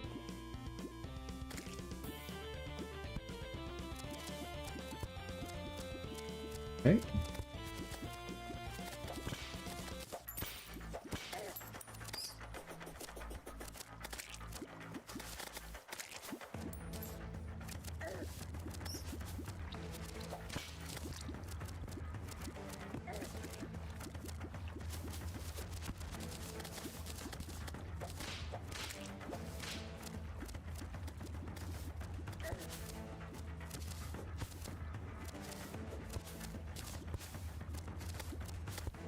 And the jungle here is way more open than usual.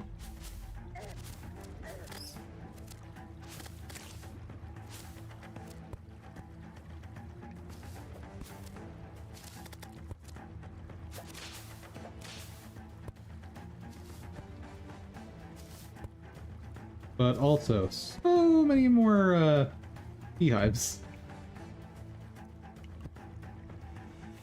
Hello? What do you got for me? Radar? Yes, please. No, I'll grab a second one because he can be hard to find. Green counterweight. Not important. The Lunker glow stick. Those are huge.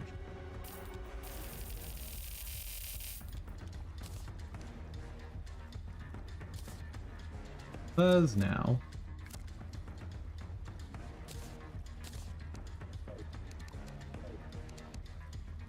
Notice it makes things sparkle.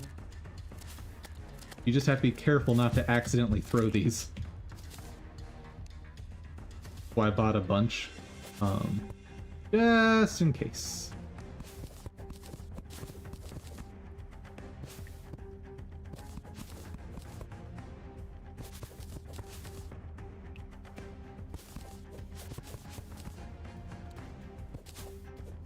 Come on, spores. Oh, hello.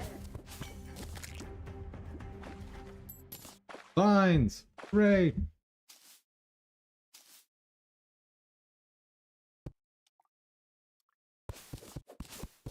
Nope, you're a torch.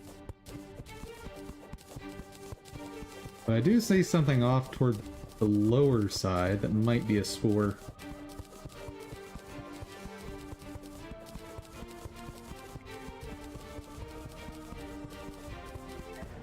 What I really want right now is a grenade launcher. Ice. That's...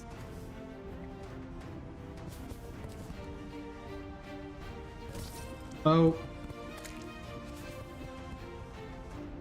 Well... Alrighty then.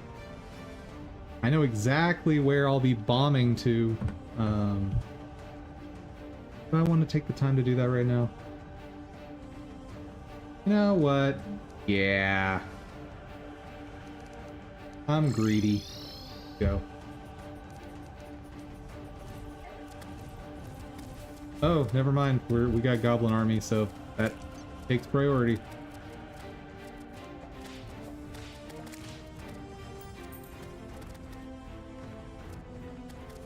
You know what?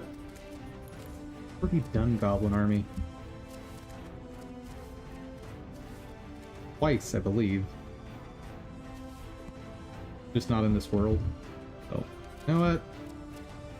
Forget it. We're running from the Goblin Army.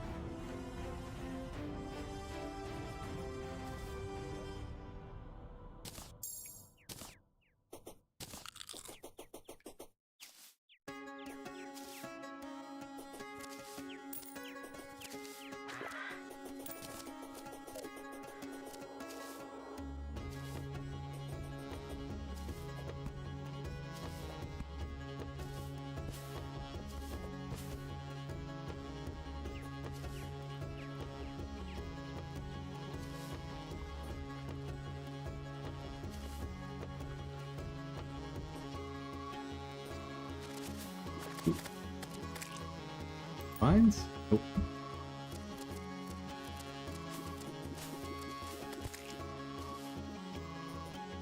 Let's see, am I far enough over? I can go to the left here. That'll be close enough. Turtle! Hello, turtle.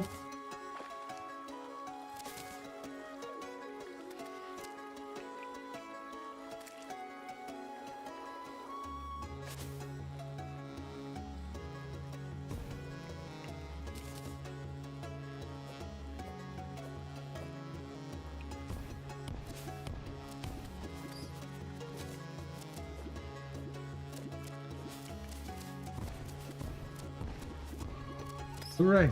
Water.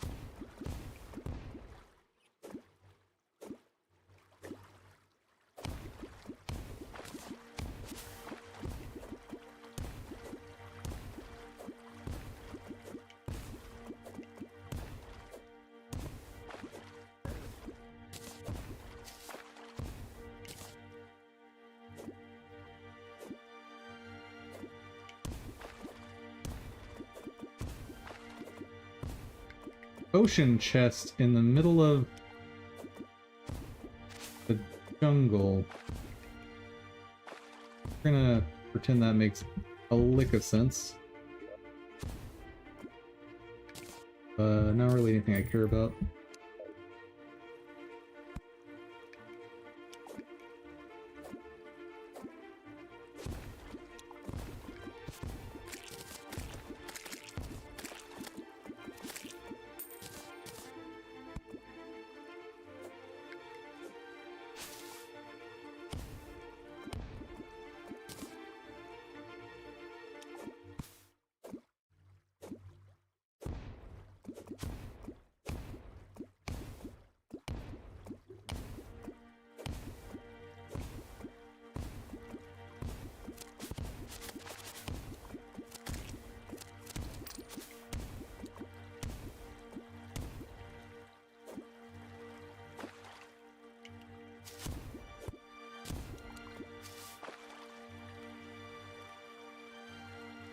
Hold on.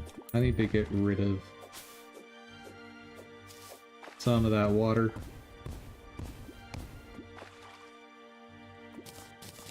Beautiful. No, dude. Rid of that.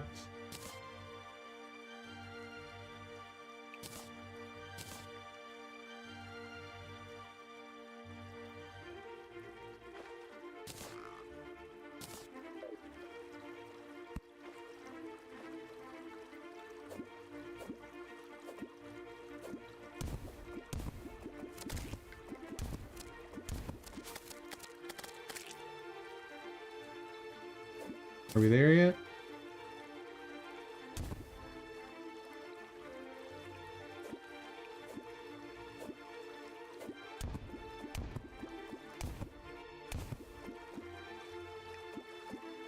Yes, we are.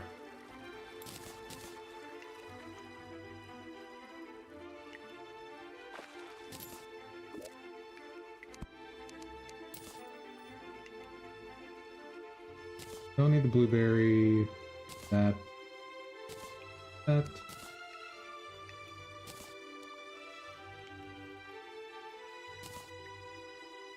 gravestone.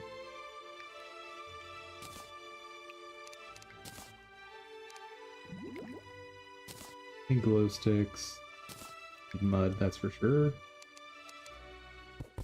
Alright.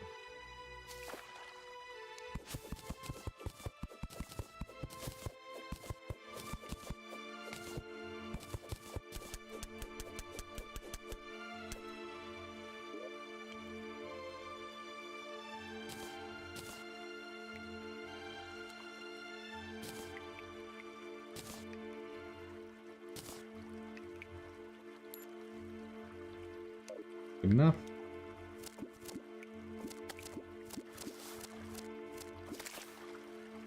Wait, what? What?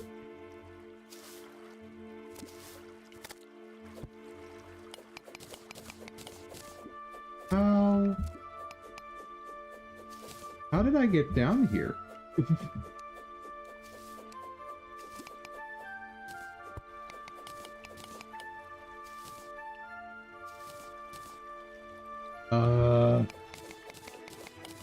The game cover up the way I came? Alright, sure.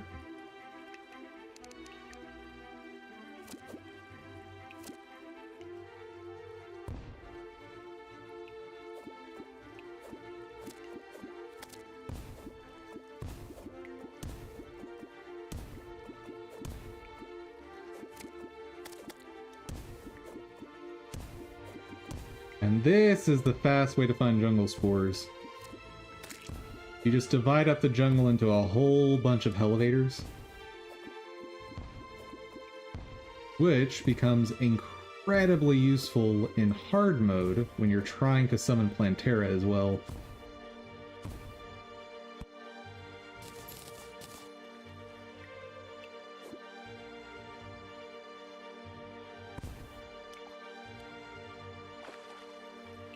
That's not reaching any, is it? Oh.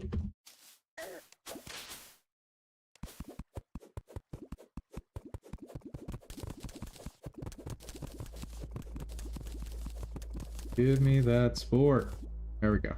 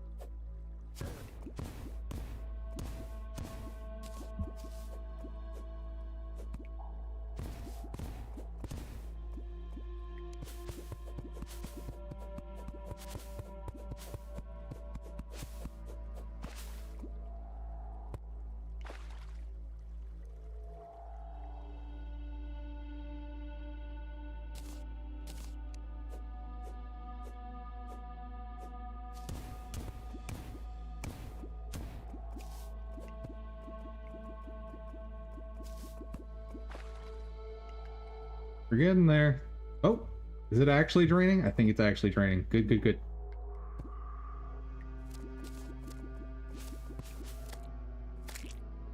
Nice.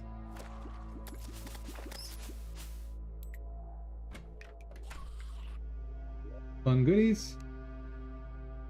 Eh.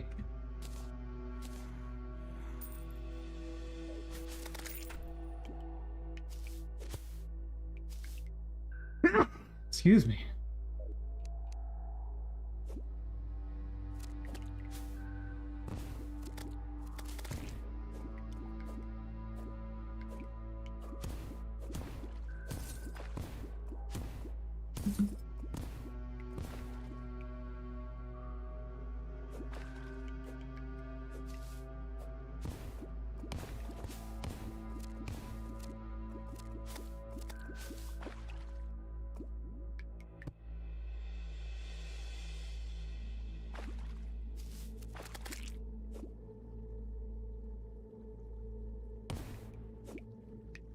Oh. Oh, found the temple. How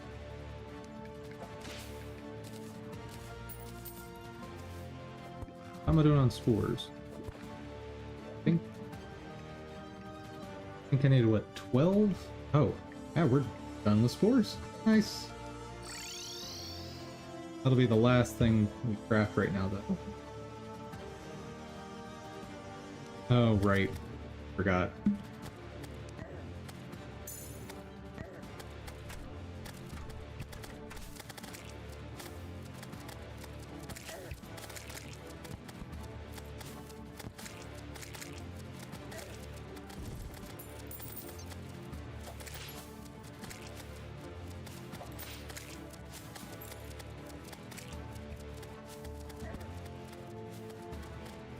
You know what I could do? That's slush. Uh-oh.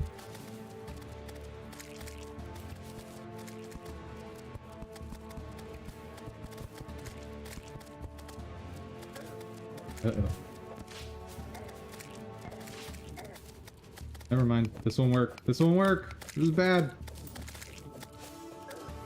I've made a mistake.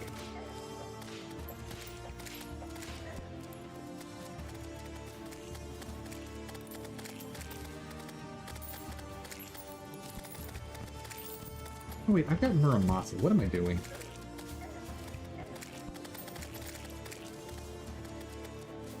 This will be over in an instant here.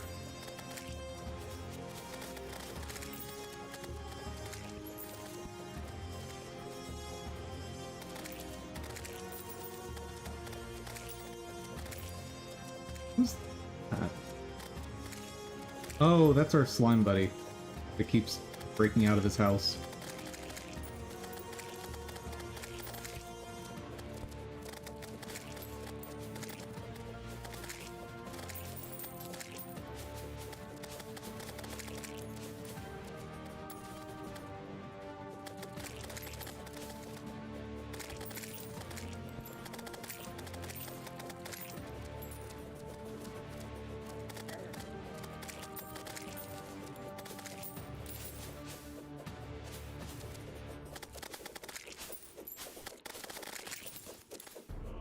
Okay, and we're good.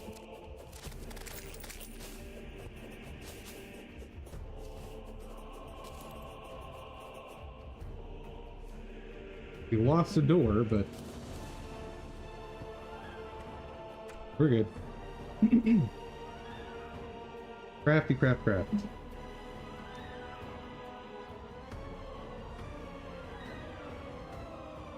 Where is Blade of Grass?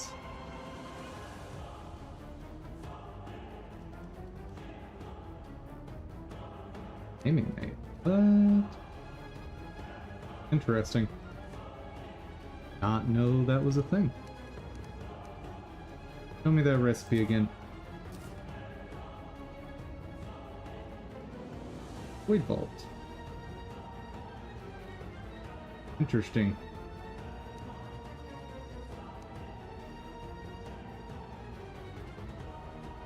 Oh, I didn't get a third vine. Oh well, now I know. Next time.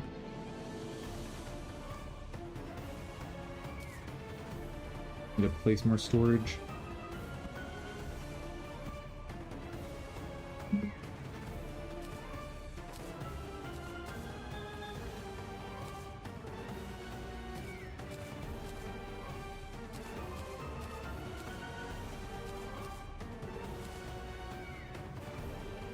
Okay.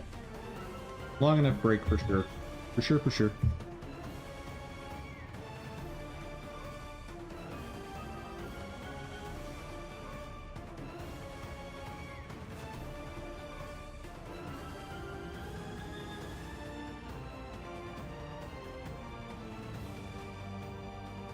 What is in here? Oh, right. Gotta take care of my licensed stuff first. Thank you. You're welcome.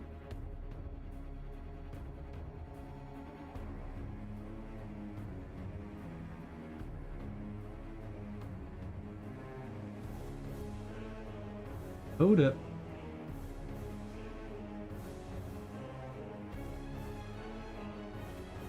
This was the one I just purchased, right?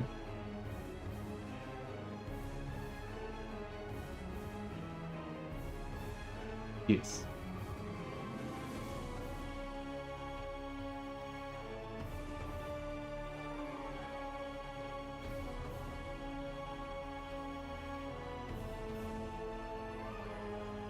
As long as you don't directly distribute the files, claim ownership, or use them for NFTs, fair use.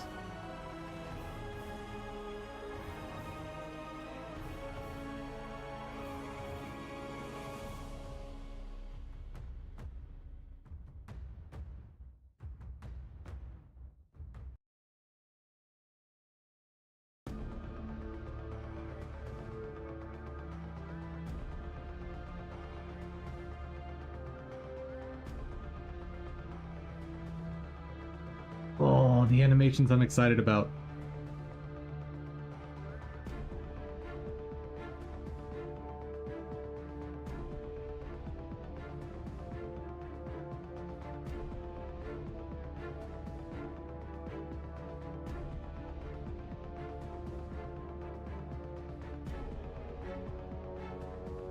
Hey!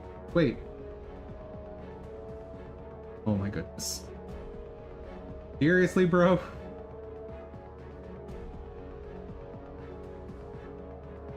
You put the license agreement in the files that I have to pay in order to view them.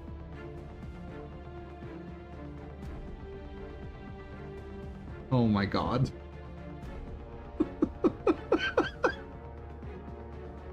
What?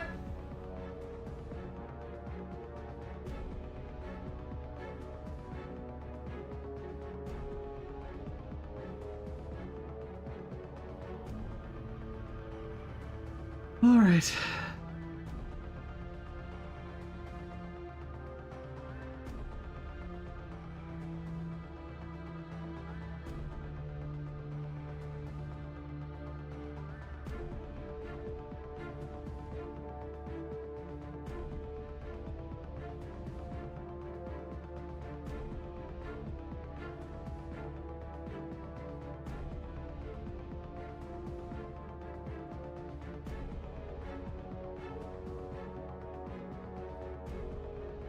Alright. Let that covers plethora of magic. Seer files, use sprite sheets for classics.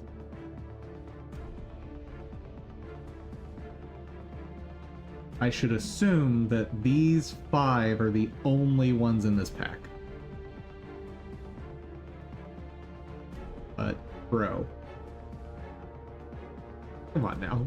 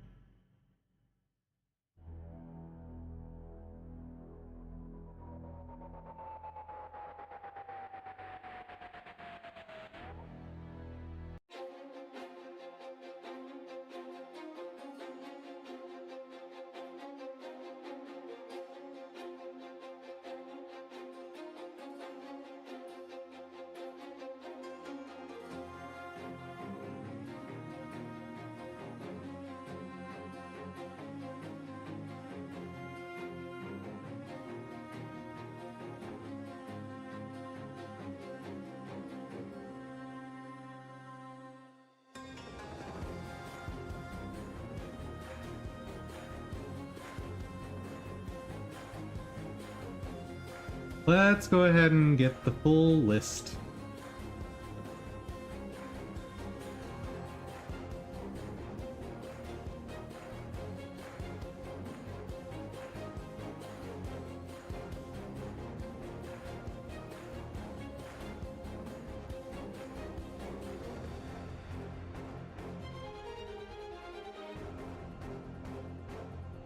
What?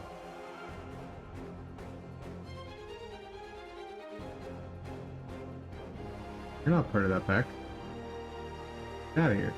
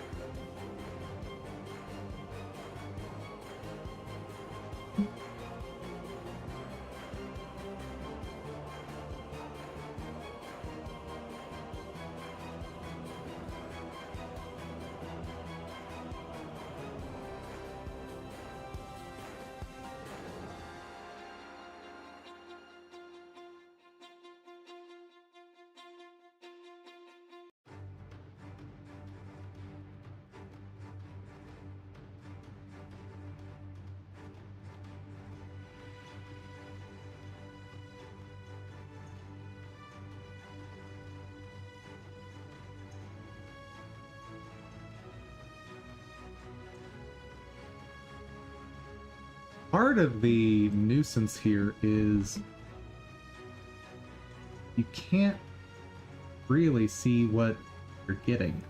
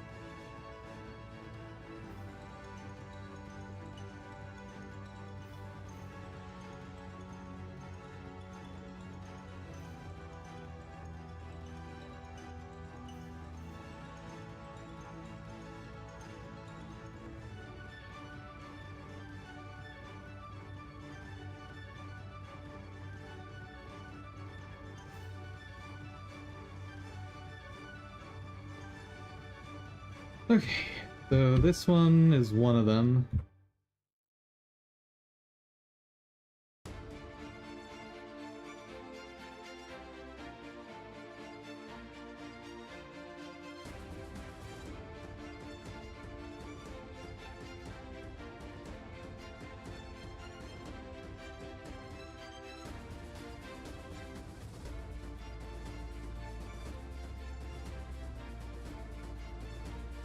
Really weird though that it like only shows. Oh, never mind. I probably get more examples here.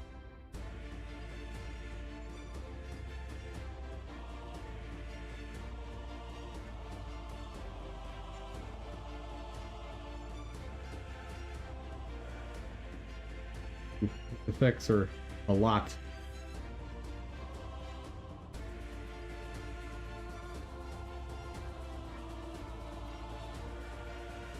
Probably too much for my game. Let's not keep that one there. Do have a YouTube video on this one. Pretty please? Nope.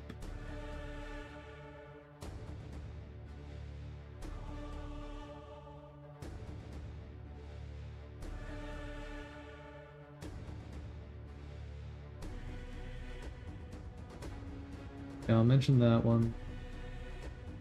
This one.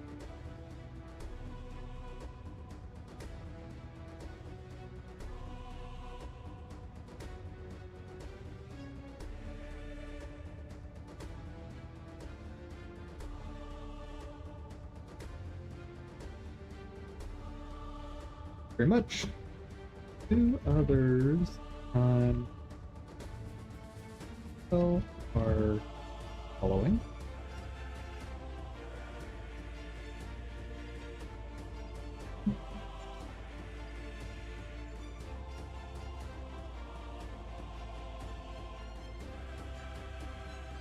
Possible. Nice. Able to see the license agreement prior to purchasing packs.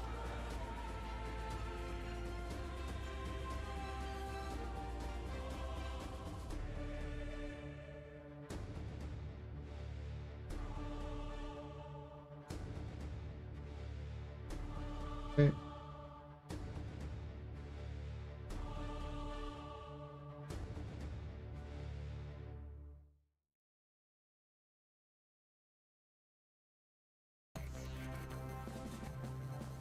There we go.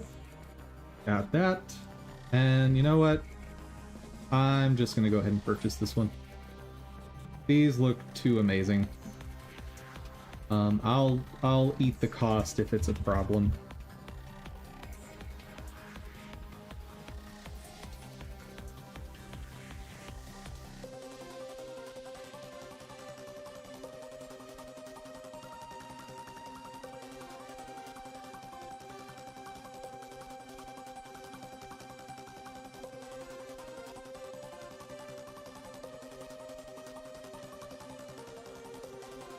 No, I do not want you to save this. Thank you.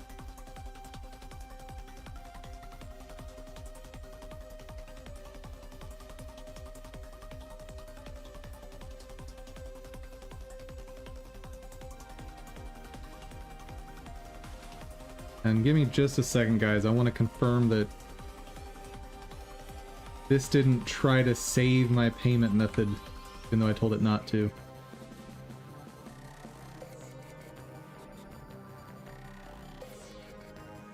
Account setting. Credit cards. Good. Nothing saved. Okay. And we'll just keep that page around.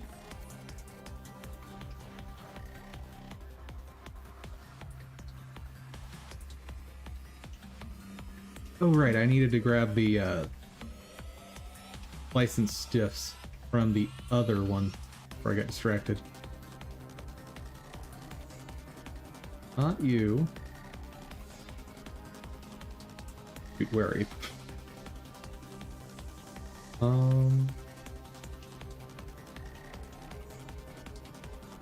Not you. Oh.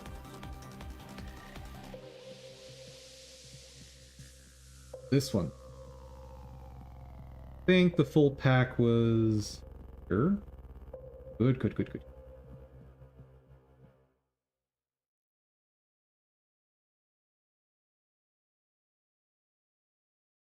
Sure, I've got all the information.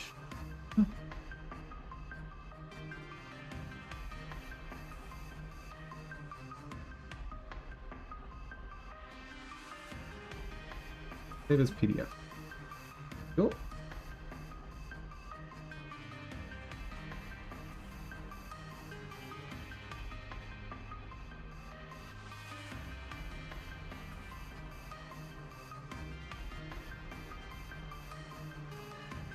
Beautiful.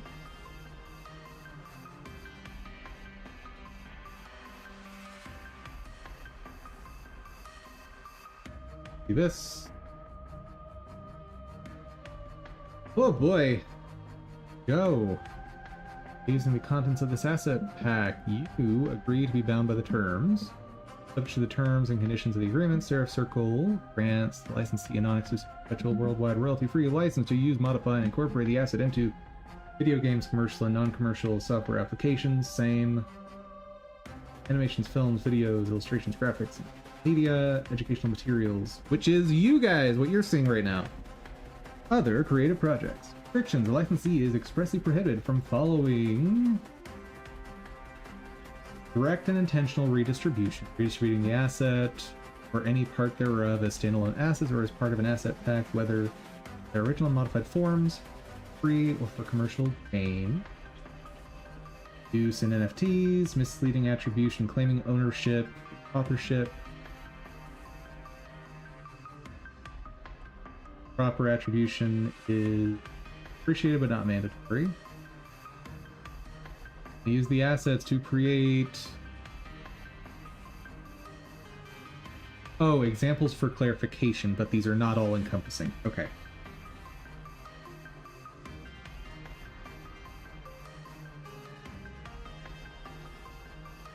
Not take the assets and sell them individually or as a collection. Intellectual property. Licensor retains all right, title, and interest in assets. All copyright and other intellectual property rights. Acknowledges that this agreement grants a license to use the asset and does not transfer ownership. Assets are provided as is, without warranty of kind, express or implied, including but not limited to warranties of merchantability, fitness for a particular purpose, and non-infringement. The licensor does not warrant that the assets will be uninterrupted or error-free. Maximum extent permitted to the maximum extent permitted by law. No event shall the licensor be liable for any indirect, accidental, special, sequential, or punitive damages. I think you might be going overboard with this one, my dude. Termination, terminate the agreement. If the licensee breaches any terms on termination, the licensee must cease all use of the assets and destroy all copies in their possession or control. This agreement constitutes the entire agreement between the parties with respect to subject matter hereof and supersedes all prior and contemporaneous communications and proposals, whether oral or written. Sweet.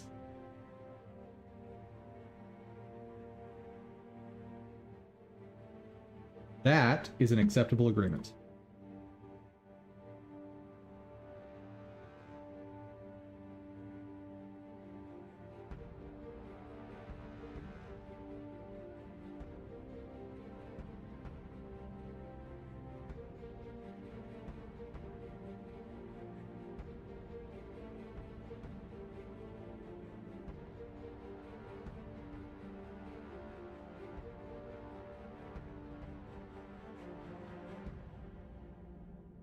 Just repackage these a little bit. Oh, I'm gonna have to extract them and move them, aren't I?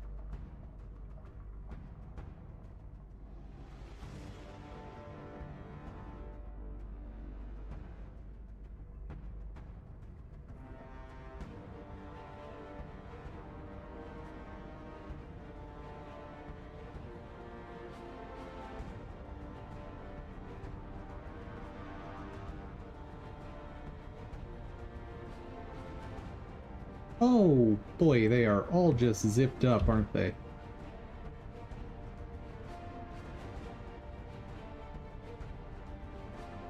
That's not the most convenient. Got update. And this one.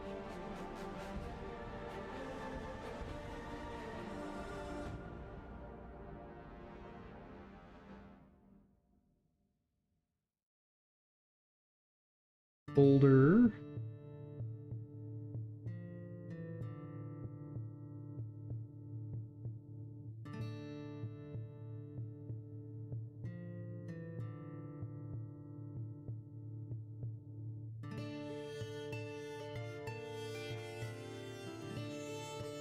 You're going to be able to join on Terraria next week? Very cool. Done with classes? Oh my goodness.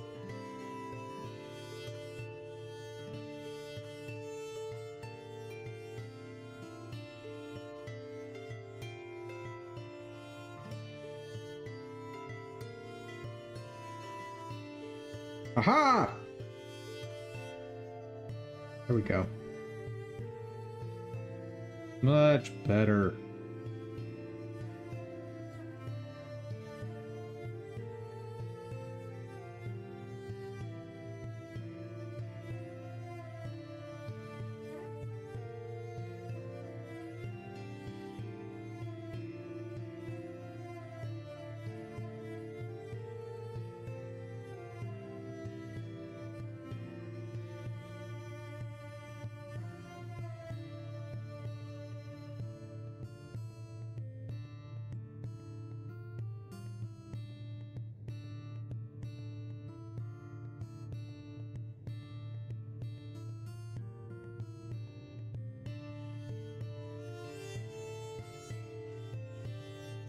Wow. It's different. Very different.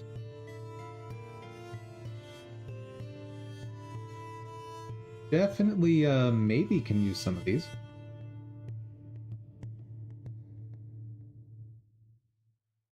Don't know about those. A little weird. Pain.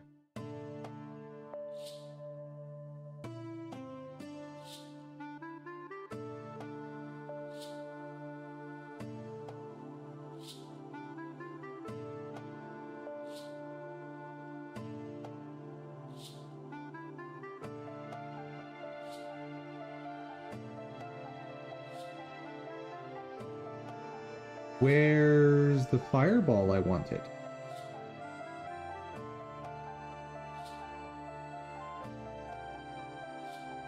Uh...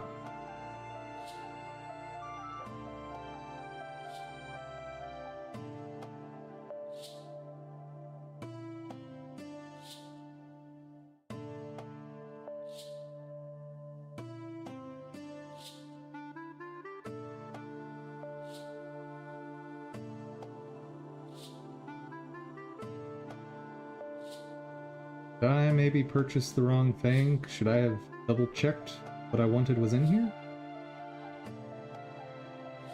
Oh, don't tell me I purchased a pack that didn't actually have the one I wanted.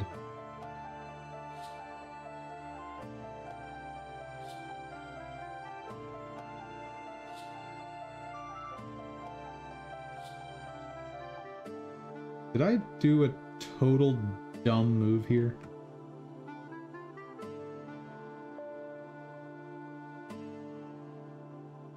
I think I might have.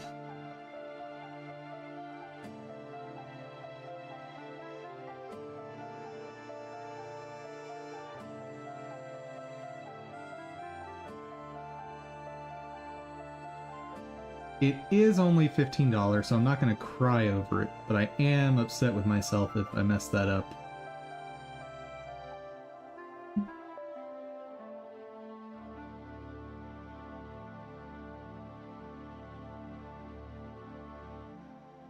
Where's the one that I liked? Sir?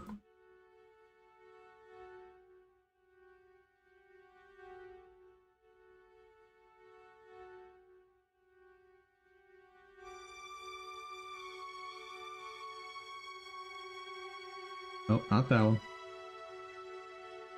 Not cartoon coffee. This one. Okay. Oh no. Oh no. Think about the wrong pack.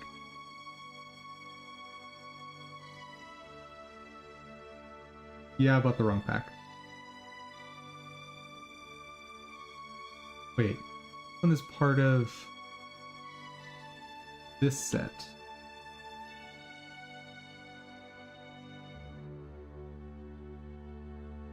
No, this is not the one I purchased.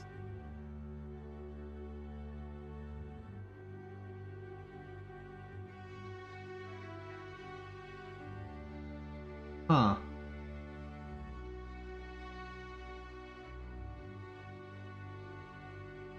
Let's make sure this one actually has the one I want. Yes. Right here. Ah!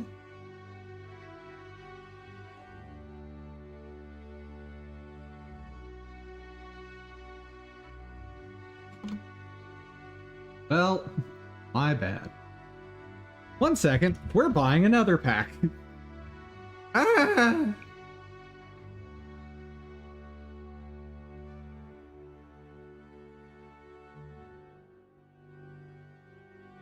Because of that price, I'll definitely get use out of some of this stuff. It's worth it. It was card. Oop.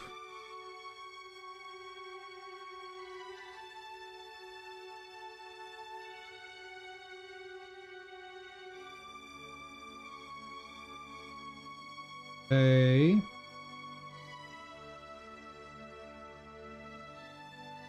Download. Download.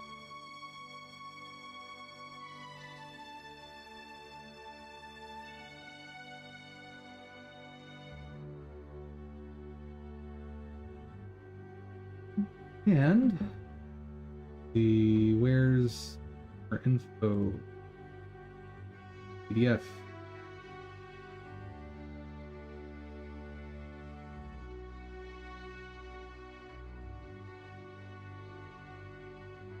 Okay.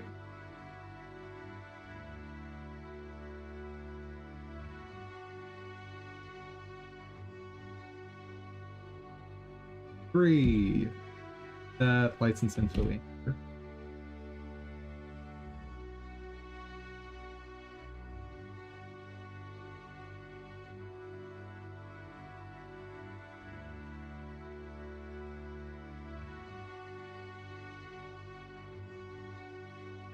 Oh wait, that's season 3.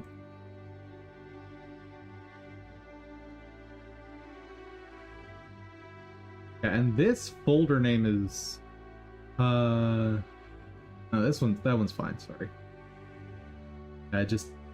Dang. I wish I'd realized that they divided their thing up into seasons. Guess what? Now that I know that, check out season 2.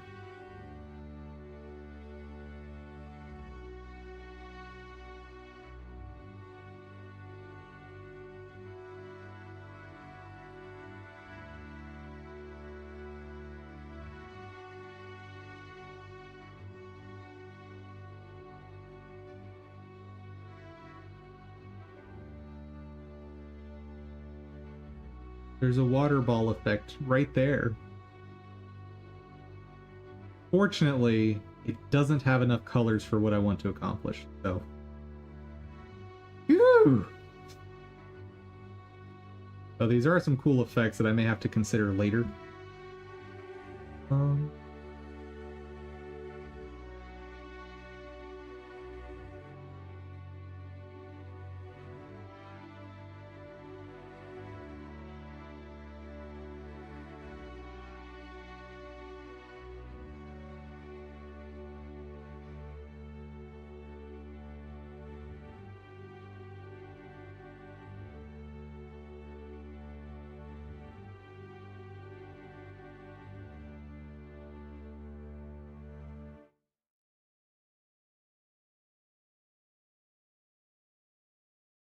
That's kind of cool.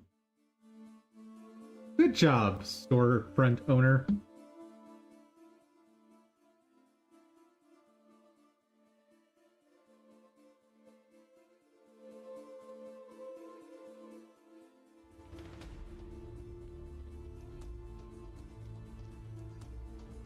All right.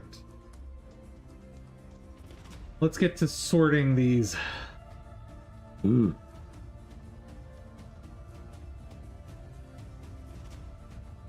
What are these?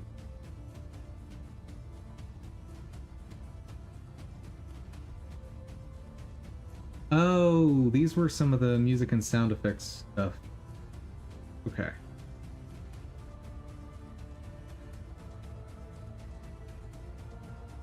Oh, no, that's something else. That's when I was looking at different program source codes to see if I could nab their monster stats.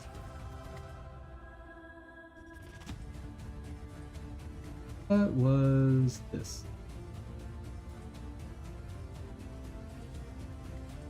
Oh, yes, yes, yes. That's the stuff from...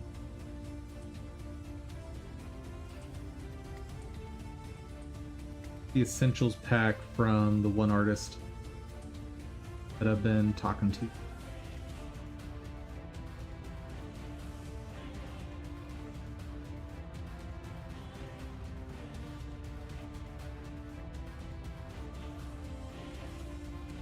We'll ignore those for now.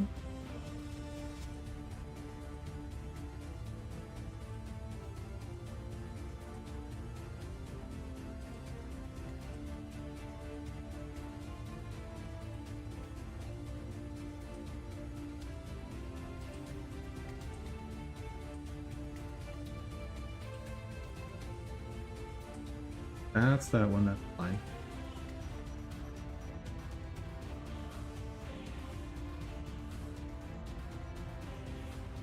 Zip, extract to there.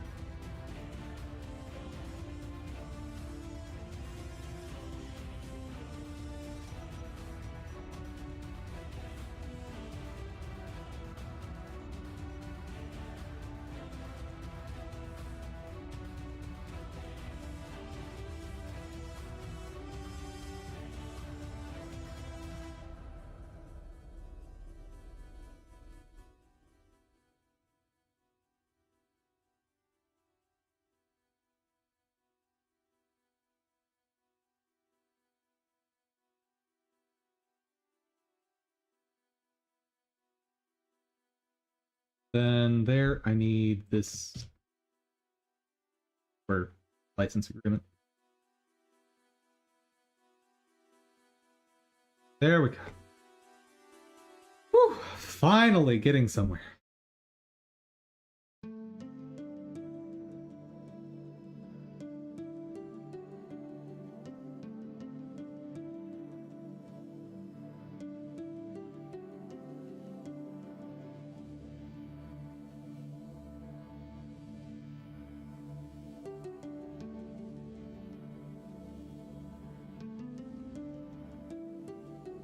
Actually, this would be version 2, wouldn't it?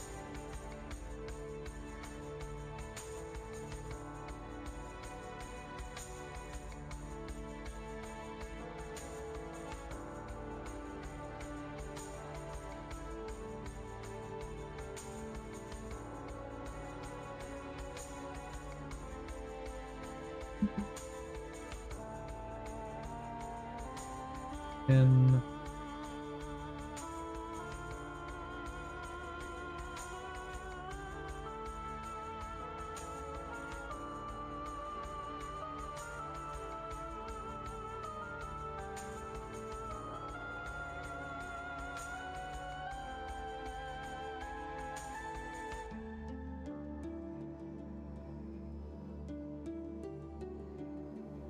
okay, 576.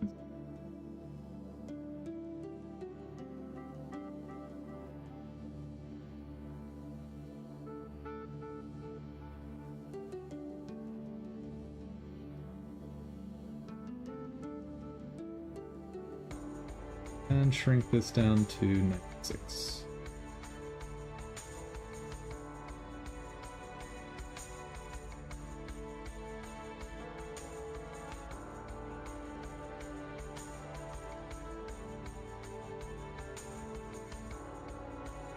That's a little strange that there's extra space there. I'll have to toy around with it once I get it into Go.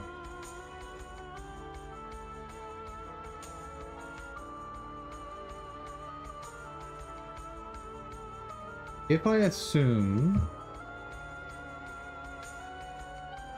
that these are 96 by 96, and I believe they are.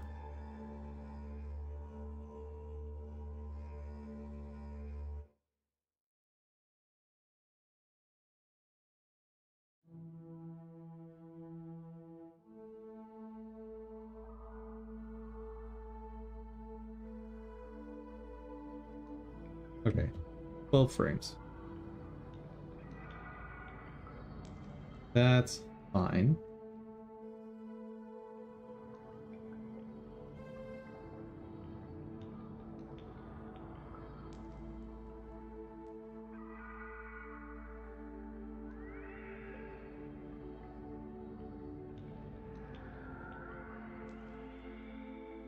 Sprite?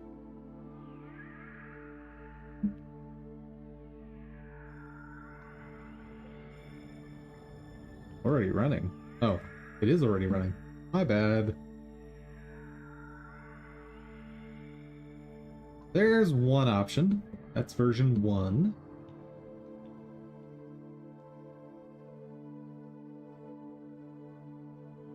Okay, so 7 colors.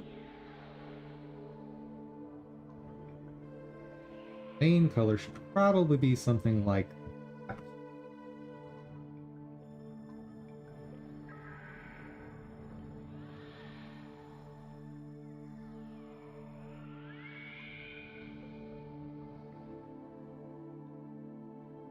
Actually, let me try importing it as a sprite sheet.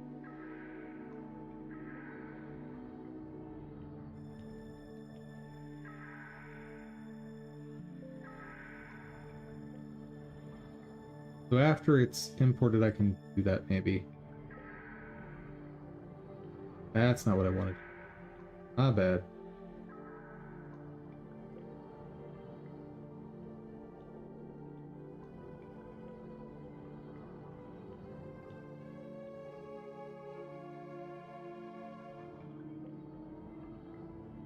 Width was... Oh, no, no, no. 6 and 6.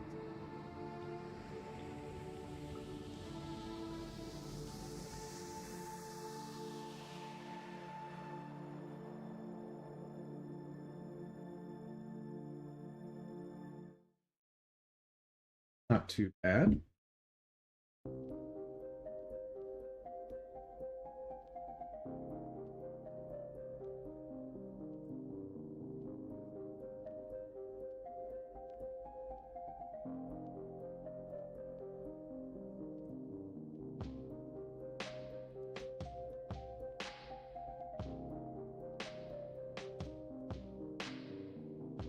Okay, let's have a darker color come in.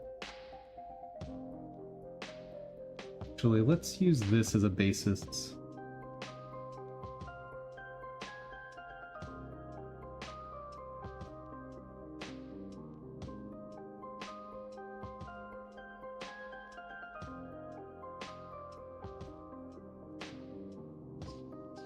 Next dark color is that one.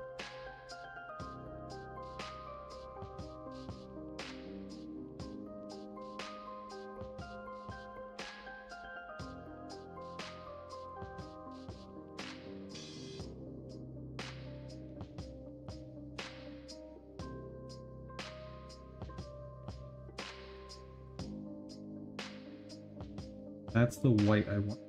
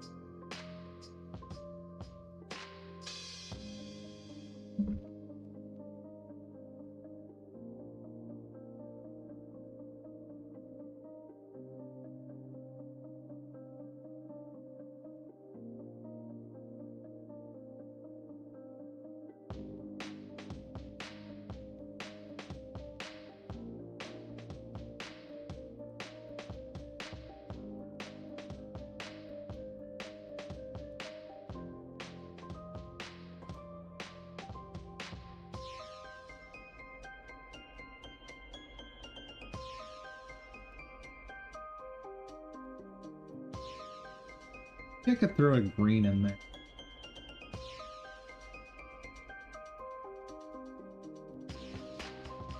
Are you making games, or do games make us? Well, yes.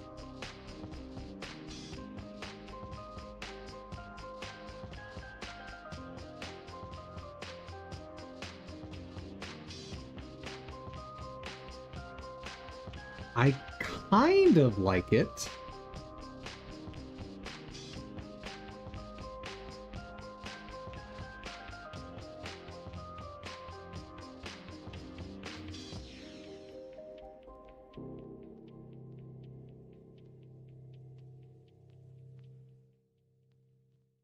Not really getting the main color that I want, though. I'm making a slime ball that this guy can shoot at you.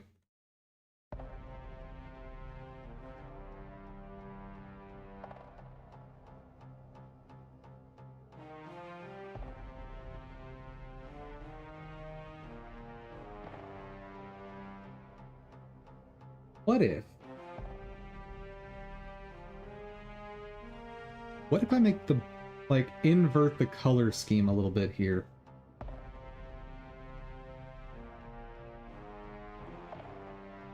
Let me try that. It might give me the effect I want. So let's...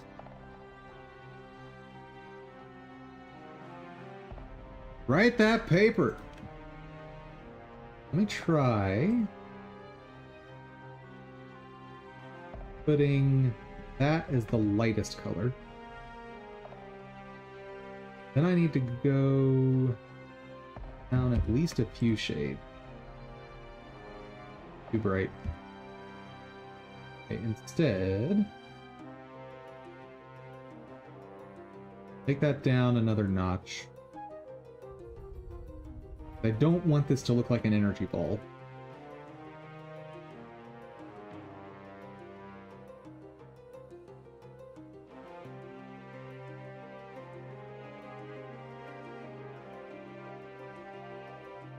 Ew.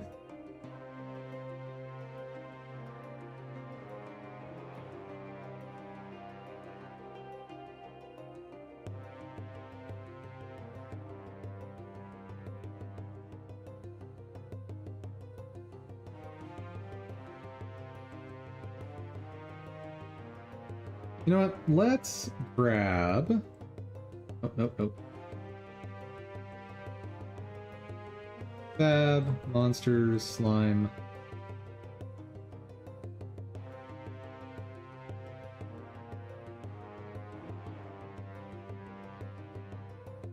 Because maybe there's a better gradient I can come up with here.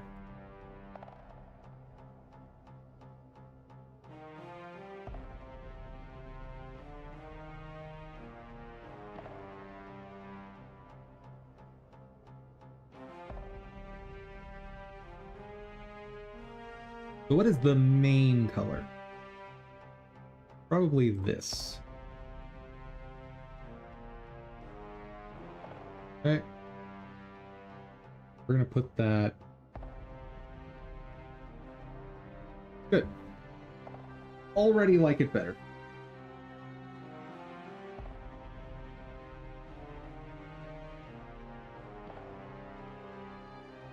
Now, I want the dark gradient. But it's going to go in opposite order. Here. Start with darkest here. That goes in the white.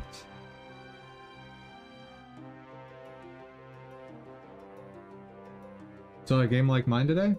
Oh yeah? What's it called?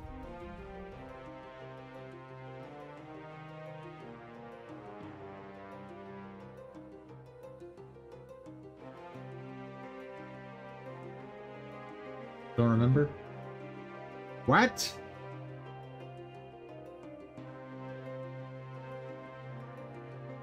Those are the same color. Oh, nope, they're not, but they're really close.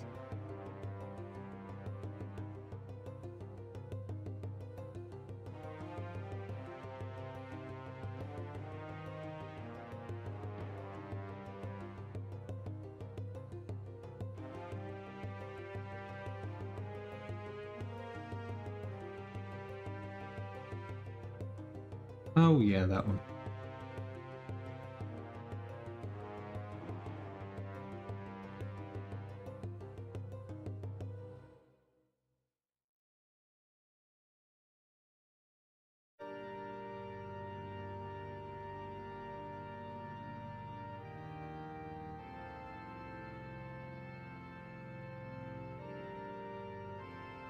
Now I kind of just need a bluish color. Either one of those should work.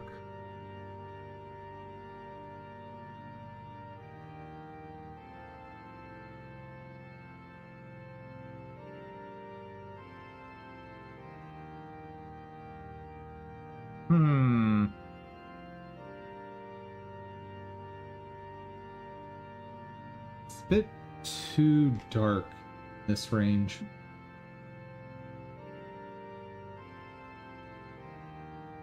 So let's...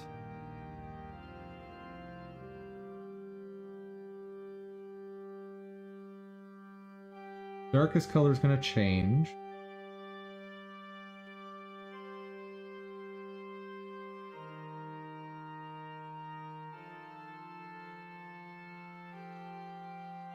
Nope, nope, that doesn't work. So I need a different teal in here. Possibly that. But that's that color. Dang it! Oop!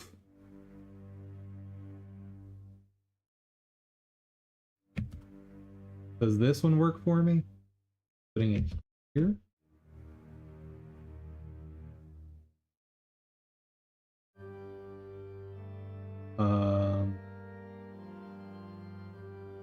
This looks weird. Let me grab more palette to use to just swap things around.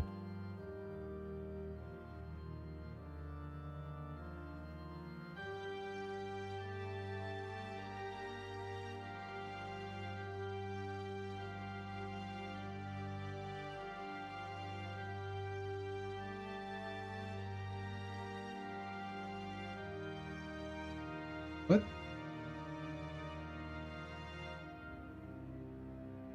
Neither of these look right.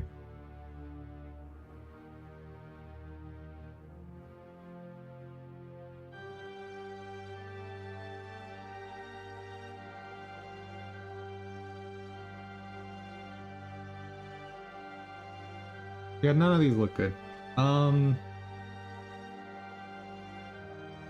Go back to roughly what I had before.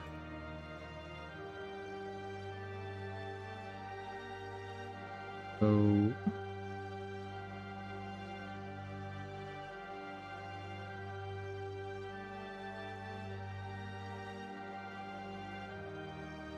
this one needs to be... Let's actually try that as the darkest color. How does that work out?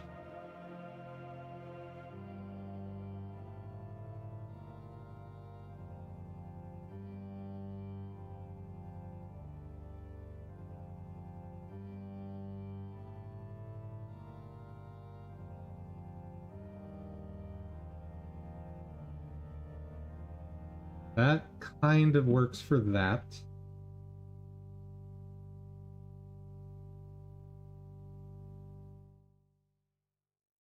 That kind of works there. Okay, okay, we're getting something.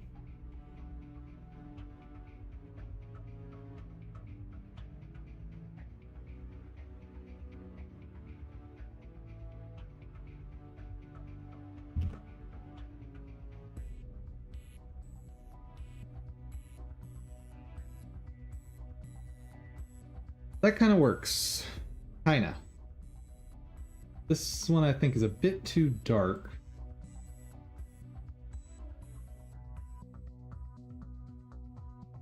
But if I lighten it up too much, I lose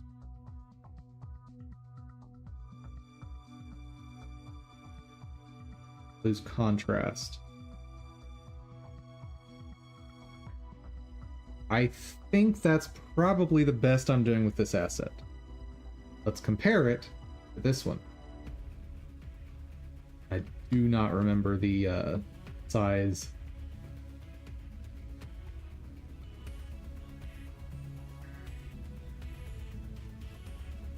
If it's a projectile or skill, it should be clearly visible to the player on any background in the game. I don't really get why you're testing the colors here outside the game's context. So I'm trying to match the color scheme of the character that's going to produce the attack. And that's all I really care about at this point, because it's going to stand out, I assure you.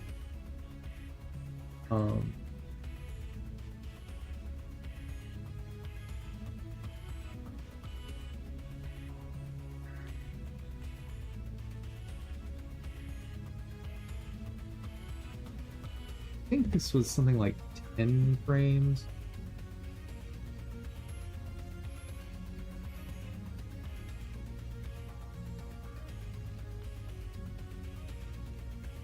Yeah.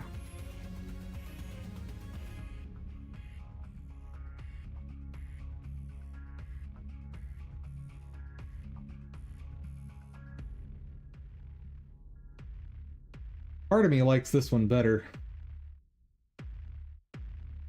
See what else I've got.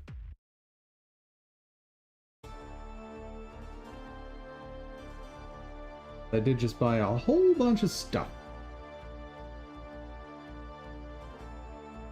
Electricity, energy.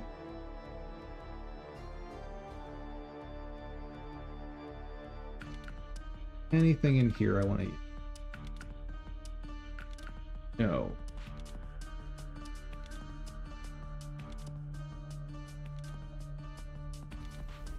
Electricity, explosion, fire, hit, attack. Might be something. What? All miscellaneous.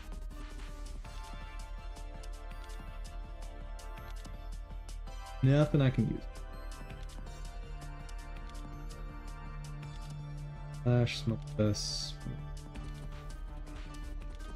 I think this was just smoke stuff.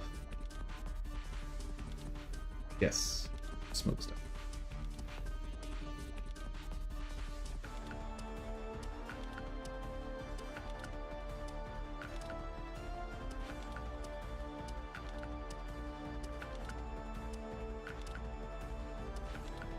Now, nothing I can really turn into a ball. Alright, let's go back. Check out season 3. I know what that is. Wait. Oh, that's not. Nope, stop. Ah!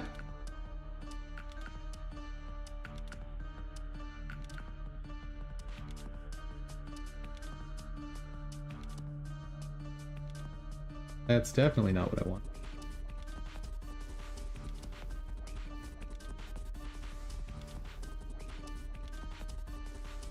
This one, if I recall, is just, yeah, these placeable things.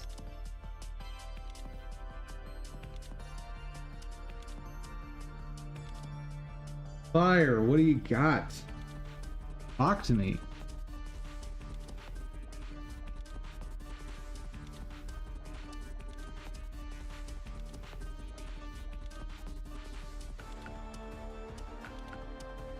Those are not fireballs in any way, shape, or form.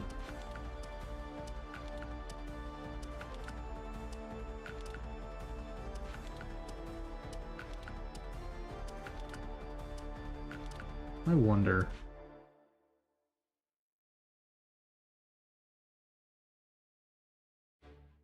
Huh. Oh no, that's... okay, I was looking at that wrong.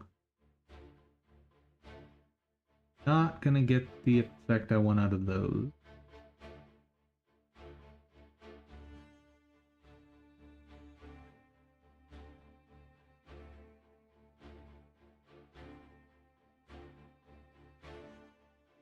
Ah, these like ground. Ooh.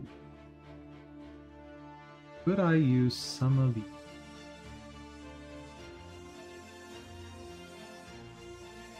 For 5 colors. but it's just so obviously a fireball in the structure. I don't think I could make it not seem like a fireball.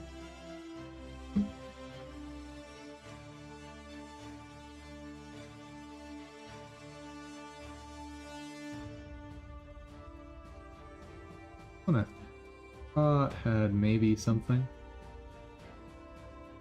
I don't.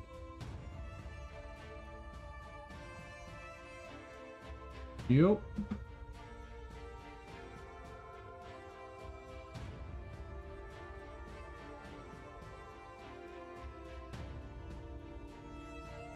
Neat, but not what I need.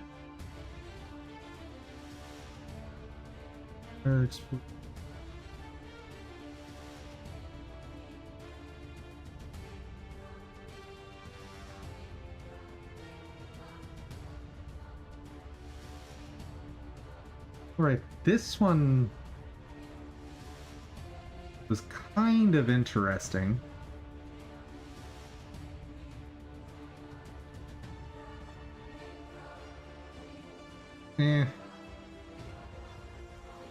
The center stripes don't animate at all, so that's not going to work for me.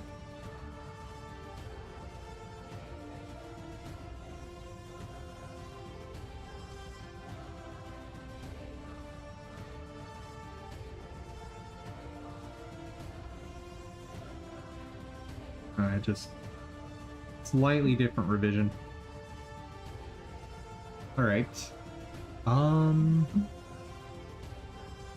What about these two?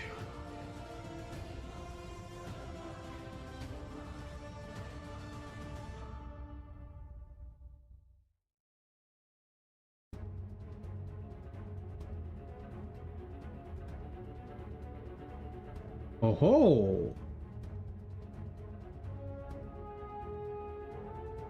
There may be something in here then.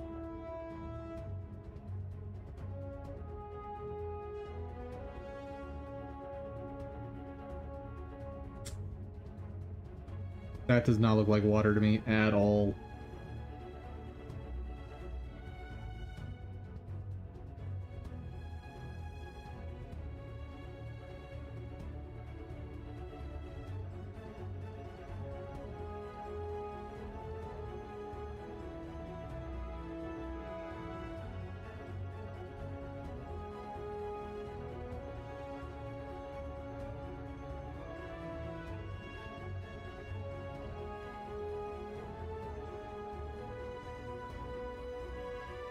Oh yeah, that's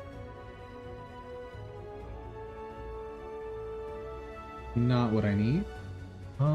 So my only stuff out of this pack is from here.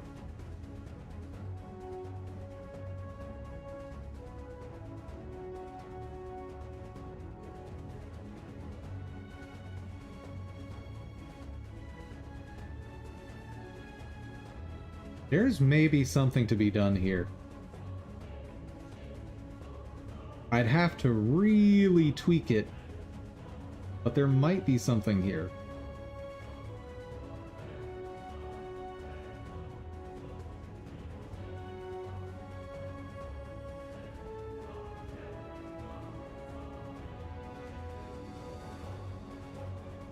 Actually,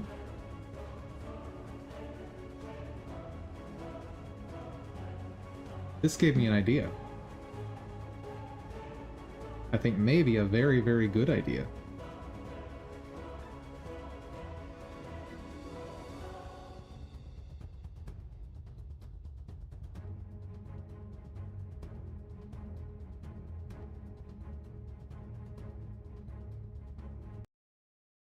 Let's see something.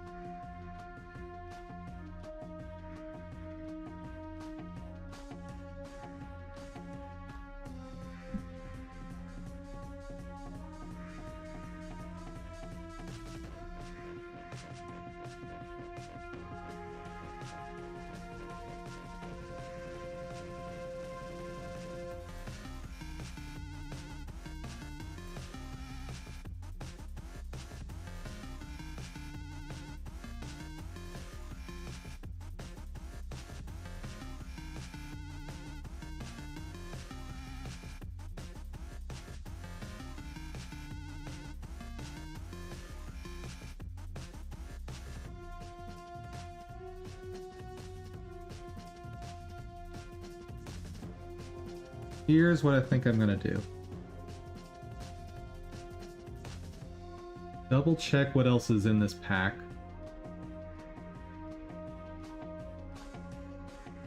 One of the fires might be what I need.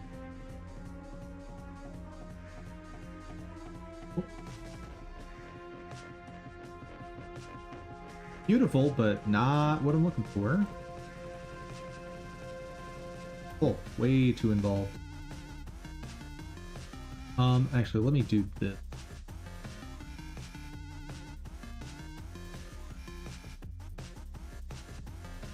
Back to...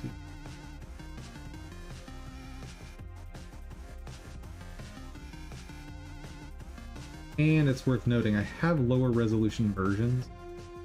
Oh. Oh, there's different stuff by the look of it. Fun. Oh, no, never mind. It is just higher and lower resolution pre-renders. Like this. To properly utilize this, I'm gonna need to get the effect seer working.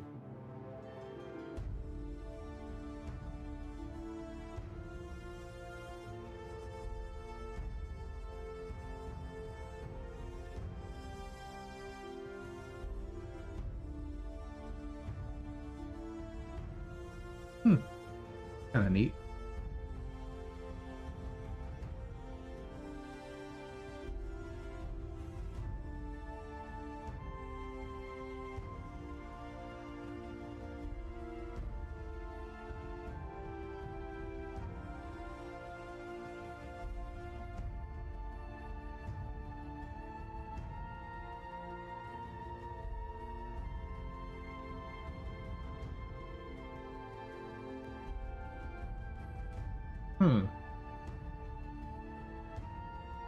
Maybe I should just get Effect Seer running, because I could use this asset and have the spikes randomly jutting out while it travels. And if I recolor this to clearly look like slime stuff, there's something here. Definitely something. Like, let me quickly...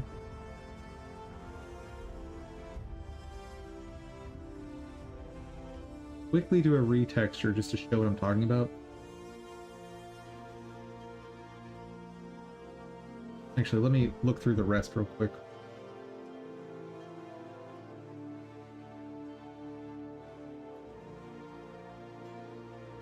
So, Ice 6 is interesting. Ice...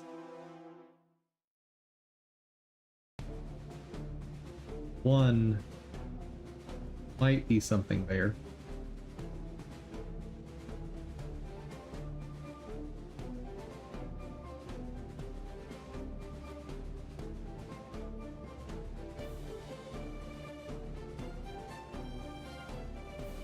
Ice 6, Ice 1.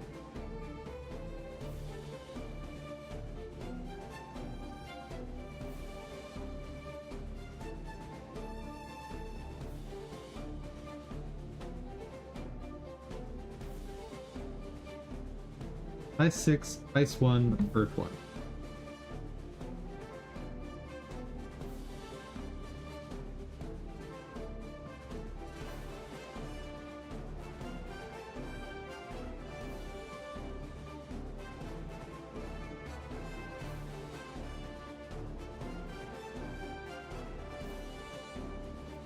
Wait, what?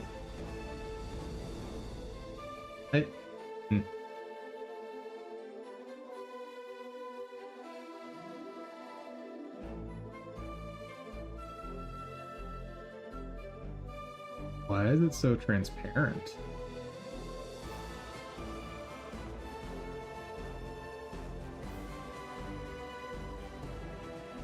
Definitely not the look I was for.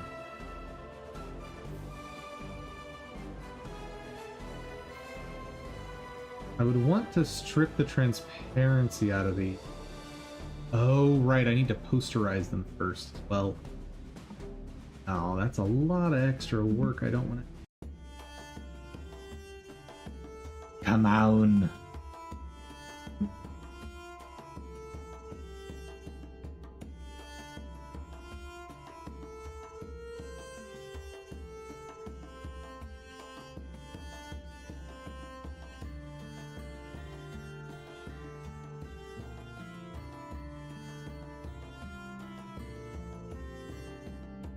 Does this have a posterize function?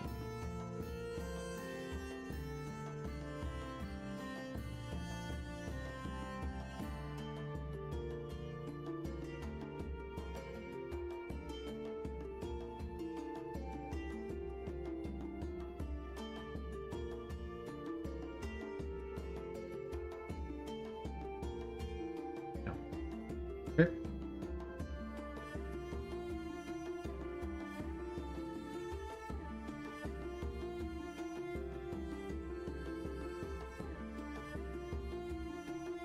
Actually, I need to do a few steps here.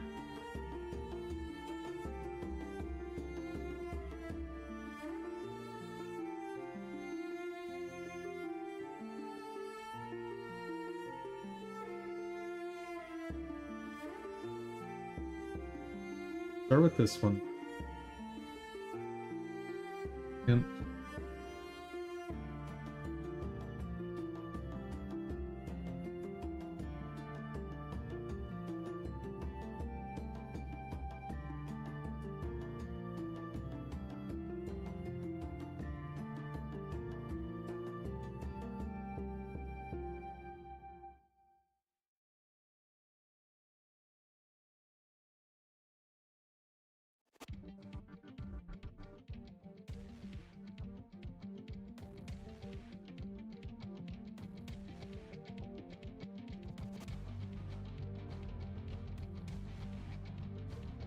Another thing worth noting, these spikes, it might not be horrendous to try and round them out a little more by hand.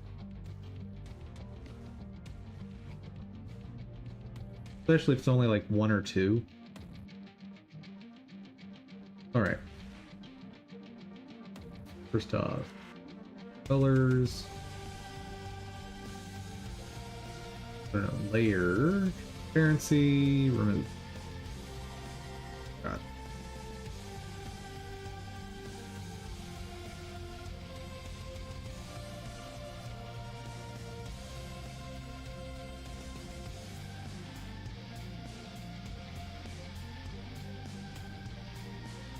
There we go.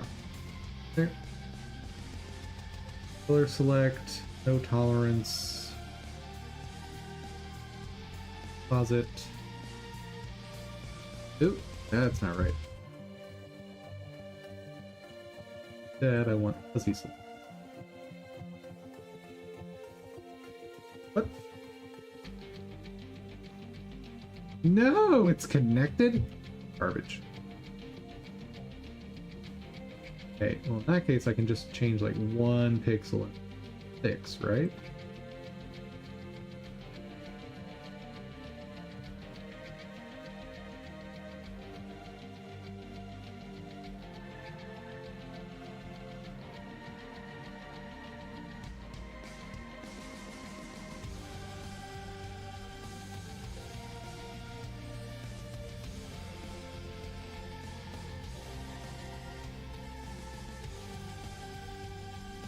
Okay, let's make sure.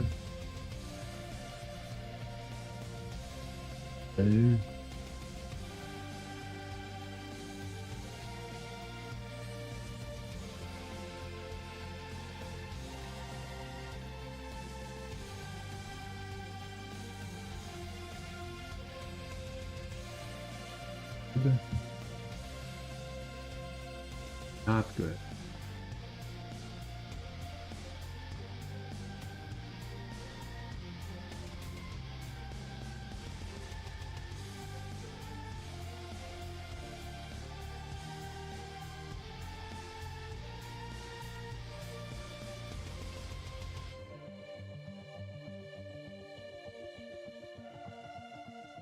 This is silly.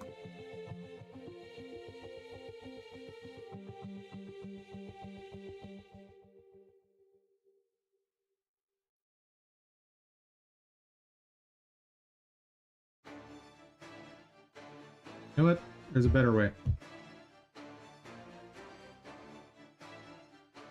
Much, much better way. First,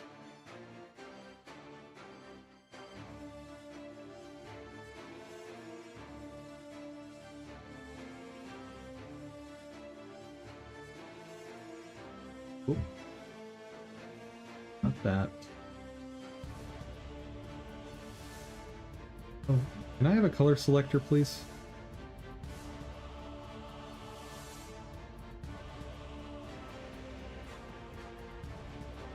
No.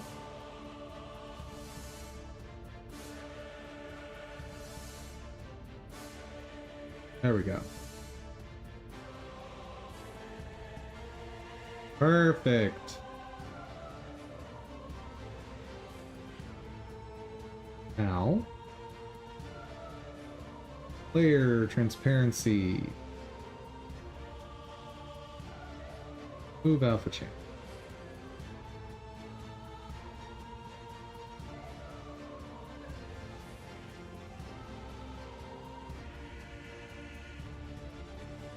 Gorgeous. File, export as I6 test.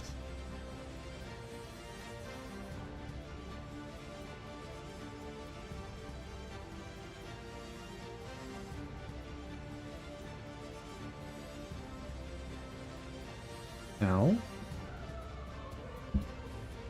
throw that into here to posterize it.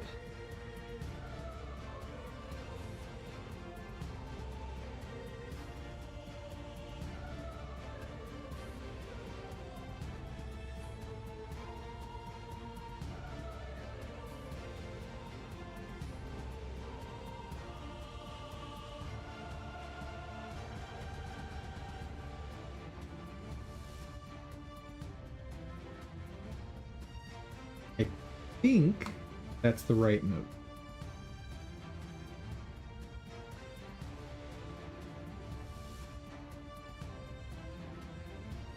We'll see.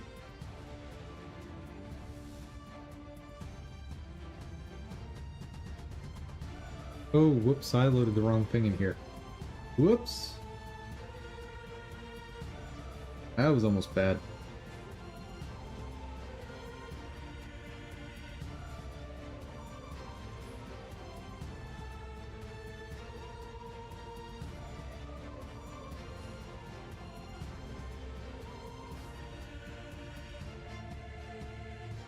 There we go. Finally, over to aspirate.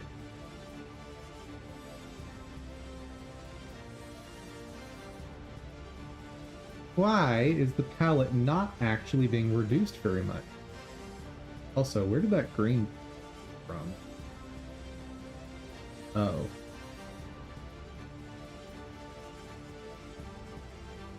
How many colors are we dealing with?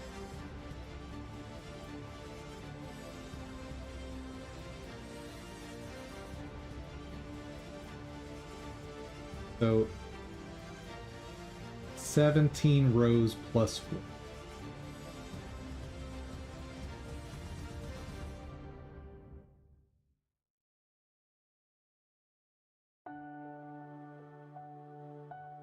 Oh dear.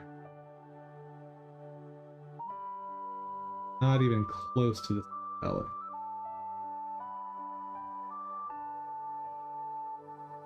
What?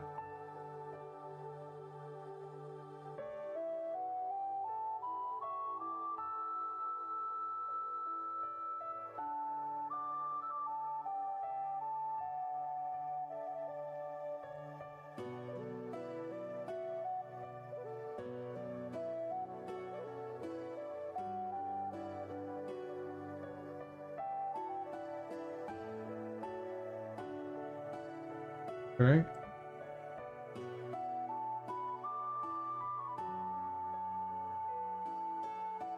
Right. Right.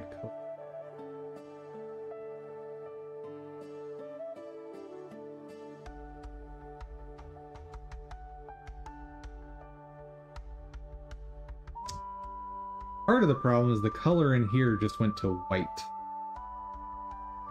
And with only 2 colors there, it's not going to turn out right. Grab that one. Throw it on one of the whites.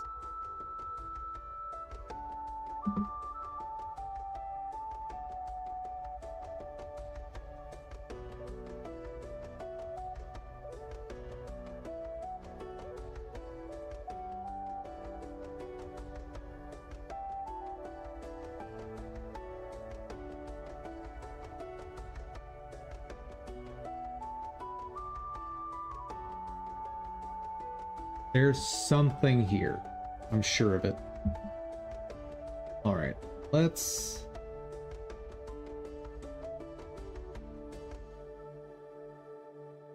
Let's get effects here into Godot.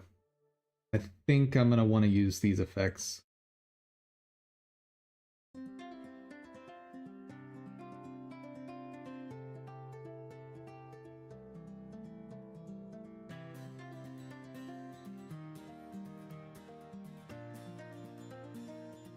License MIT! Woo! That's awesome.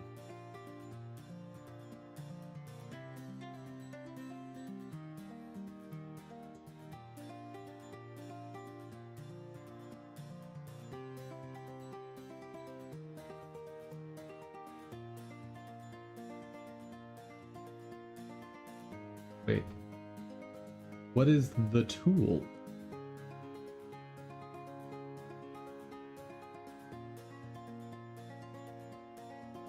Worth noting, I could recreate these effects using the built-in particle emitters, but probably not worth it.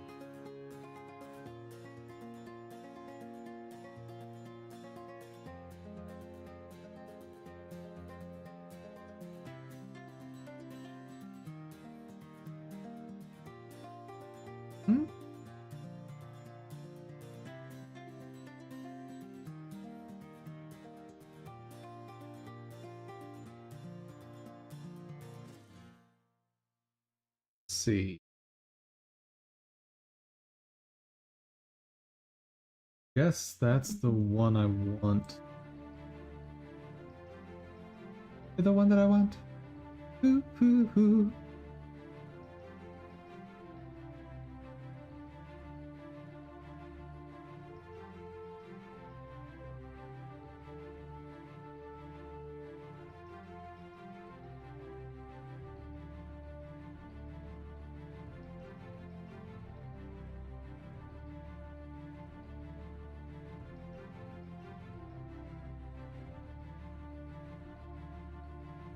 Don't really understand.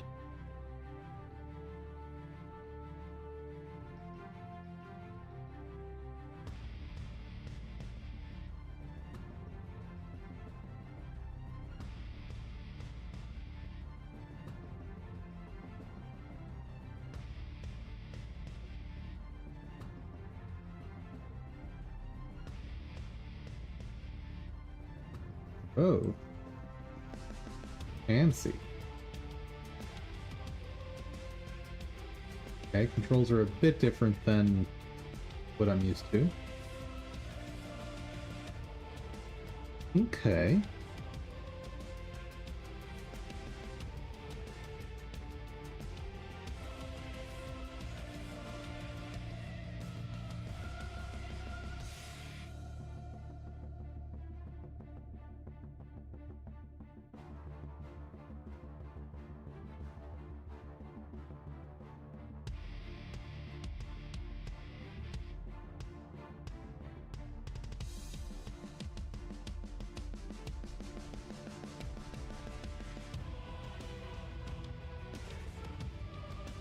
Before I dive into learning a whole new tool,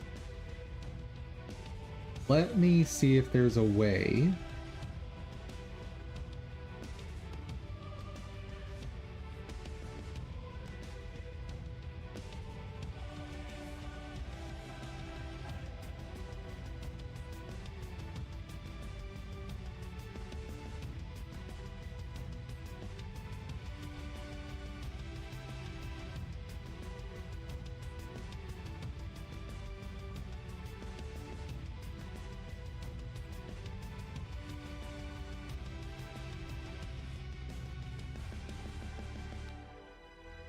Because if I can learn to use basics of what's here,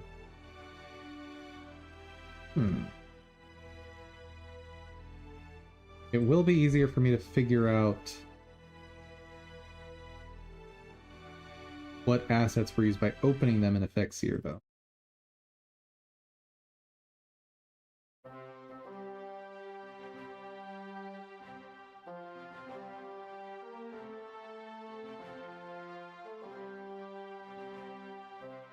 So I want ice 6.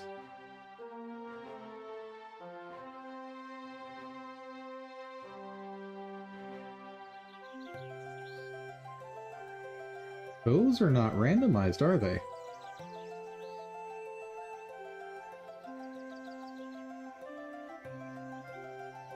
Oh, maybe they are.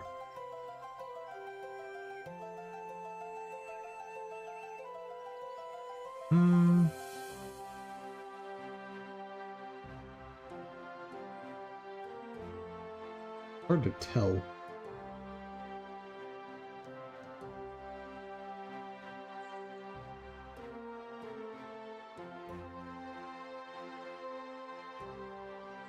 Yes, there's some level of randomization happening there.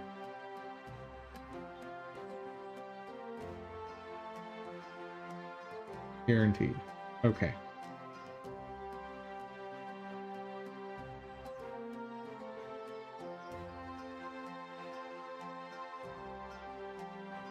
Can you tell me where the sprite is from?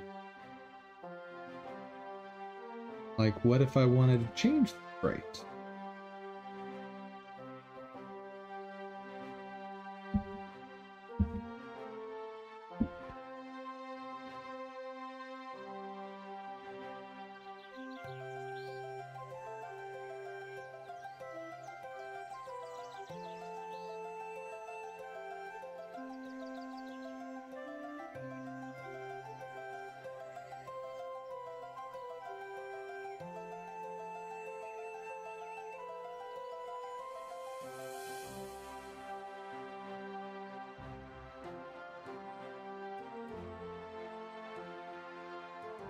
I don't get it.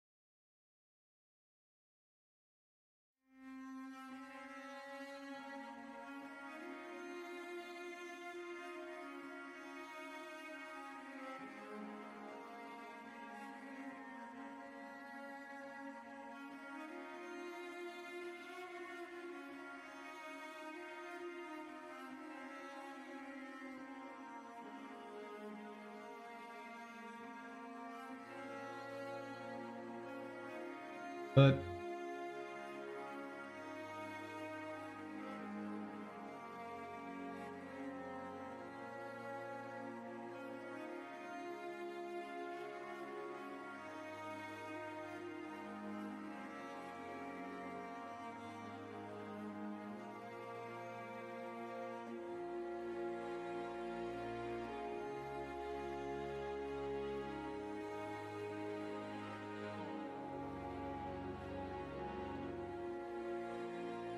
interesting. This is not structured at all the way I expect it to be. And I don't really get what the hiding here is doing. Okay, so if this is the sprite I want, what is the file name?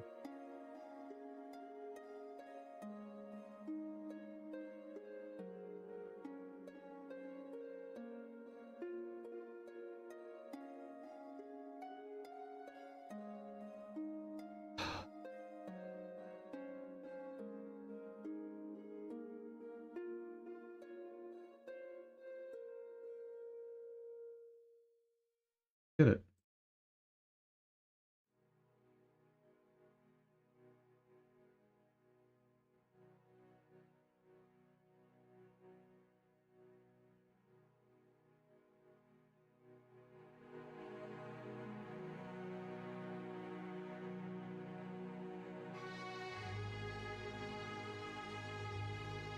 Kind of neat.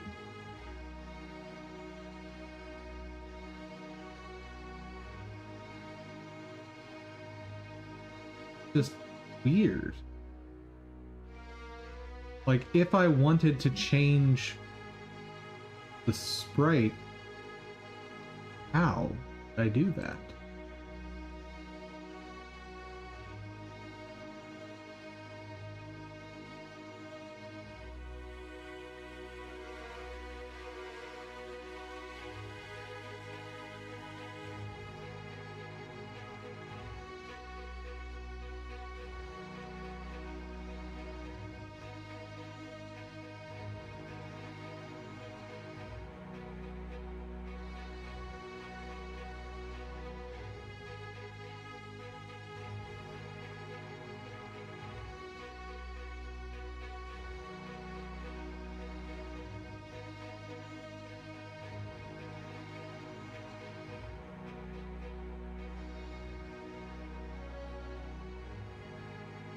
Maybe I'm missing a panel.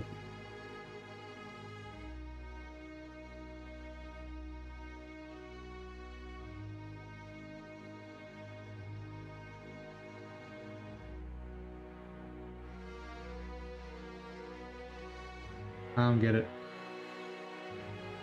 I don't get it. I don't get it. I don't get it.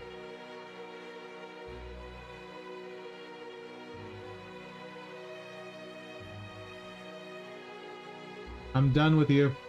You're not helping me. And I think I am going to try and recreate these using the Godot particle emitter. I don't think it's going to be that hard.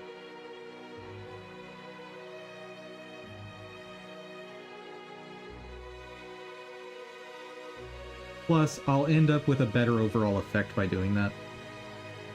Now, some of these effects I will not be able to recreate with that particle emitter.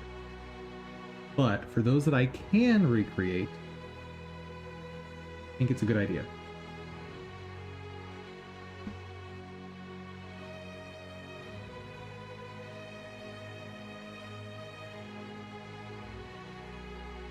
What all is in here? Talk to me. That's probably the spike that's being used. Probably.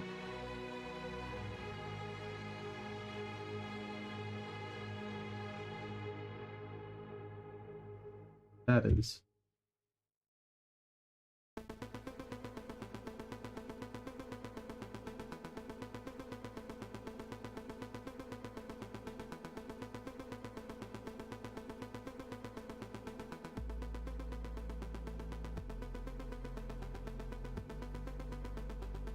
Actually,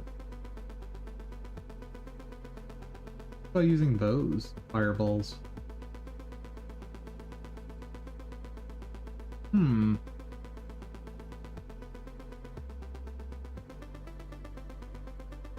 Only 4 frames, but not like it's on screen that long.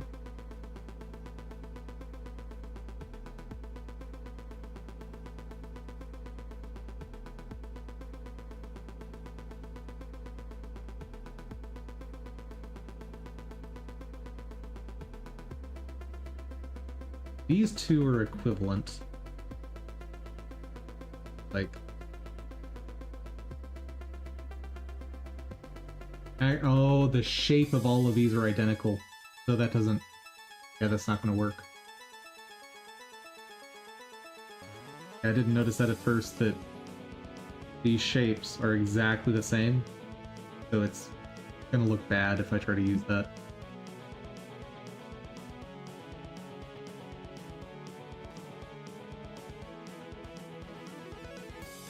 This is 100% the spike thing. And here is the rock in the center. Okay. And the way they're creating the effect is they're putting a partially transparent version of this on top of these in the center to cover up where they're all coming from.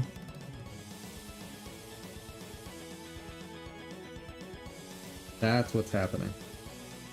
Okay.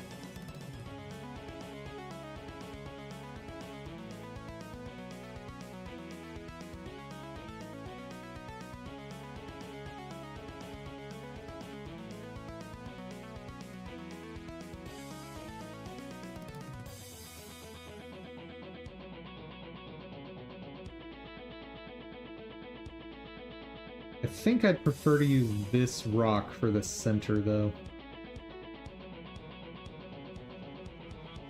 Slightly more organic looking.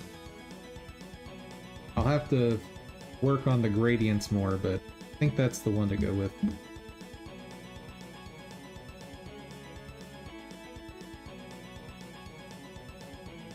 And shouldn't be too hard to round out those spikes a little bit. Partially because I get the feeling that these are mostly the same.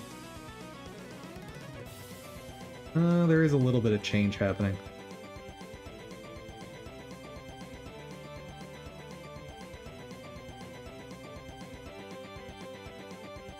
Okay.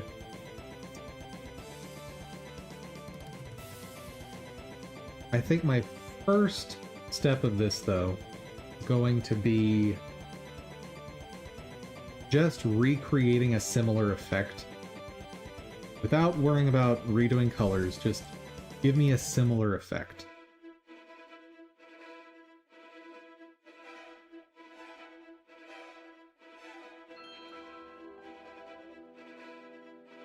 What else is in?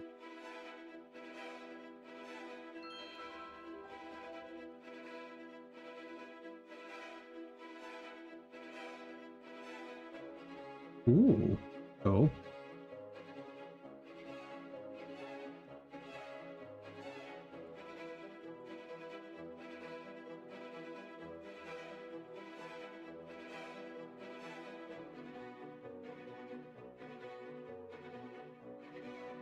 Bird's looking a little weird there. All right.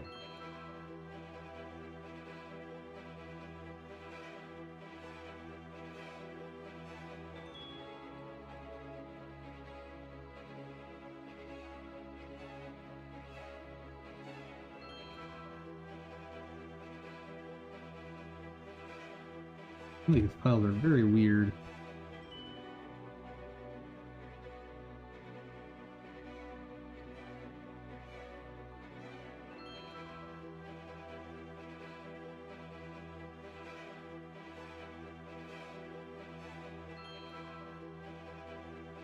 Okay. Object 1.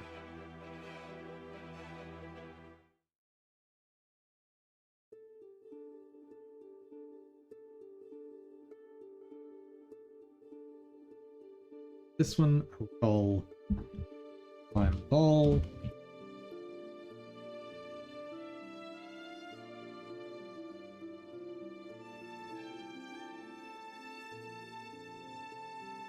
Slime ball spikes.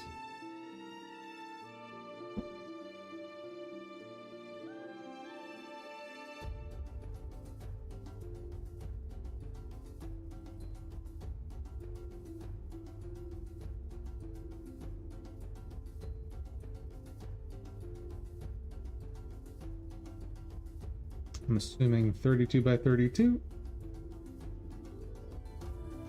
Yeah. Oh. Oop. Wrong one.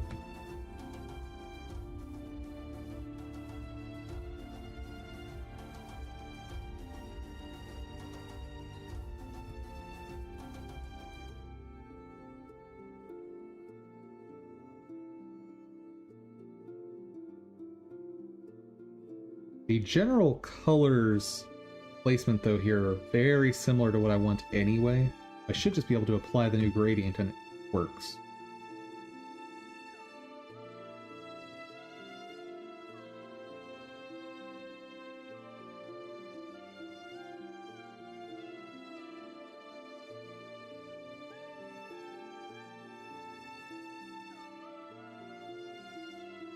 Oops, can't do that. So 32 times 5 is 1600 for 352.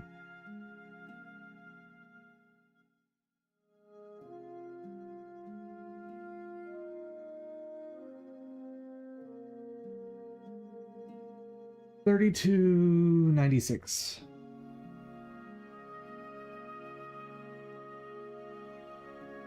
Beautiful. All right, now what is vertical dimension? Those have to be twice width. Let's say 64 times 3, 186. Is that right?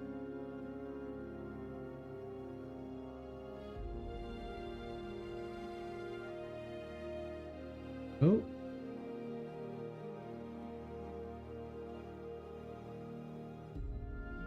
Hold on.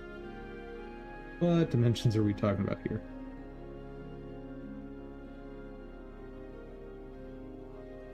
One possibility that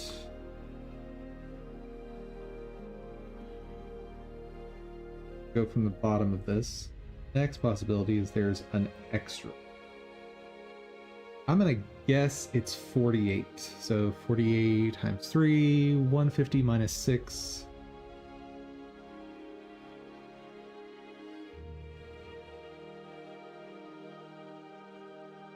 Beautiful.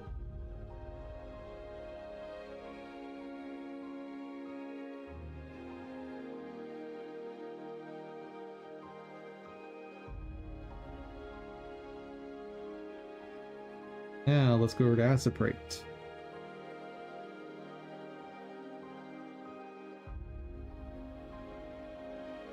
Hold on, let me just hear that.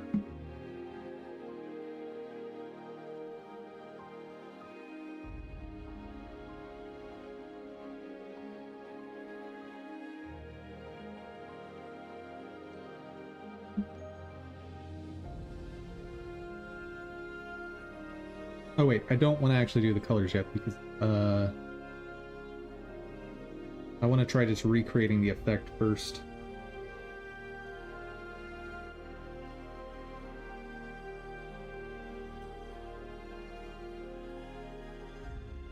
Licensed to folder. CPA effects.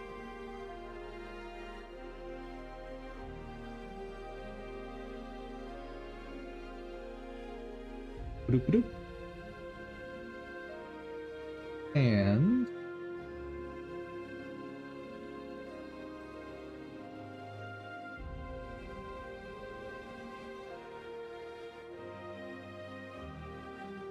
got it. Now Godot.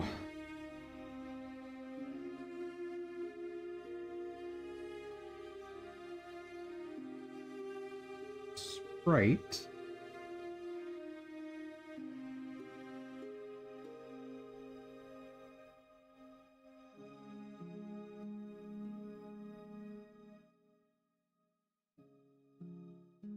Why are you not scanning? Oh, do a scan.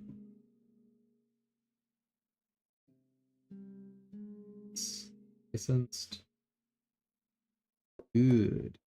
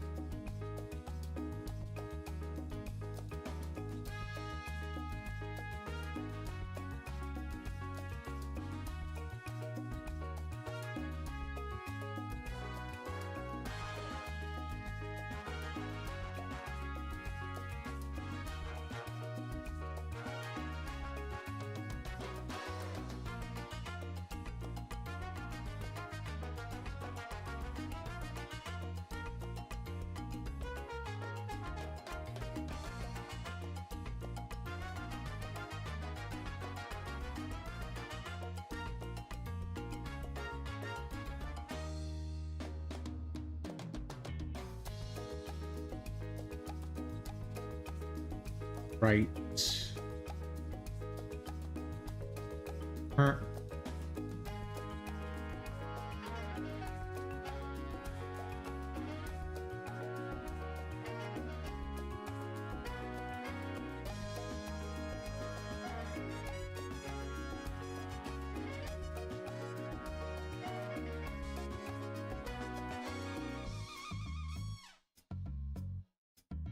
A little better.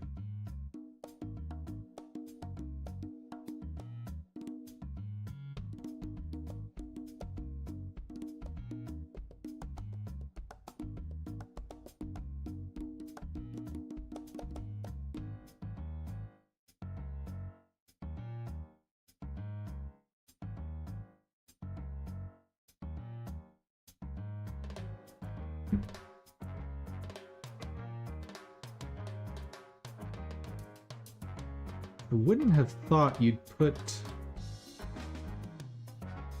that like that.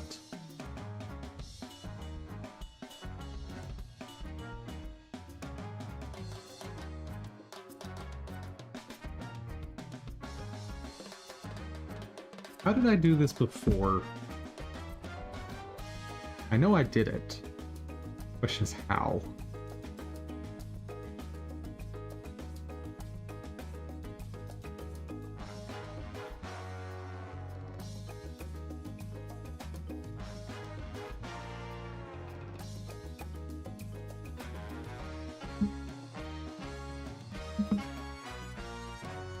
So use how to set H frames, B frames for vertical.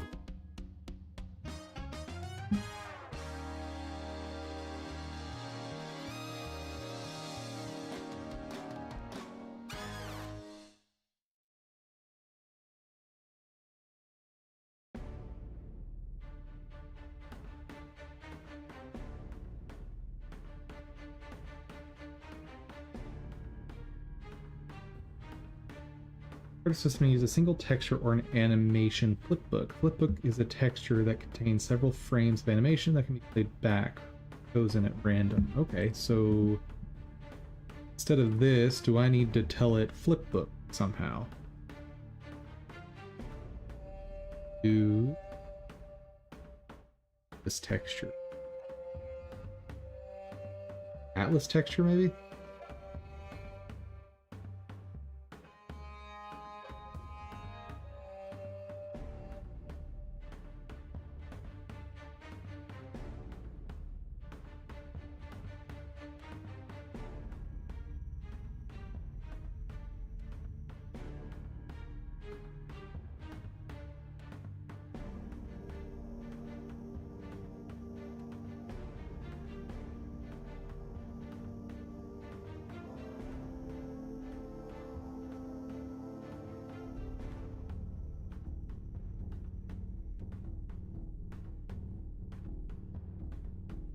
Particle flipbooks are suited to reproduce complex effects such as smoke, fire, blah blah blah. Also be used to introduce random texture variation. Every particle uses texture.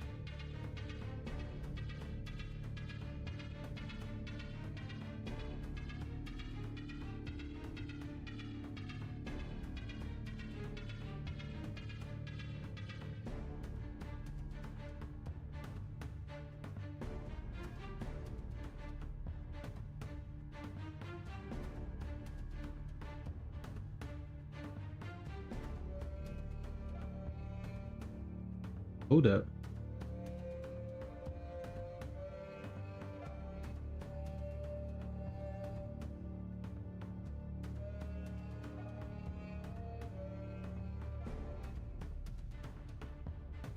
That's not right. In the materials section of the particle emitter,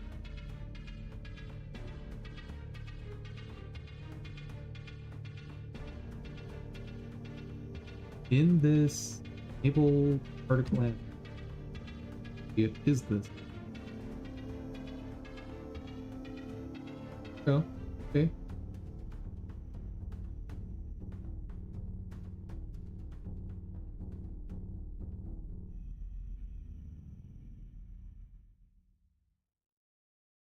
Now I add the texture.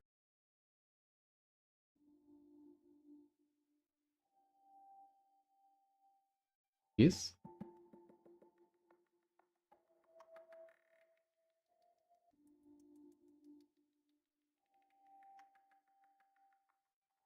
There we go.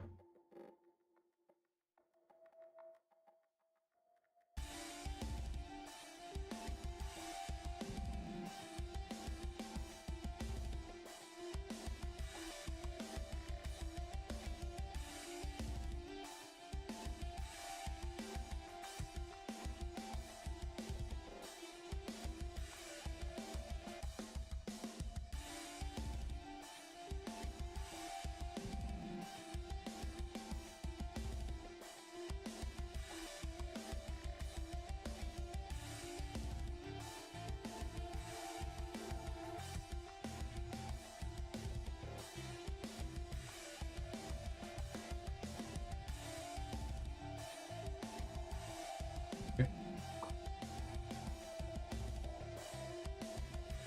Now, gotta remember how to animate it.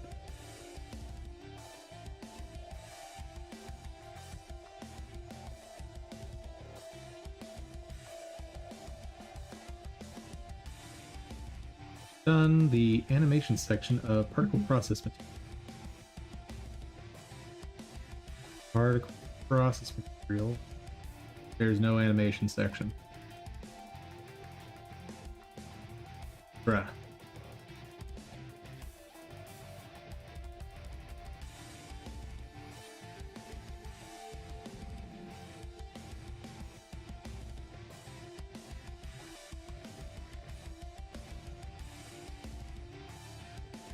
Hold your horses.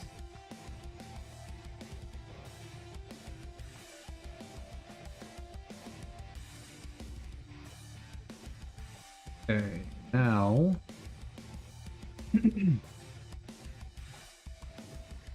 acceleration, gravity.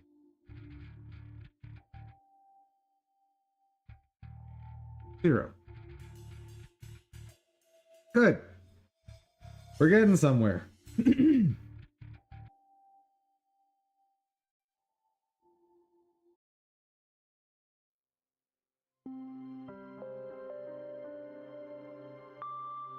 Position.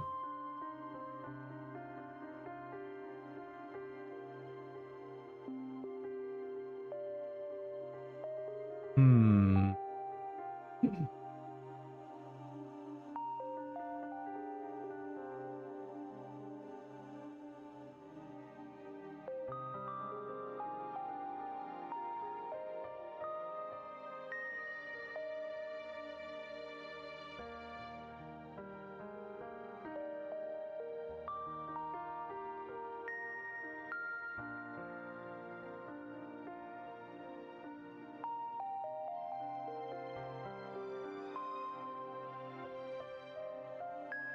I'm assuming, though, if I change the angle,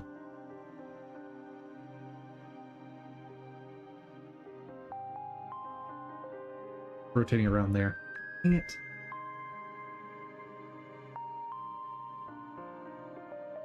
Easiest way to do this is probably going to be just putting an offset in the sprite sheet itself.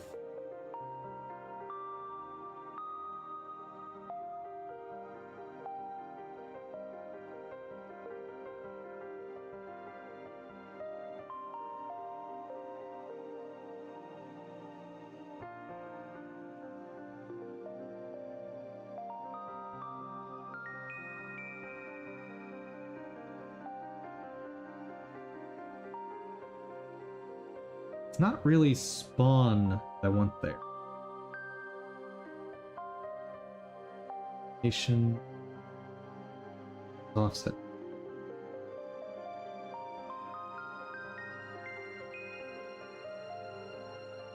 Oh. That's not right. Hmm.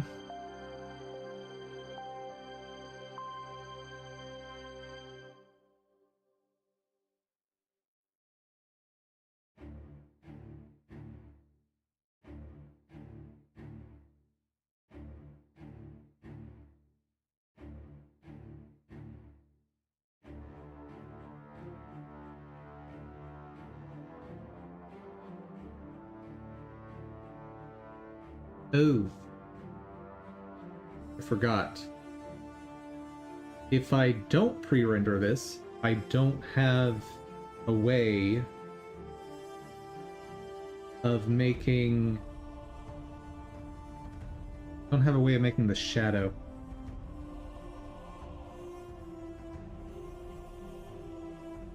Dang it.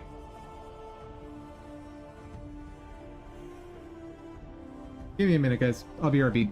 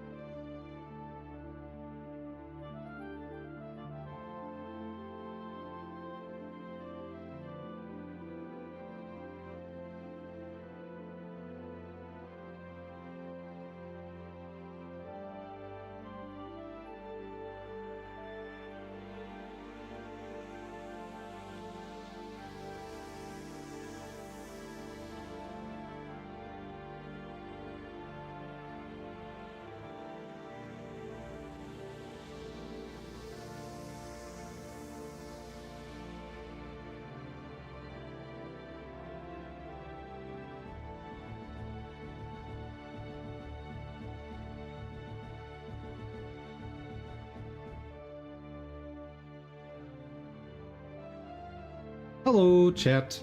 I've returned. I think it's safe to say that this week is probably going to be focused on learning particle effects and stuffs.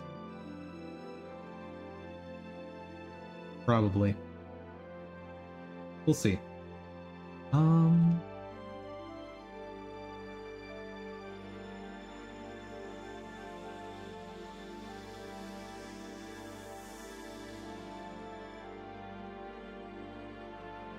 Nothing about offset. So, particle emitter texture offset.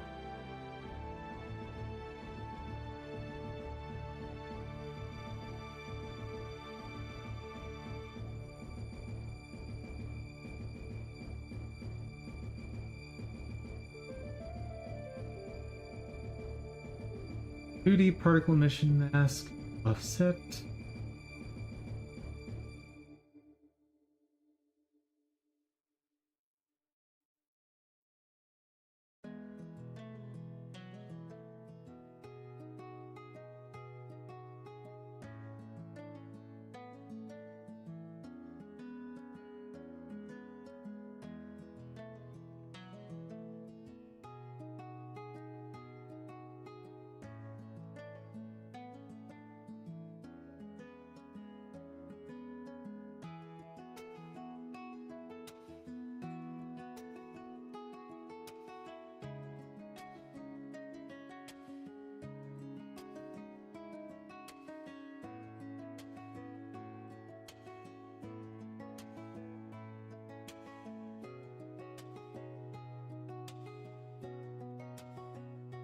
And it could very well be this isn't possible with a GPU emitter.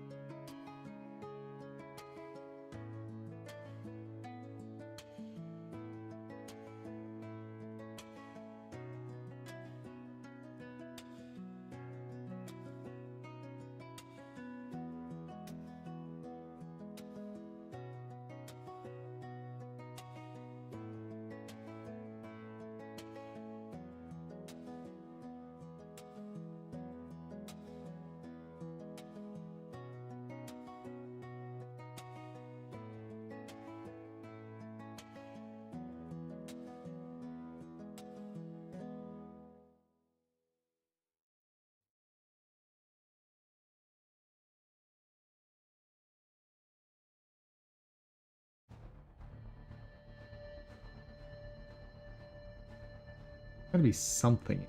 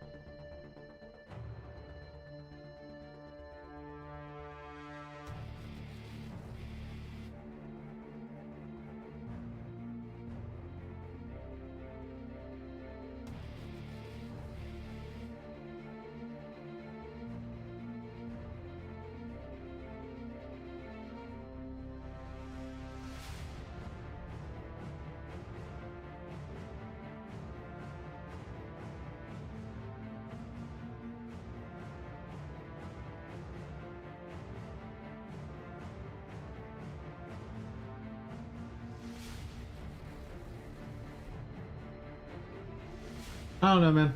I don't know.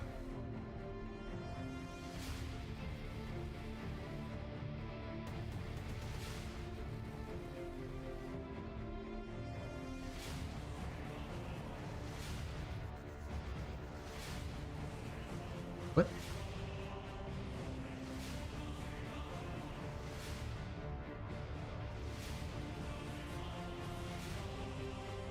Why didn't that work?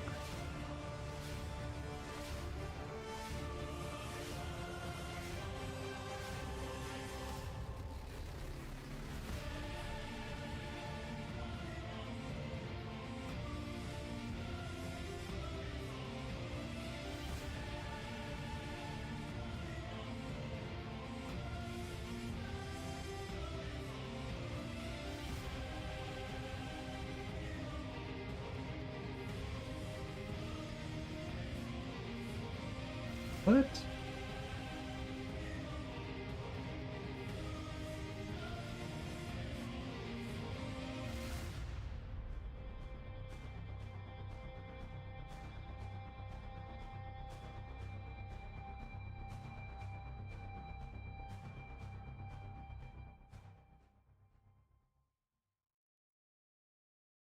Ah, there we go. Okay.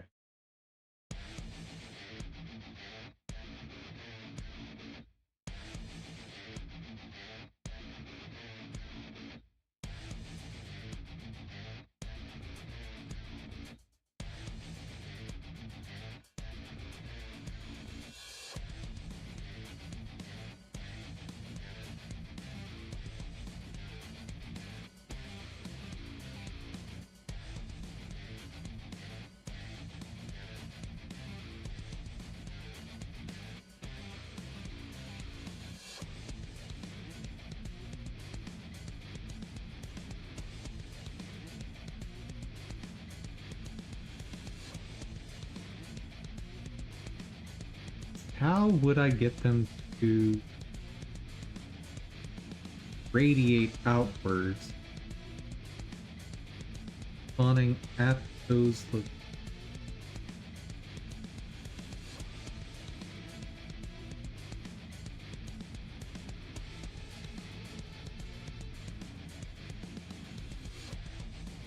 Do this.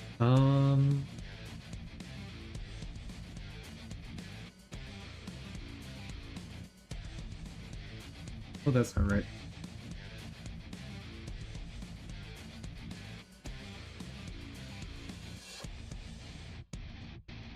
There we go.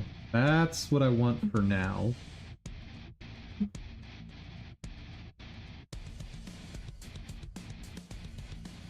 I need this number high enough to basically just see a circle. Alright. How do I make this look like I want it to?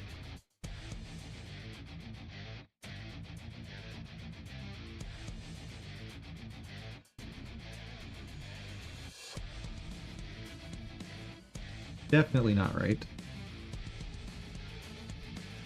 Ring.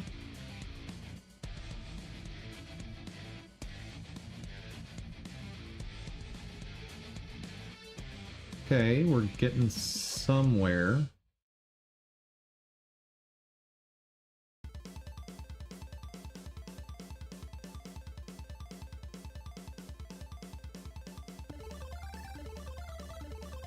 For now, I'm gonna... No, I can't do that, never mind.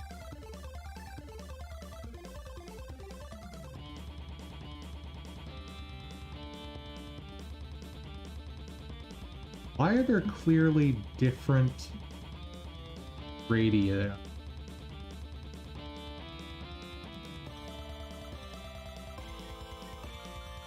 That seems wrong.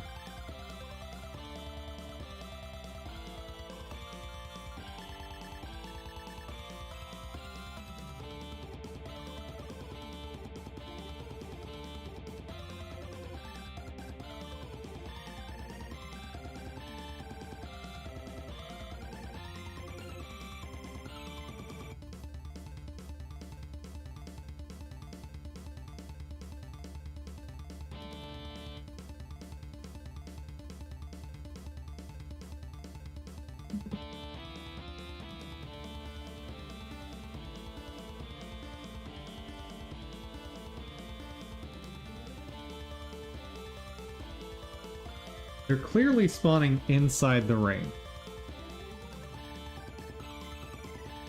And not just a little bit inside the ring. Like, very, very clearly in the ring. Like, inside here. I'm trying to avoid.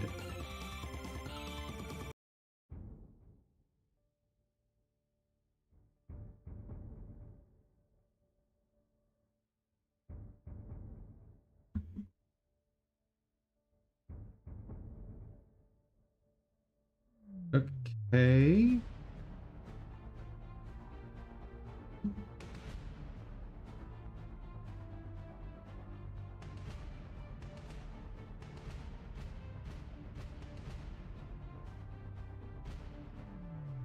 Inner radius of the ring when you... Or...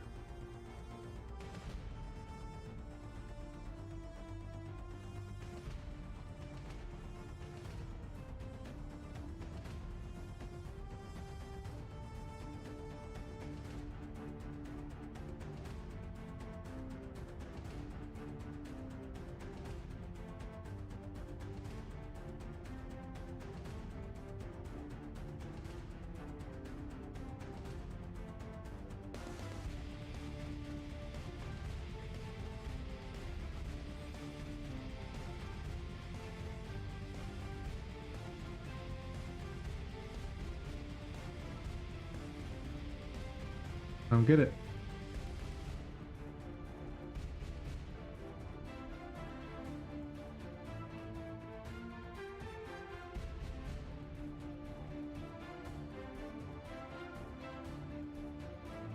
Here it just kind of... Oh, the rotation. That's what it is. That's what it is.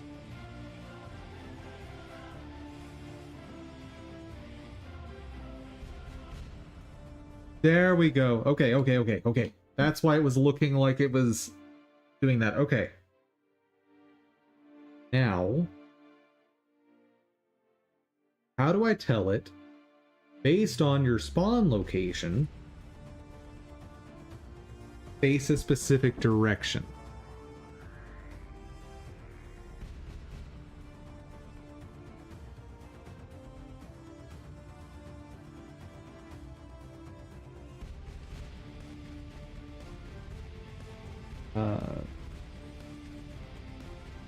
Have particles faced outward. Gotta be it. Okay.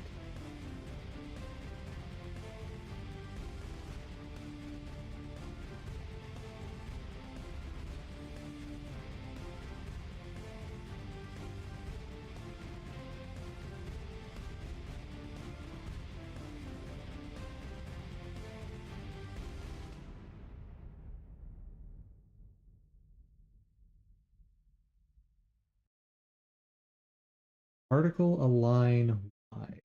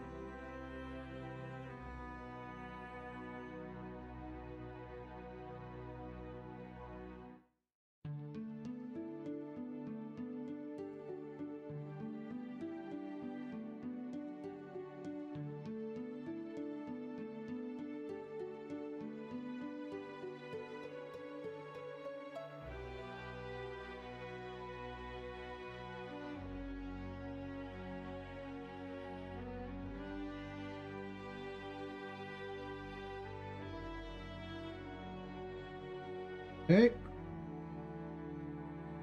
CPU emitter. What have you got?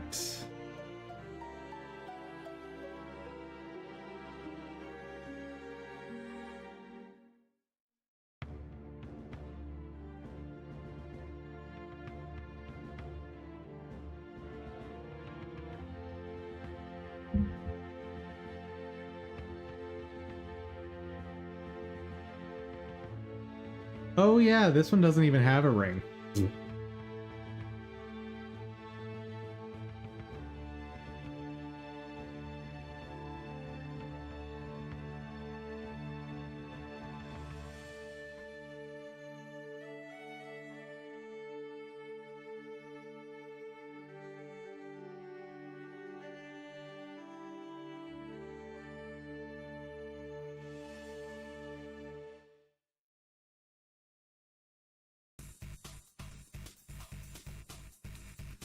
Where do I plug in my texture? There we go.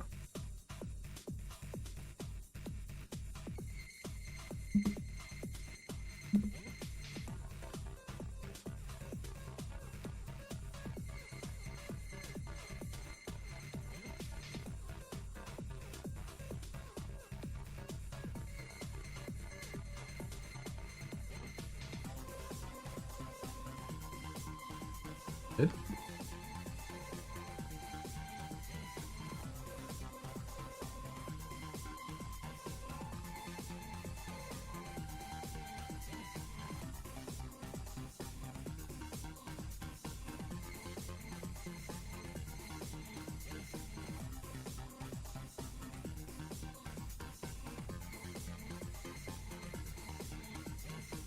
If I remember correctly,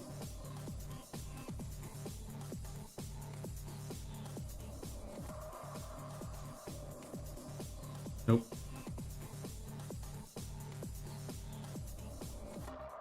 Point it is.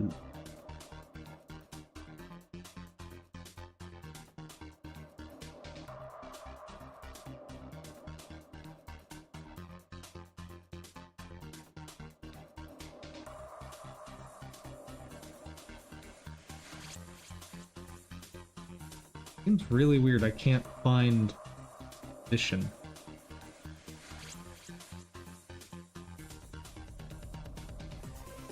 Right?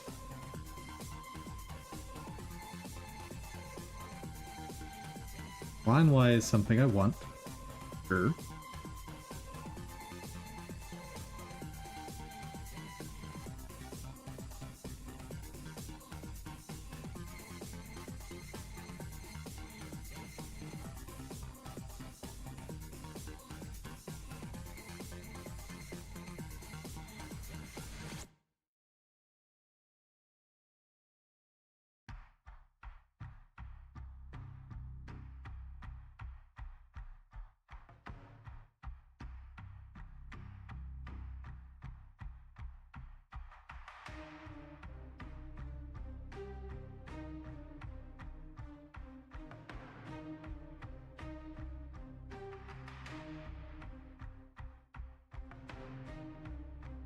Does this need a curve, maybe?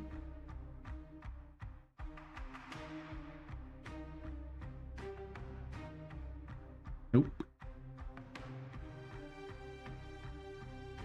Doesn't seem to do anything.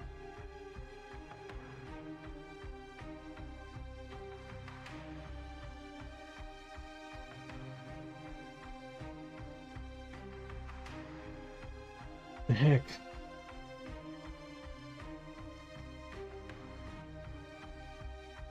Right?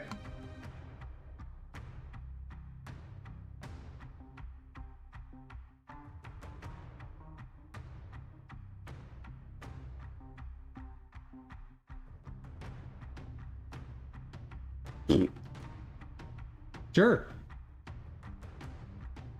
Absolutely.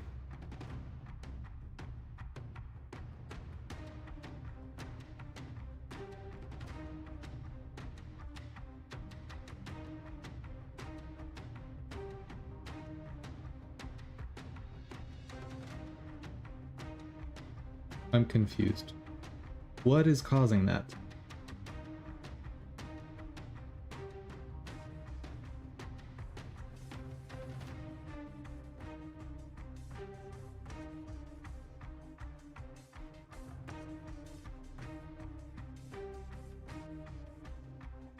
Ah, spread. There we go. Okay. What if I do something like there?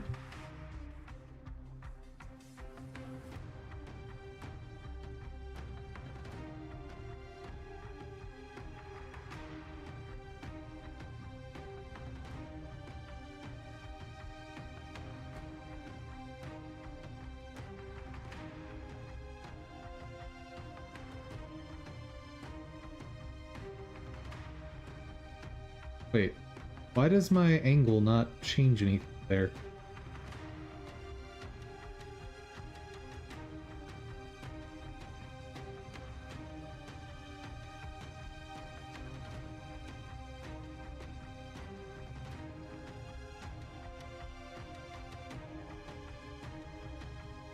For my direction, like,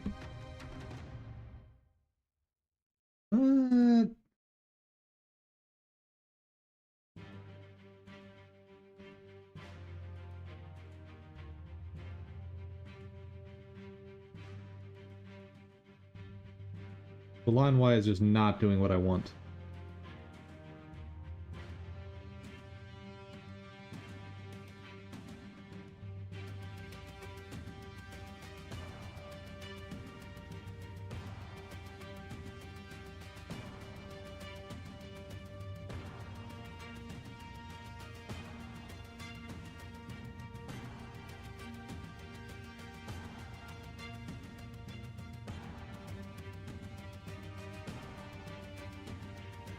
Yeah, I'm gonna have to just learn a lot to do this. I think I'll end up with a really cool effect. But...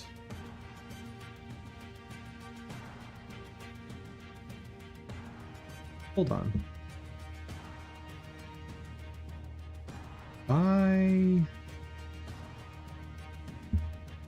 Nope.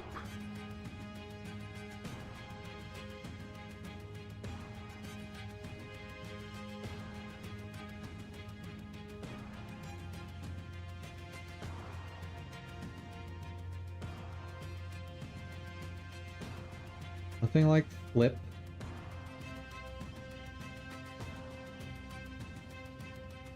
Just bizarre to me.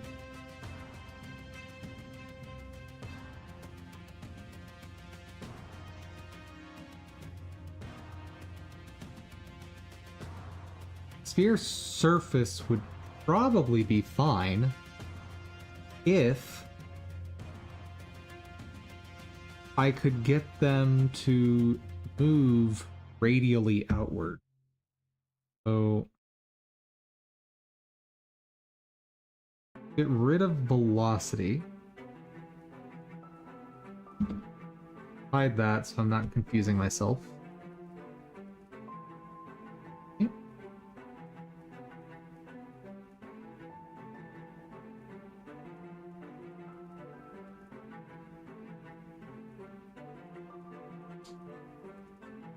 Radial acceleration. But I don't want radial acceleration.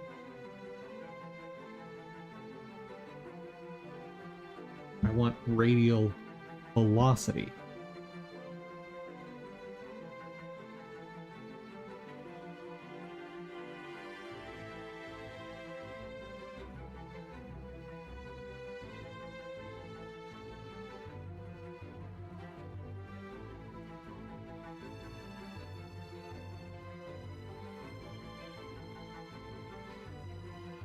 Let's try this.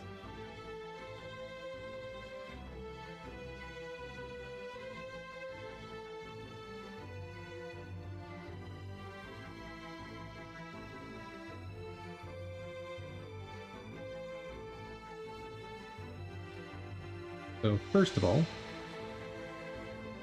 let's do that.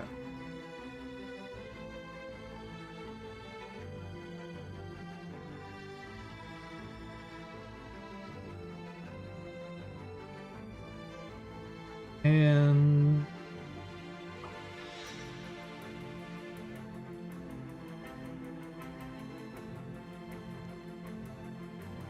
while someone playing Assassin's Creed Shadows, realize the mechanic for enemies is a 3-hit combo and then sheathing the sword. Even while the player is still there? What? That's very silly.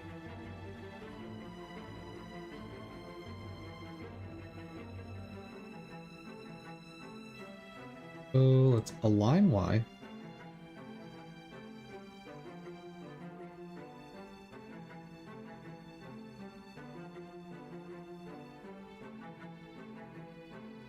Something is happening here. Something.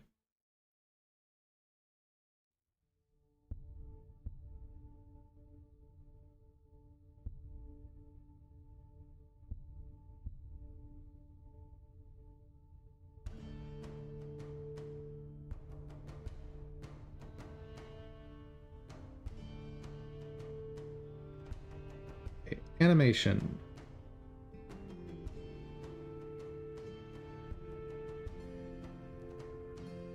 Can you imagine if Elden Ring did that?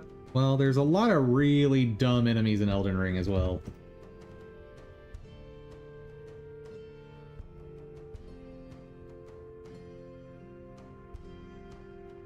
Oh right, these are animated backwards. Hold up. So, we're doing that. 96 times 3... 300 minus 12 286. Wait. 288.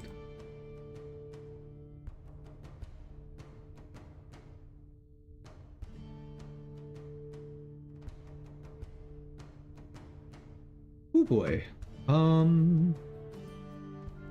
How do I make sure these are in exactly the right spot? Not like that.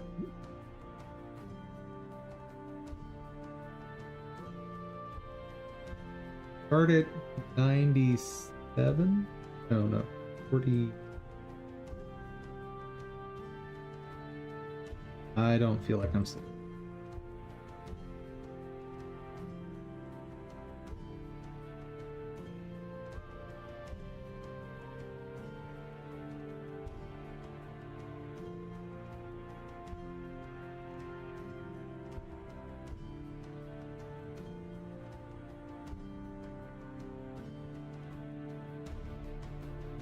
Okay,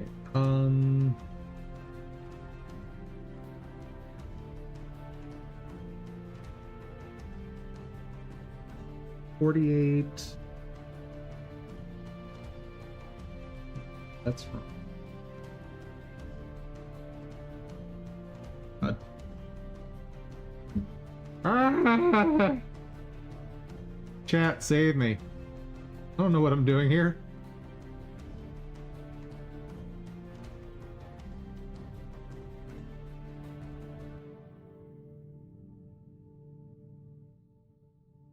Okay, so these are 32 wide. And the point is at 16. So 32, 32, 32, 96. Plus... You're learning from what I do? No, I need you guys to solve this for me. Ah! Okay, so 96 plus 16, 106, 112. I need this at 12. I think just move 9 pixels to the left. I think. That feels so wrong. But that is 112. Okay. These have how many pixels between them? 4. Okay. Oh, good. This will be much easier. Make sure I've got enough room.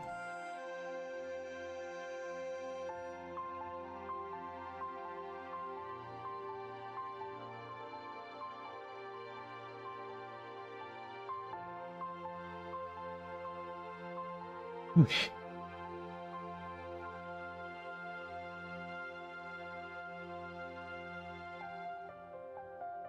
Now, 32 times 1, 3, 5, 6.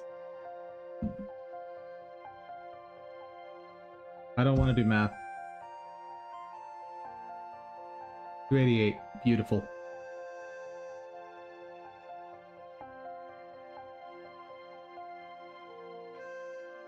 Get me out of here.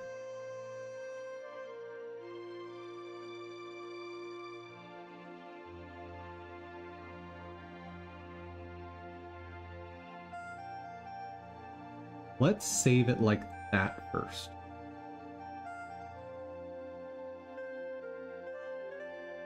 What? What is happening? Oh no. Oh yeah.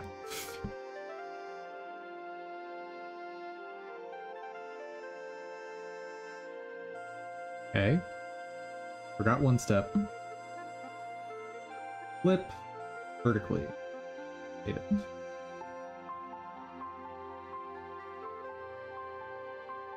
Oh. Okay. Boot up.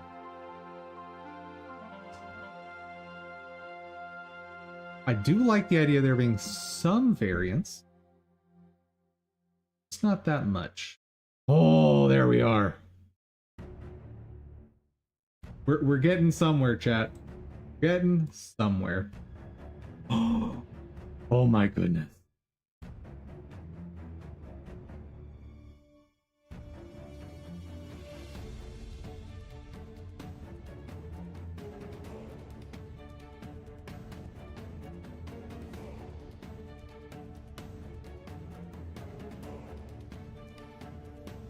Okay, let's try something like 15.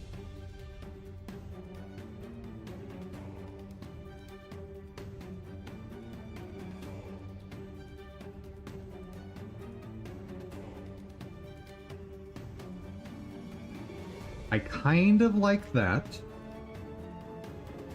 Now let's get them animating.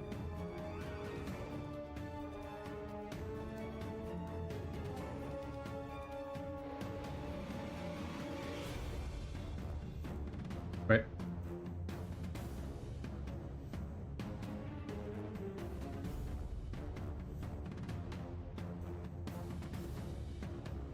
What? Why is it just like this is your...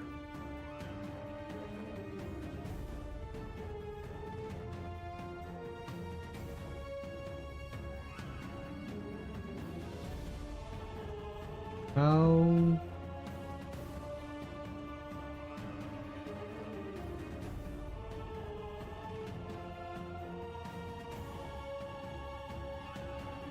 Maximum particle animation speed of 1 means that the particles will have full 0 to 1 offset cycle during lifetime. 2 means...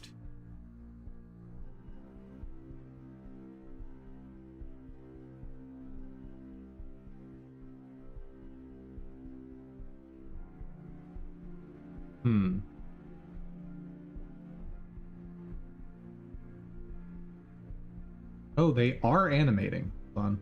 Just take this down more then.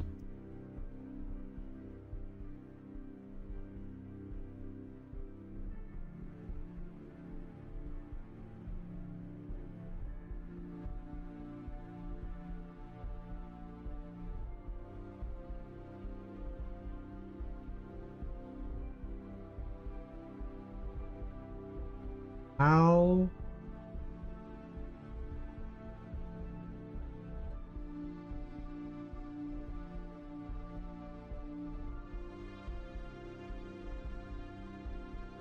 Okay. I think that's what I want.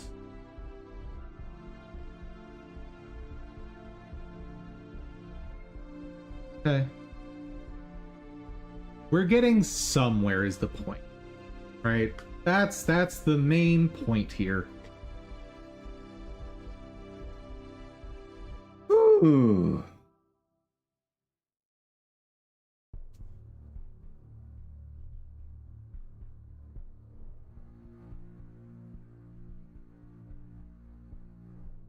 And tomorrow we can work on colors and all that fun stuff. I think what I'll want to do is also have this whole thing rotate at a random angular velocity.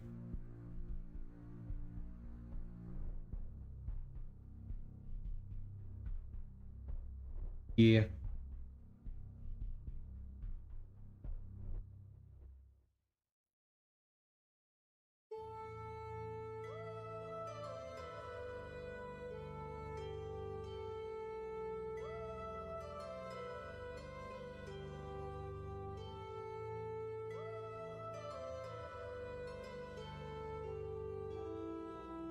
I also think I want the bottom part of the spike squished a little bit.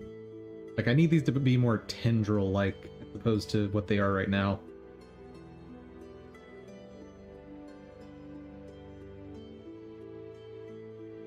One option. Try that right now. Transform, scale. What? Excuse me?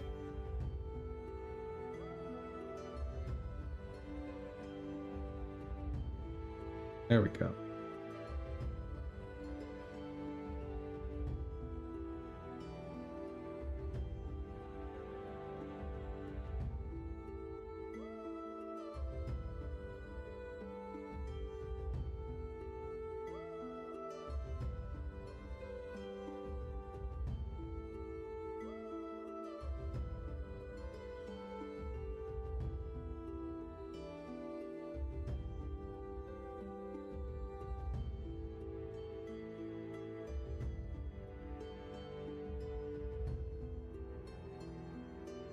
I think that's going to end up with a decent effect.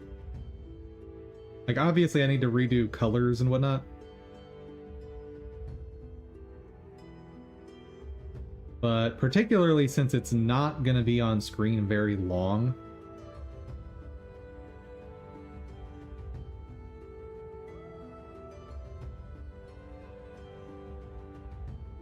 I should try to redo it with a GPU emitter, though. Okay, that's the plan for tomorrow. For now, let's have one final break. We'll do something. Bruh. There we go.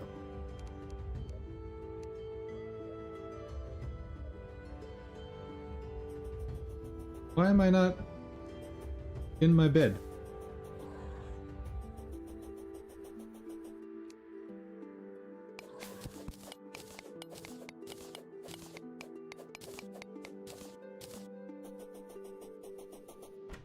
What happened to my bed?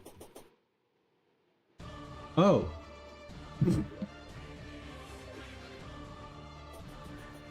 Hello there, X-Ray. How's it going?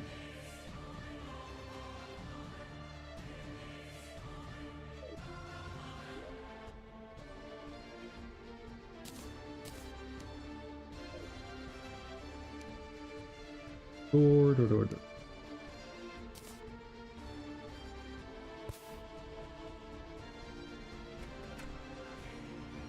Ooh. Well. Wasn't it?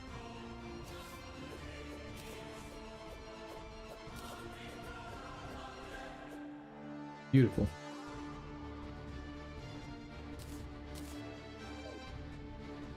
Ain't that Terraria? It is.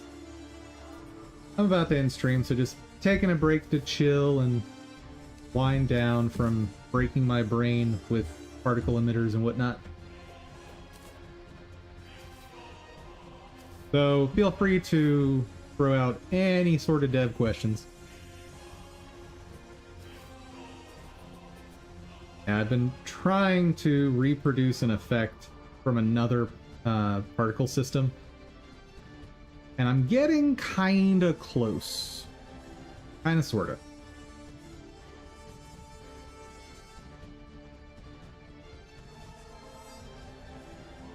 I'm hardly searching for someone to teach me hash tape. Wait, does that mean you do need to learn hash tables? You working on a game? Sure I am. Here's what I got so far. There's a little bit more to it than what you're about to see, but assuming Godot decides to actually launch, what the heck? Stop dying.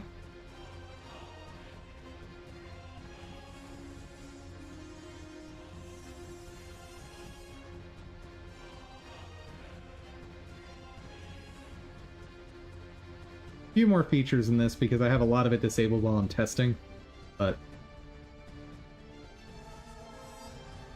basic movement and styling. Obviously need to handle the sorting behind trees, but that's easy enough to do later on. Goal of the game? Well, if you mean what is my goal in making a game, is I want to be rich. I want to have all the money. But I'm assuming that's not what you mean.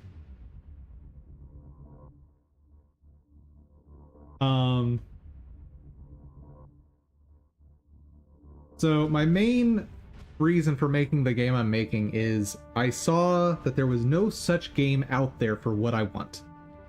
I want a game that is an action RPG that strips away any semblance of story. I just want to be thrown into an arena, kill monsters, and level up. And have, ideally, an interesting progression system. And that's it. Bare bones, just enjoy the grind. Period. There's a few games out there that try to give you an enjoyable grind. One of the biggest is probably MapleStory. MapleStory has a pretty decent grind. But That's an MMO. A lot of people don't want to invest in an MMO.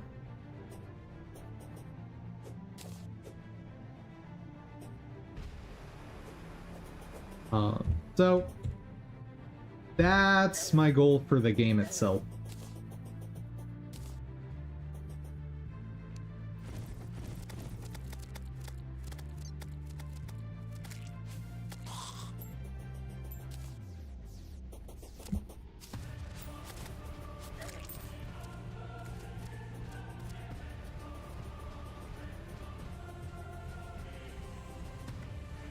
I really need to better protect my front door, huh?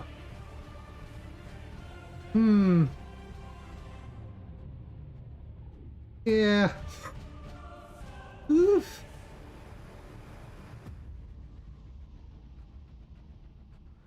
I could put lava moats in, though that would risk me killing myself a lot.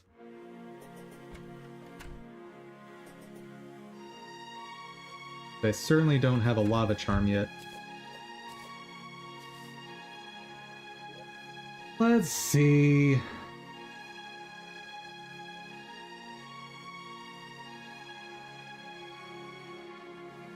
mean, what do you want to know about hash tables? How often do I stream? I stream every single day except Wednesdays and Thursdays.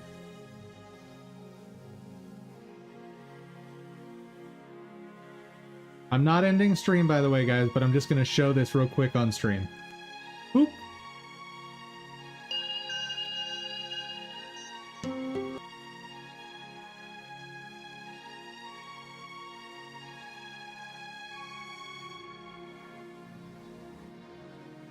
Okay, let's look at the basics. In computer science, a hash table is a data structure that implements an associative array, cool, so a dictionary, also called a dictionary, or a simple map. An associative array is an abstract data type that maps keys to values. Okay, so first off, what language are you in? Let's talk that first.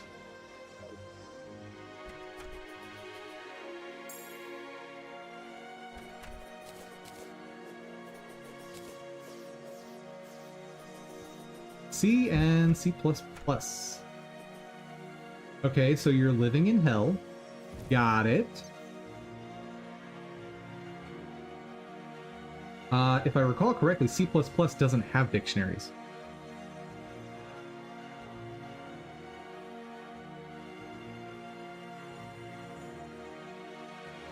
Let's see.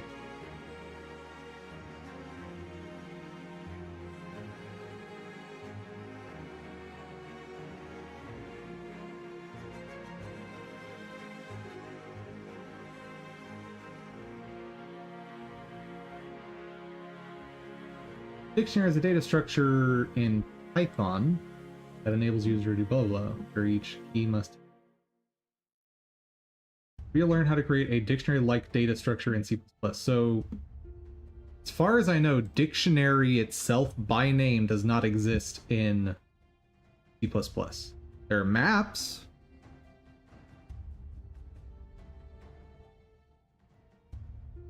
Like, send me the line that you're using to declare what you're calling a dictionary, and let's see what it is.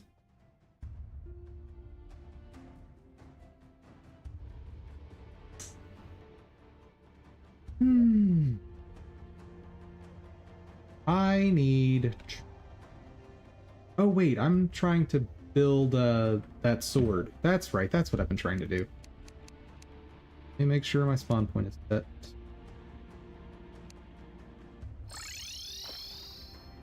Yeah, I need a vine, and then I'm done.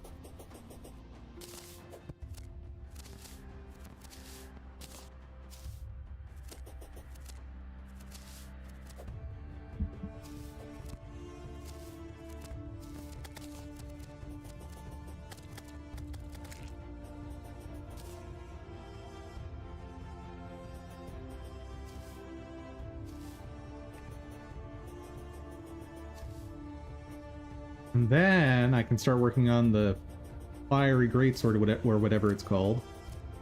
And I and combine all of that into the Night's Edge.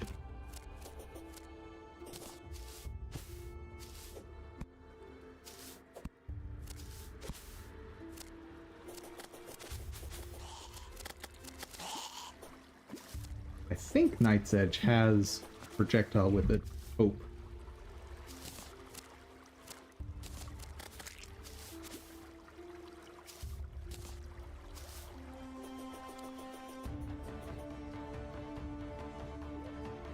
Oh yeah.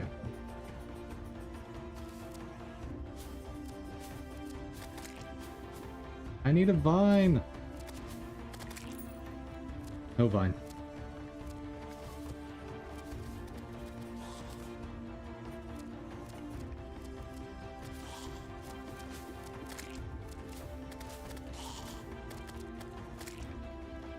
Vine? No.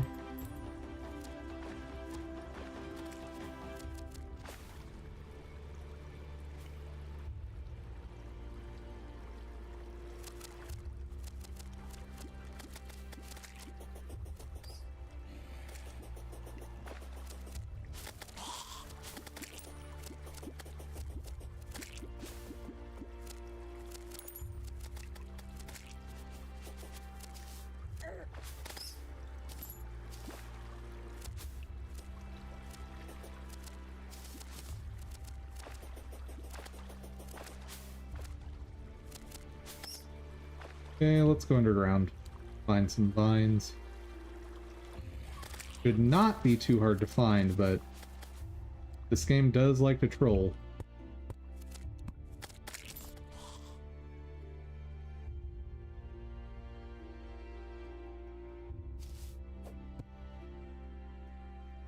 Oh wait, I have that elevator back that way.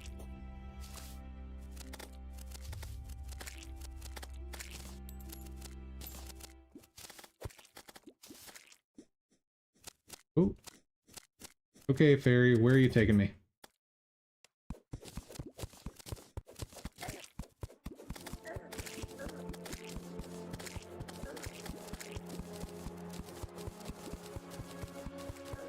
Oh, fine.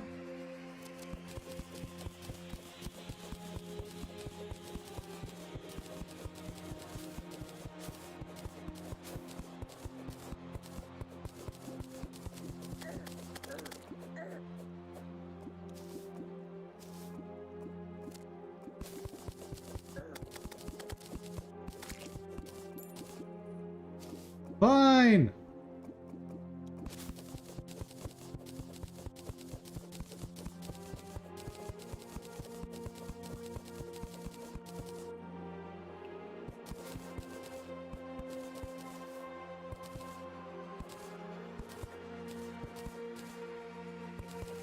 No, but seriously, where is this fairy trying to take me?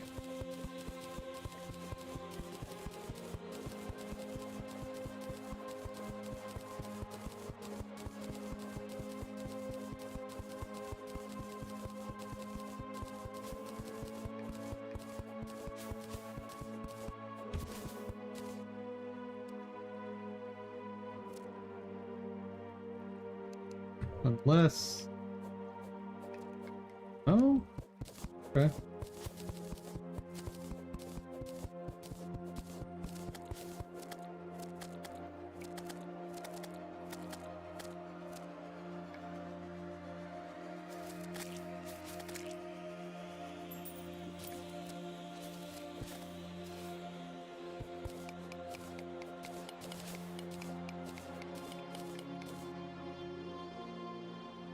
I'm not using them for the moment. I want to know what it is used for if I need them. Plus, I have started U++ like a week ago. I'm mainly a C developer. So, as far as I know, the only collections that you're going to have access to are the stuff you know from C. So, like, C++ doesn't have dictionaries, to my knowledge. Only thing you're going to get is maps. Come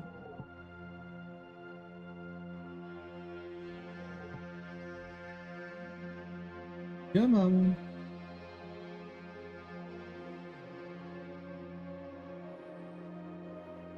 Use the following syntax: map, character. So the thing you're looking for is maps.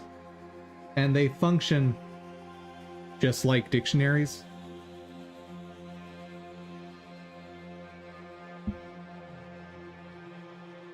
Like if you've ever used a dictionary before, this is what you want.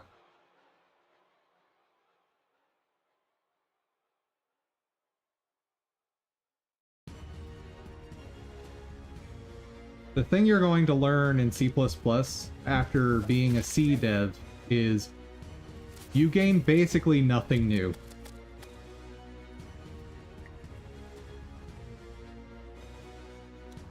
C++ is really lame, and most of what you're getting in C++ is just C. Like most of your classes and data structures just come directly from C.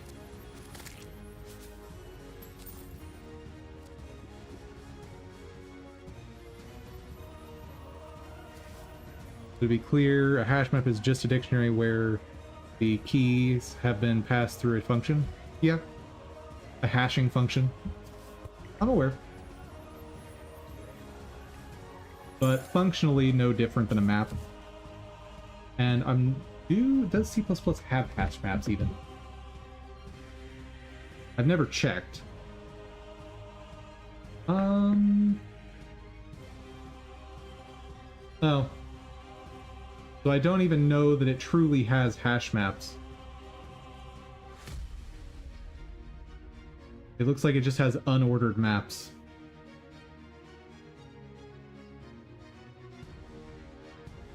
You thought that was much more difficult? No. Nope. C++ is really lame. You're going to learn this. And for the most part, you should only use C++ if it is absolutely necessary.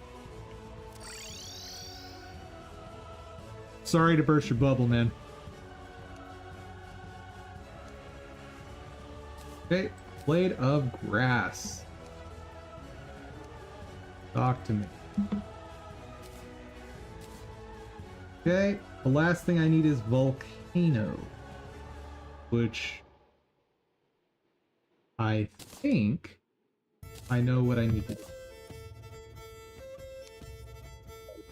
Alright, and unfortunately, I don't think I can get any of the materials I need in this.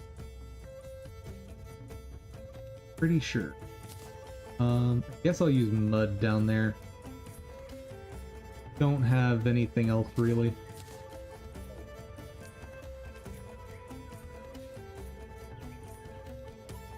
It's almost 1 a.m. in France. Bruh, get some sleep. Lots of sleep.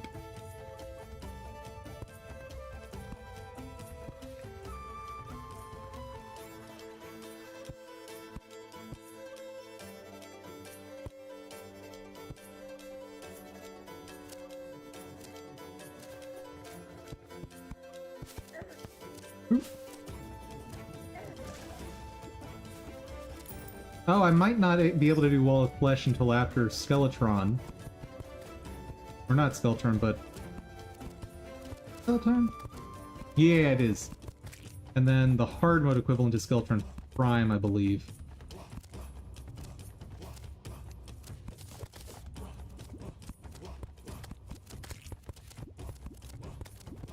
Yeah, there's literally nothing down here.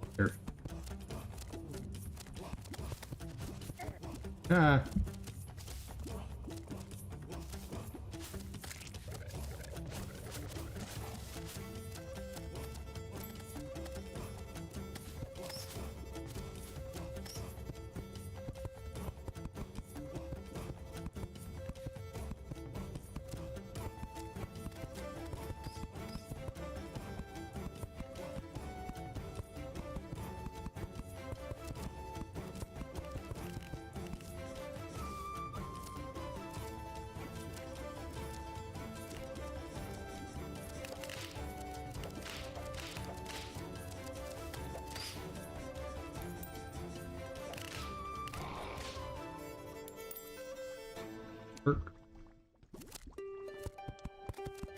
So I don't have a way of getting Hellstone in this world at all, do I?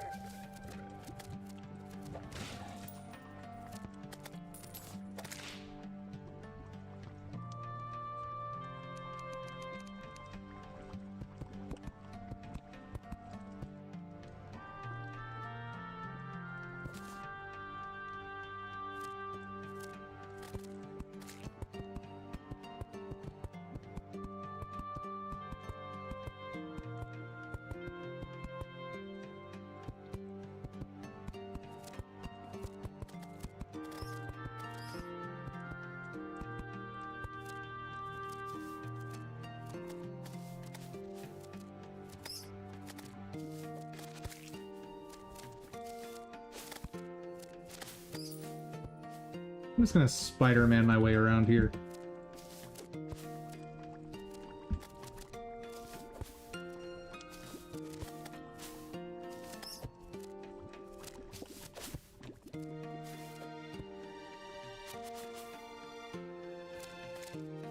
Partially because I'm out of materials to actually get around.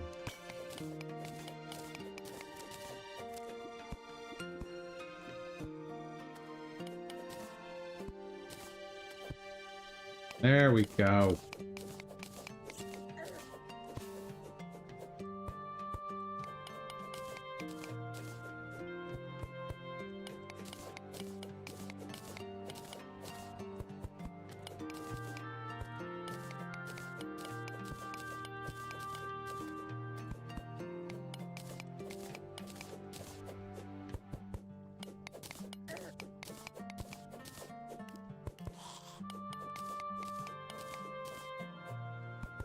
Don't want to dig straight up.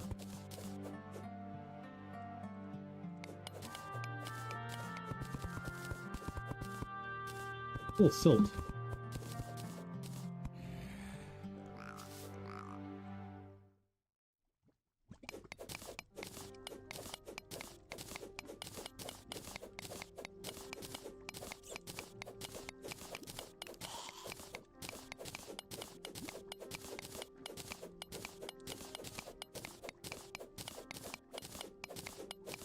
I wonder what the internet has to say about getting certain materials in Drunk World.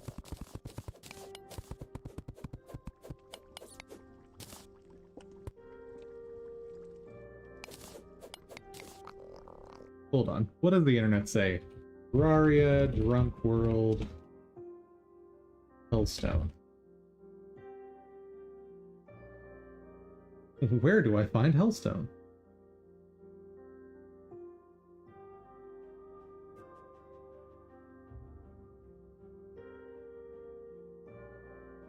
Wait, what?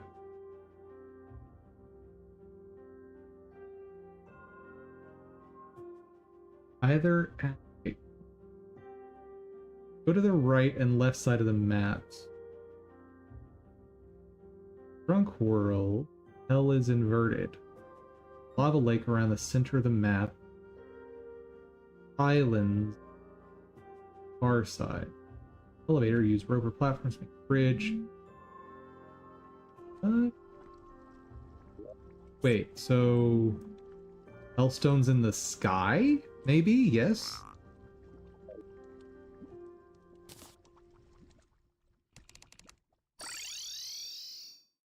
That's gonna be weird if that's the case. Alright. Go take down a few trees, and I'll start making a sky lane.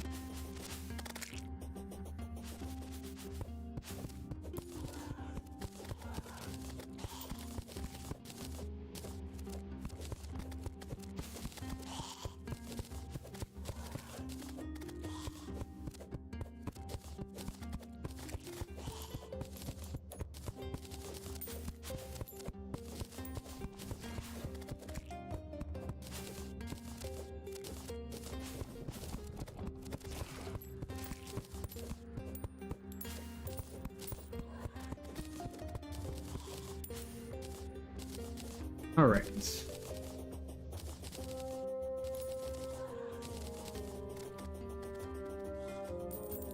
You know what? Sure.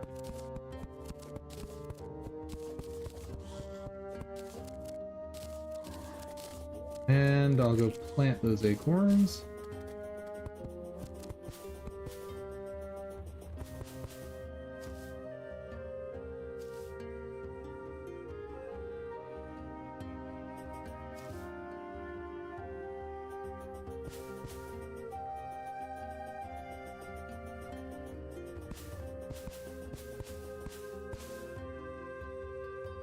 That's good enough.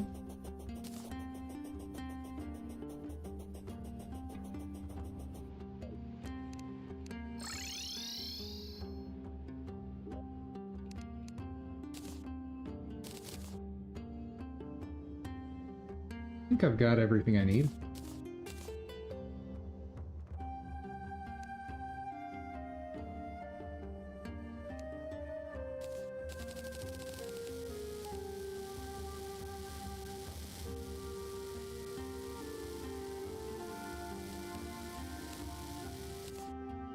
That'll work.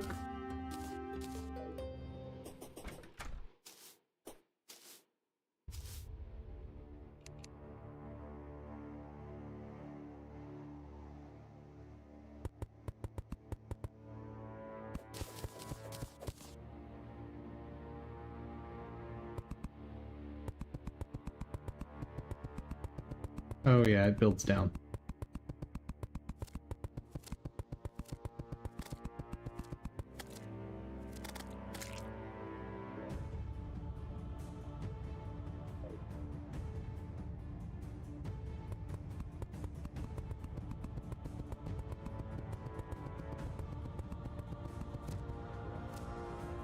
It's probably a good height.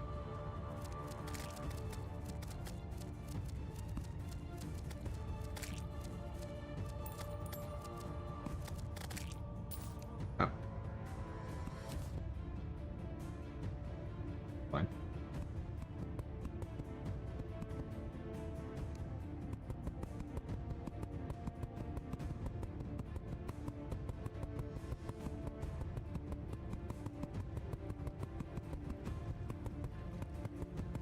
Oh. Okay, well that's different. Yeah.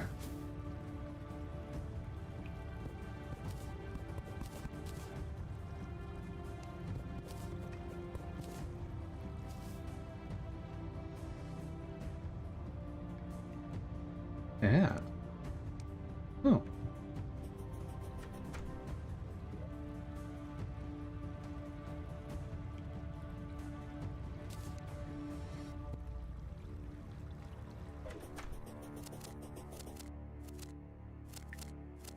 Let's just continue from this side, I think.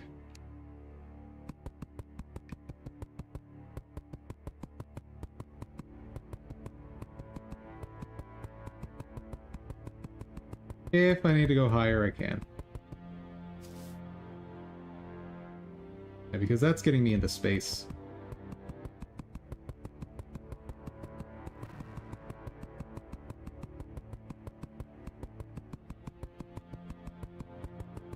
So in Drunk World, I'm guessing based on what I just saw that each Sky Island has a biome.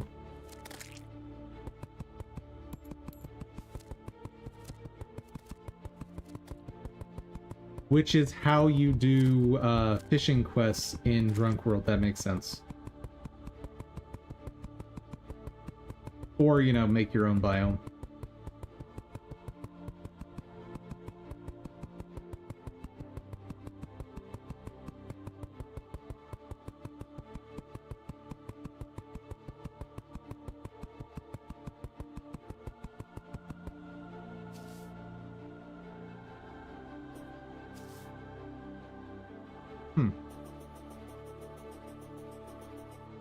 Right?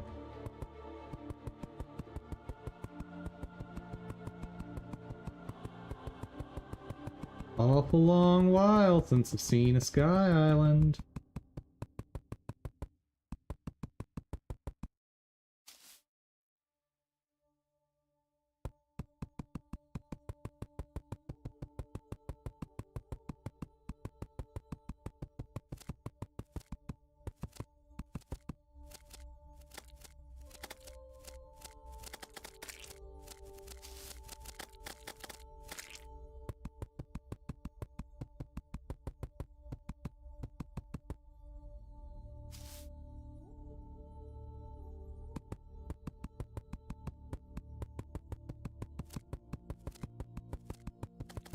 Game, please.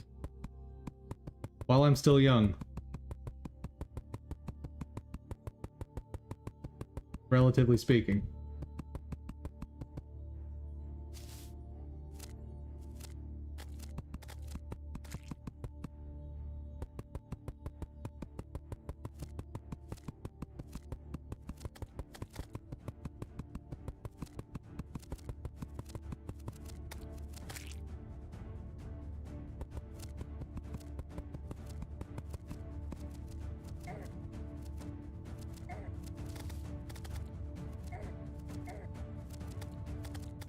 Please, please.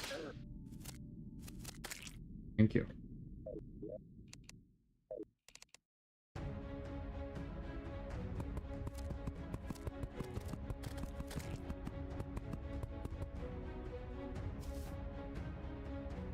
Hmm.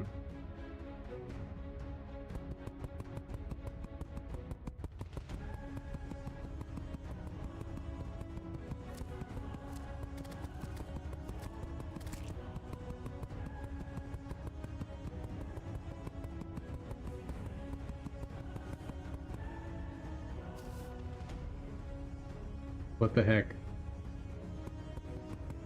There's a distinct lack of sky islands. Are they all around trees in this world?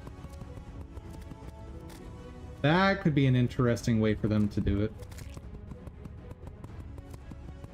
And if they are, it also makes my job of finding them way easier.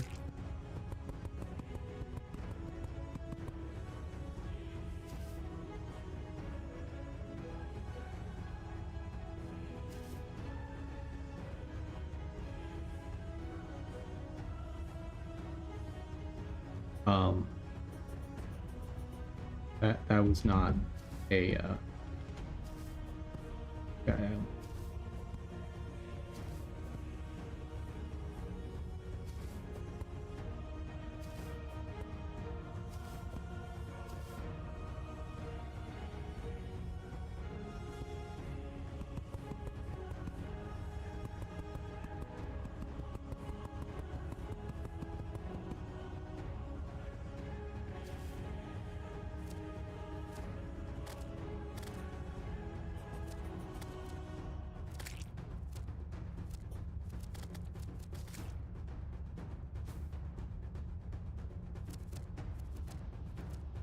Well,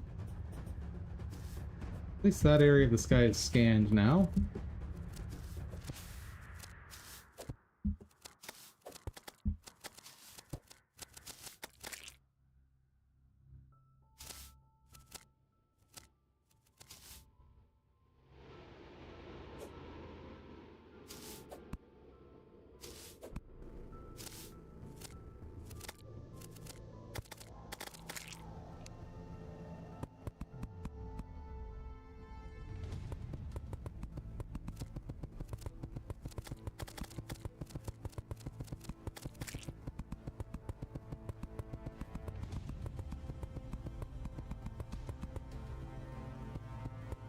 Should have brought my umbrella.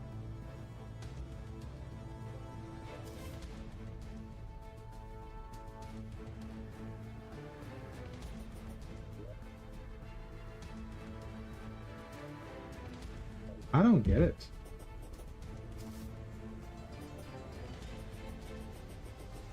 Game, what do you want from me?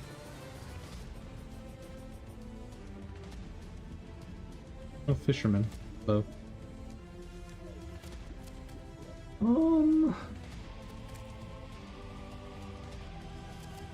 Guess I can try around spawn on the left.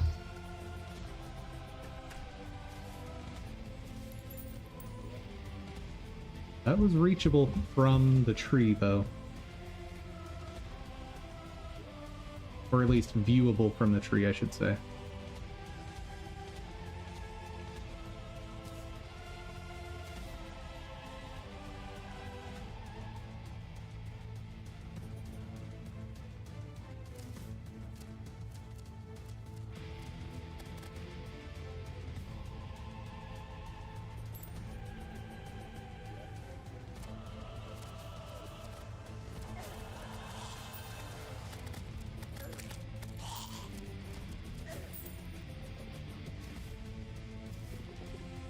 Okay, last thing I'm checking before stream ends.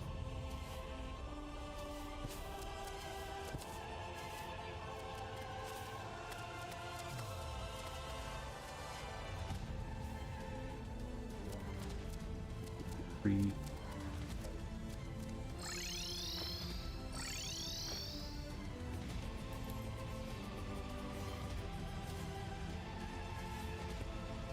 Things I've checked around these trees already.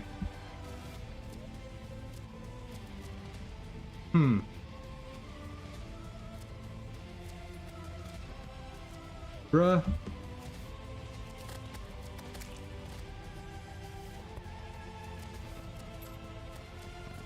Guess I'll try building up once here.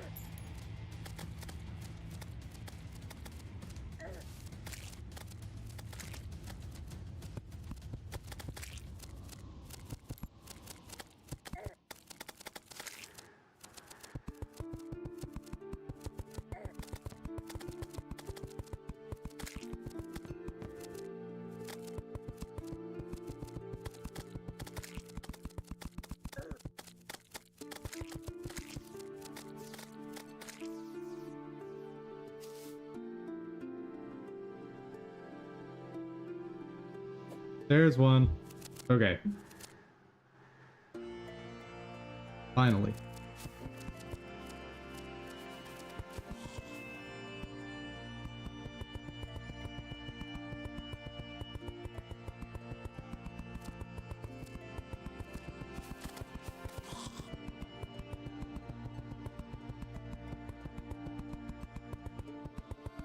Definitely should have brought my umbrella.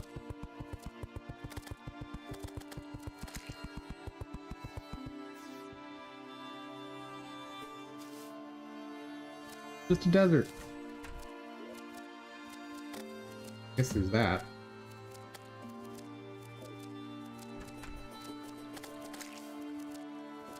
Oh, son of a gun.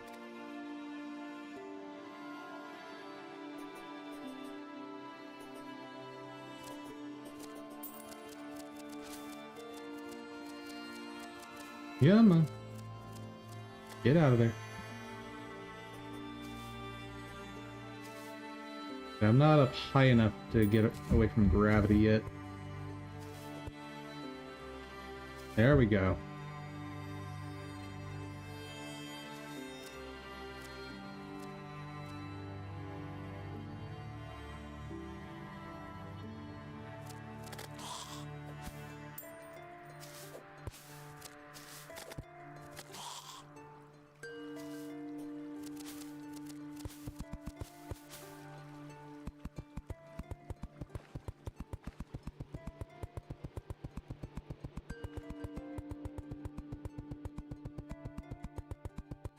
Hey! Oh. What?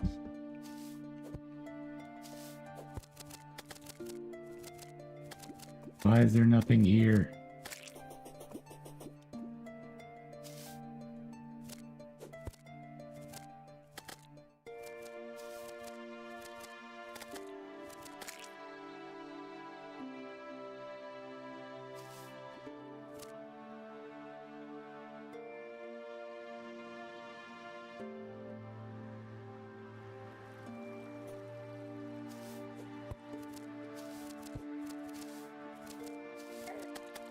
No, seriously, why is there just nothing in the sky? It's awful.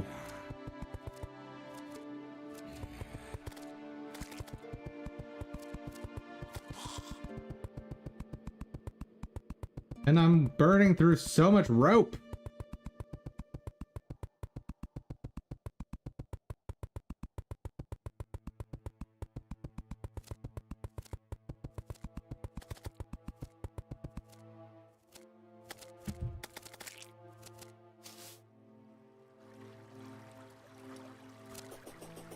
Okay, all of the Sky Islands just have deserts. I'm convinced now.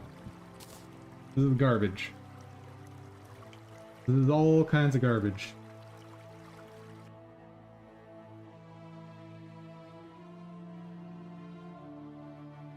From 5 years ago. Secret World Seeds. Yeah. Drunk World. That one. Okay. Both biomes generate, as well as both variants of any ore that comes in varieties. Okay. Go to the main article here. Hellstone.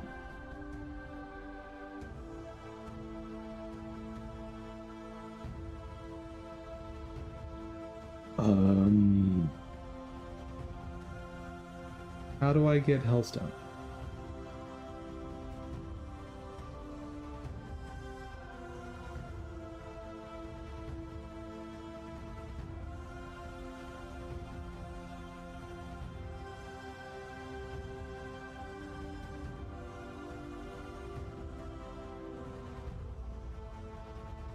Or for that matter.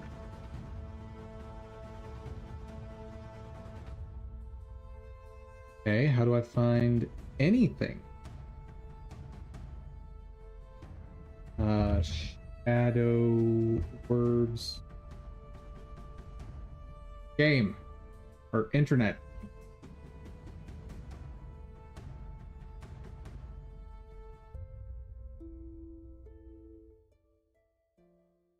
Help me out here, internet.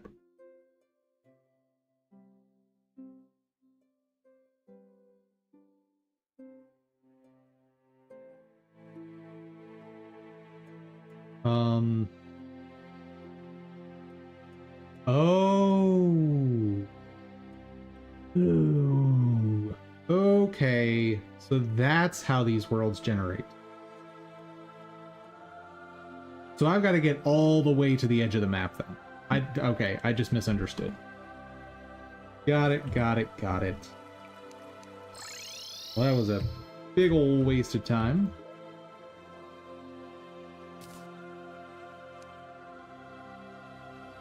Okay, let me throw some of this stuff away.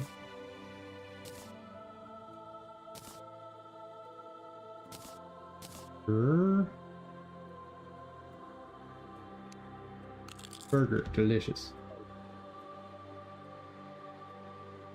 And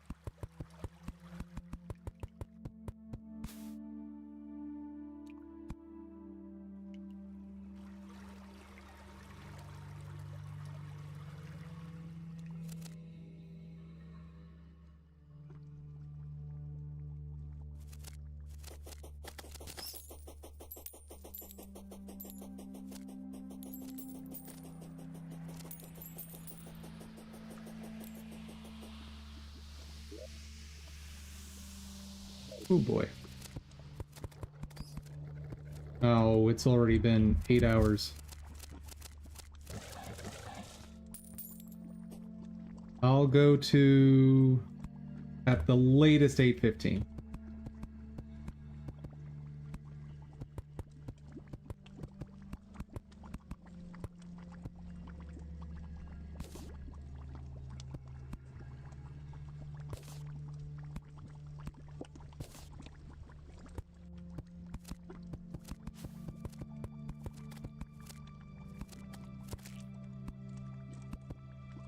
Really wishing the auto detect for placement would work for blocks.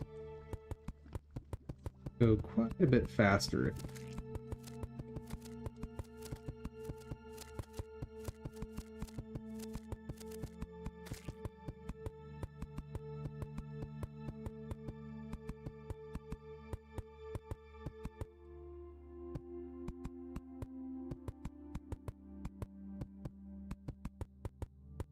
At the very least, we're going to have plenty of bridge to work with for fighting the Wall of Flesh. whenever that time comes. So much bridge.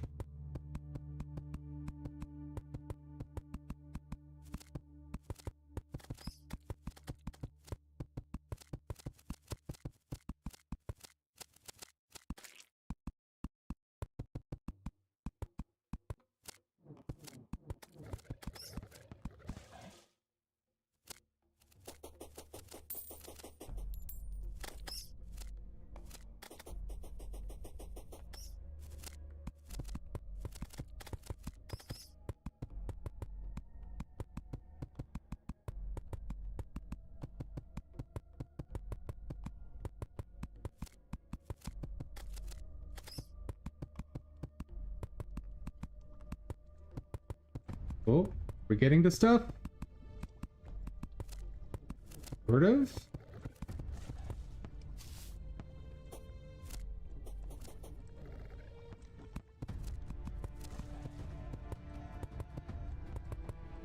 Hmm.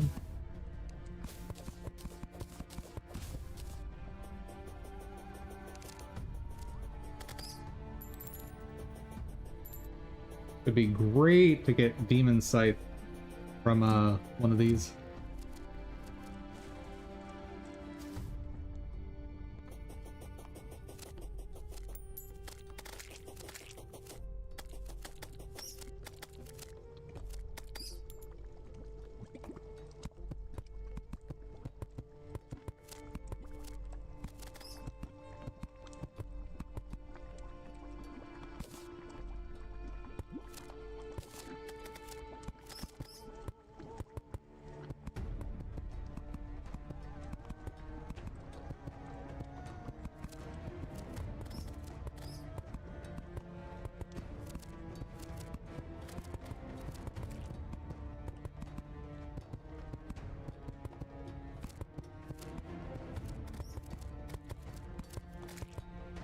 Kind of wishing I had a compass. Maybe not. Might actually need GPS for what I'm thinking of. But one of the items tells you what position you're at. Very nice for these instances.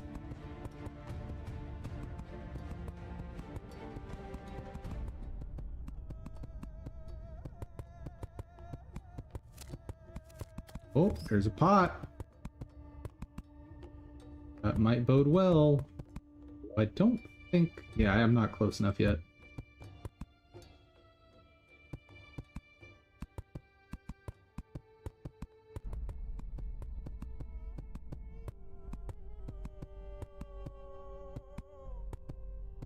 Oh, never mind. I see Hellstone ore.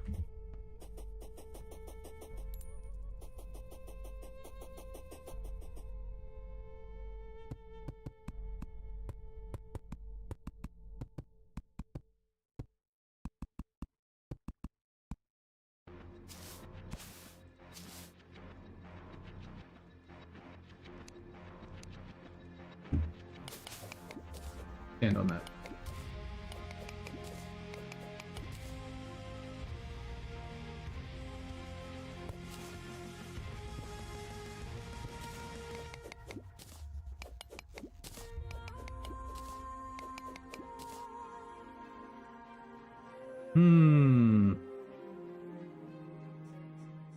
If... Oh god. Oh god.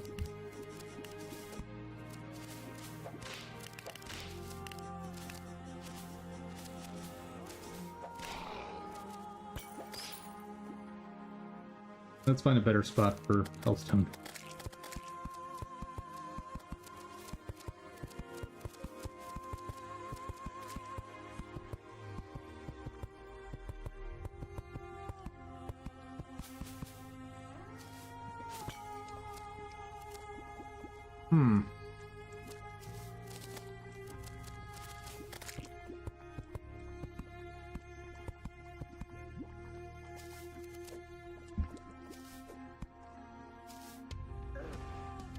Oh, what is that?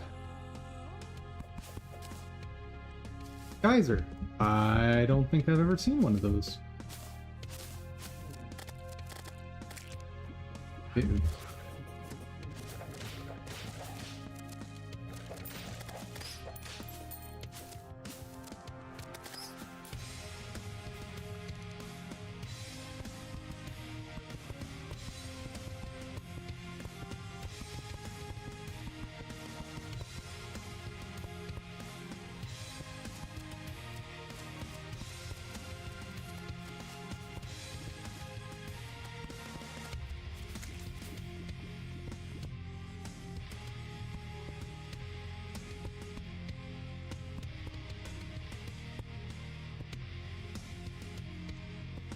As long as I can see the lava,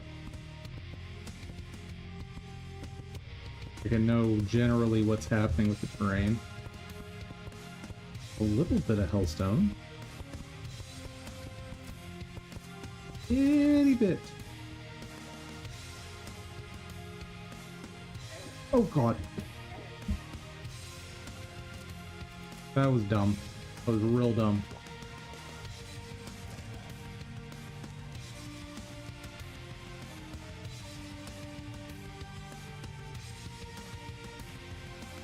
Okay.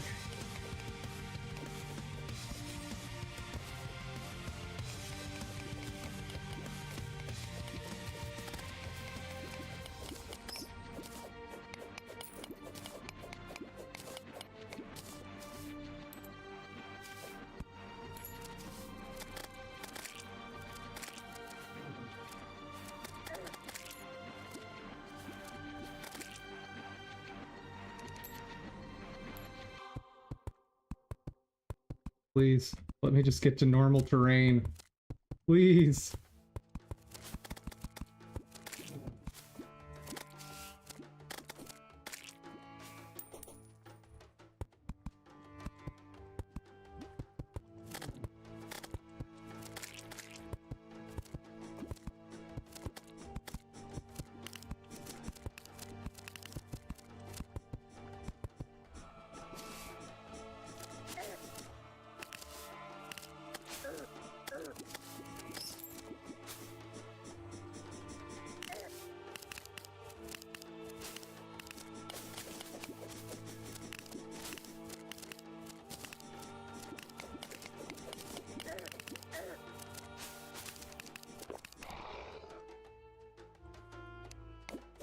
Not dead yet. Just very, very close.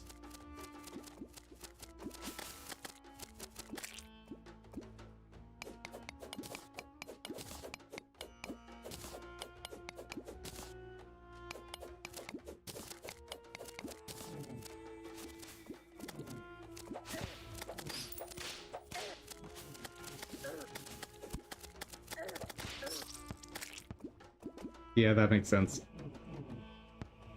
Oh well. Next time, next time. Let's see how much hellstone make. Need obsidian, don't we?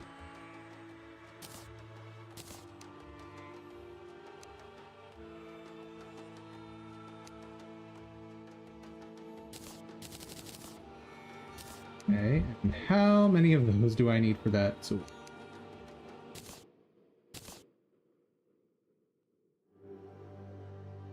okay, need 17 for the imp staff.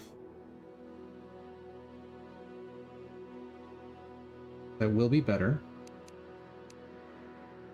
20 for that. Oh god. Okay, so we're gonna be farming that for years. Just absolute years.